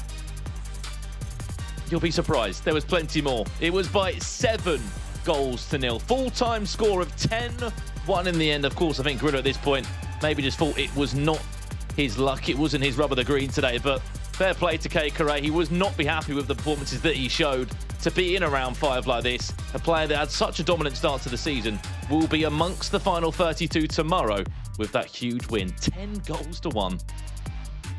Incredible performance from Kekere. Gorilla crashes out of the tournament here in the Swiss rounds. Let's head on back over to Jimmy and Mike. And Ryan, we're actually going to join them for a little review of Swiss round 5. Yes, guys. Wow. That was not what I was expecting in round 5. I thought Tex was going to be in complete cruise control, but he was not. So we're going to bring Richard Ryan and, of course, Mike LaBelle joining me for this recap of round 5 and of all the day's actions. But I want to talk about your guys' reaction, and I love how cramped in we are together. Your reaction to Tex losing, because look at that face, Ryan. No. Look at that. You just can't believe it. Oh, God. And then Brandon. Look at Brandon. Brandon, let's see Richard. Let's see Richard's. Oh, man. It's just so hard to believe that Tex is out. Talk to us about that game. Richard, I'll come to you first. What were your thoughts? I mean, let's get into it. I can't believe he missed. He should never, ever miss that, Mbappe. Like, it's one of those chances. We talked about it in the commentary. You play for those chances. You play for the 99, 95% chances. That was it. 90th minute, Mbappe, step up. Tex takes it to extra time. Wide of the post. Tex out. Incredible. So, Ryan, the question I have for you is, there's a lot of chatter I see online on social media about this game and this miss in particular. And I just think Tex had 180 in-game minutes. Why did it have to come down to that play to have people say or criticize? Why didn't it go in? All that good stuff. He had more than enough time to not even get in that position. What do you say to that? I would say it's a chance that has to go in. I wouldn't say he lost the game based on that. I feel like, as you said, he still had the whole game, or the whole 2 legs to do something more. But that was the best we saw. Again, that has to go. I'll be honest, that has to go in. He done perfectly well there with the pressure. But yeah, it's again that moment decided the game, but it wasn't what lost Tex the game, if that makes sense. Yeah, anyway. sure. No, it makes complete sense. It makes complete sense. I didn't mean to put you on the hot seat like I did. Ryan Pessoa and Richard Buckley, everybody, thank you guys for your time and your commentary. Of course, we look forward to seeing you tomorrow. All right, Mike, it's just me and you. I want to get your thoughts on Tex going out. I was just kind of joking, just trying to bring up some hypotheticals before that match kicked off about him tripping up here at the finish line. I thought for sure we were going to see him in day 2. I can't believe that he's not going to make it to day 2. I think that is going to be the shared opinion across any FIFA fans or enthusiasts, supporters of esports, you name it. A generalist, doesn't matter. Tex is just somebody that you always associate with, of course, making the last day of a tournament, yet alone an early elimination. And to build off what you said earlier, I felt, though, that Tex had a lot of opportunity in that game before that 90th minute. He made chances. He was wiggling. He was working. We saw the skill moves. He missed a lot of finishes.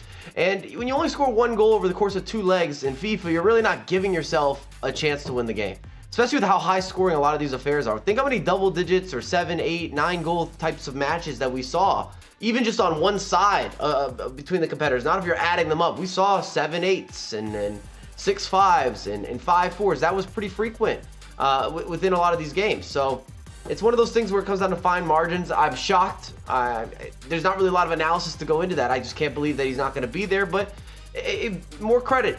More credit. Hex is on God mode, or he has actually got the God mode. He got the job done, and he's moving forward. He's moving onward. The Italians won on the actual pitch today as well.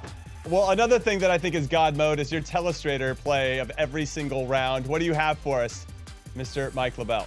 Well, we have to review that game, of course. It's going to be the ultimate talking point.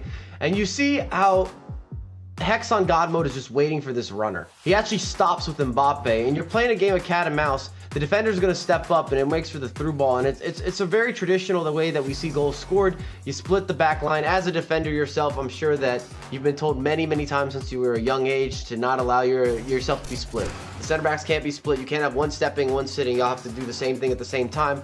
Otherwise, there's too much space to work with. And that was the decider in that matchup. And it's a rare mistake, actually, defensively from Tex. He took advantage of it, and then he closed it out. Like I said, with Tex's game in particular, because that is the big talking point, you got to score more goals. Got to convert those opportunities. I still can't believe that we're seeing Tex with no World Cup, and that'll probably be the takeaway from today. If there's one it's my headline, biggest shock. that's probably going to be the headline. Of course, my biggest shock of the day for sure. Though that said, with the void is now going to be filled by somebody else. If Tex isn't there, then we're going to have somebody else step up and potentially be the new Tex 2.0. All right, here are the notable results from round 5. We've been talking a lot about Tex, but we saw Gorilla. I think maybe he threw in the towel there as the game went on. But wow, K. Correa getting 10 goals against a player that had fought back to get into this position to potentially qualify for day 2. It did not happen. Team Hullet Danny loses. Nisat, he was one of my players to watch. He was good throughout most of this season. Top 5 finish in both the Champions Cup, or at least the majors here in Europe at 2 and 4. Dennis does the job. Congratulations to him. But now let's take a look at the board. Mike LaBelle. Everybody in green will be, these are all of them on this page, are going to day 2. Talk to me about it. We've got a couple Swedes. Ryan talked about Olito. I talked about Optali. It's making us look very good in terms of our predictions right now. Benny was very dominant from early on. Dolan Mike, of course, one of the players to watch. Musty got the job done, as you would expect. In Rastic, a lot of Germans and a few Swedes. And those seem to be the 2 nations lately that have really been making a push in terms of getting into the competitive season or getting into the competitive scene and then staying there and being active at the top. You also see PSV Dennis, who of course Ryan spoke about. Zidane was able to battle his way through. We saw him play really well and then not so well and then really well. He was kind of back and forth. We see Kekere, of course, pushing through as well. Somebody that you'd expect to see in this type of discussion. Mino, who's a champion coming out of France. He has that pedigree. Levy got the job done. And Marcuso! How can we not talk about Marcuso? 0-2. He did it. He did it, Jim. He did it. He's going to be playing with house money in day 2. Now let's take a look at the losers. All these players, unfortunately, are going home. And the big ones, Danny, Tex being the biggest, of course. Gorilla, another big name. Nisat, based on his season, I expected a little bit more. Mark Marley, a lot of hype around him coming into this event. He is going to be going home as well. That's going to be a big surprise, I think, to a lot of fans out there. Lyrics wins the first match of the day, loses 3 straight.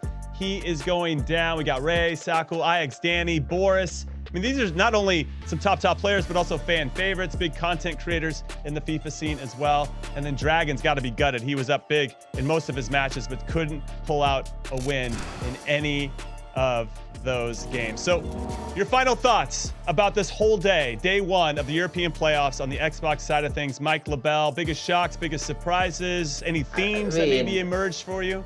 Expect the unexpected. We saw players go home or stay home. They've been eliminated. We've seen other guys push through. I don't think anybody could have predicted the text headline, so of course that's going to be a major takeaway. And I always try to leave off with some positivity. If you were able to get into the playoffs, congratulations. I know a lot of these guys still had bigger expectations for their own personal brand and their legacy, and everybody always wants more because you're so invested. But to still be able to say that you were top 64 in the most competitive division or region is definitely still a success story, at least to a certain degree, regardless of your expectations. So pat yourself on the back. If you're going home early, get you a little bit of sun or relaxation and get ready for FIFA 22. Yeah, there's a lot of players to celebrate based on their performance today, but I think the big headline, as you mentioned before, is Tex getting eliminated on day 1. He had a lot of confidence coming in, despite a bit of a quiet season for him, given his history throughout these competitions. So for me, no Tex. What is even happening? Anything is possible, to Mike LaBelle's statement. And I look forward to seeing how everything plays out for the rest of the tournament. And speaking of that, here is our schedule for the next few days. Take a look at this. So Xbox Day 2 kicks off tomorrow, same time, same channel. We're going to get into our top 32. All of the winners, they're all going to be popping off, trying to build off that momentum that they had today. That will start, as you see, 3 p.m. British Summer Time. Then Championship Sunday, we're going to whittle it down to our 8 that are for sure going to get the seed to the FIFAe World Cup. And then it's going to be a really famous 9th place seeding, a game to decide who's going to be that 9th place spot. It's never happened before in the FIFA scene. Very excited for that. And yes, and then it's going to happen all over again for PlayStation. So we're very excited to be here with you guys for that. So on behalf of Mike LaBelle, Richard Buckley, Brandon Smith, Ryan Pessoa, Lisa Manley, and all of the amazing people behind the scenes that are making us look better than we deserve to be, I'm Jimmy Conrad, telling you thank you for watching, thank you for the support, and congratulations again to all of our winners. We'll see you tomorrow.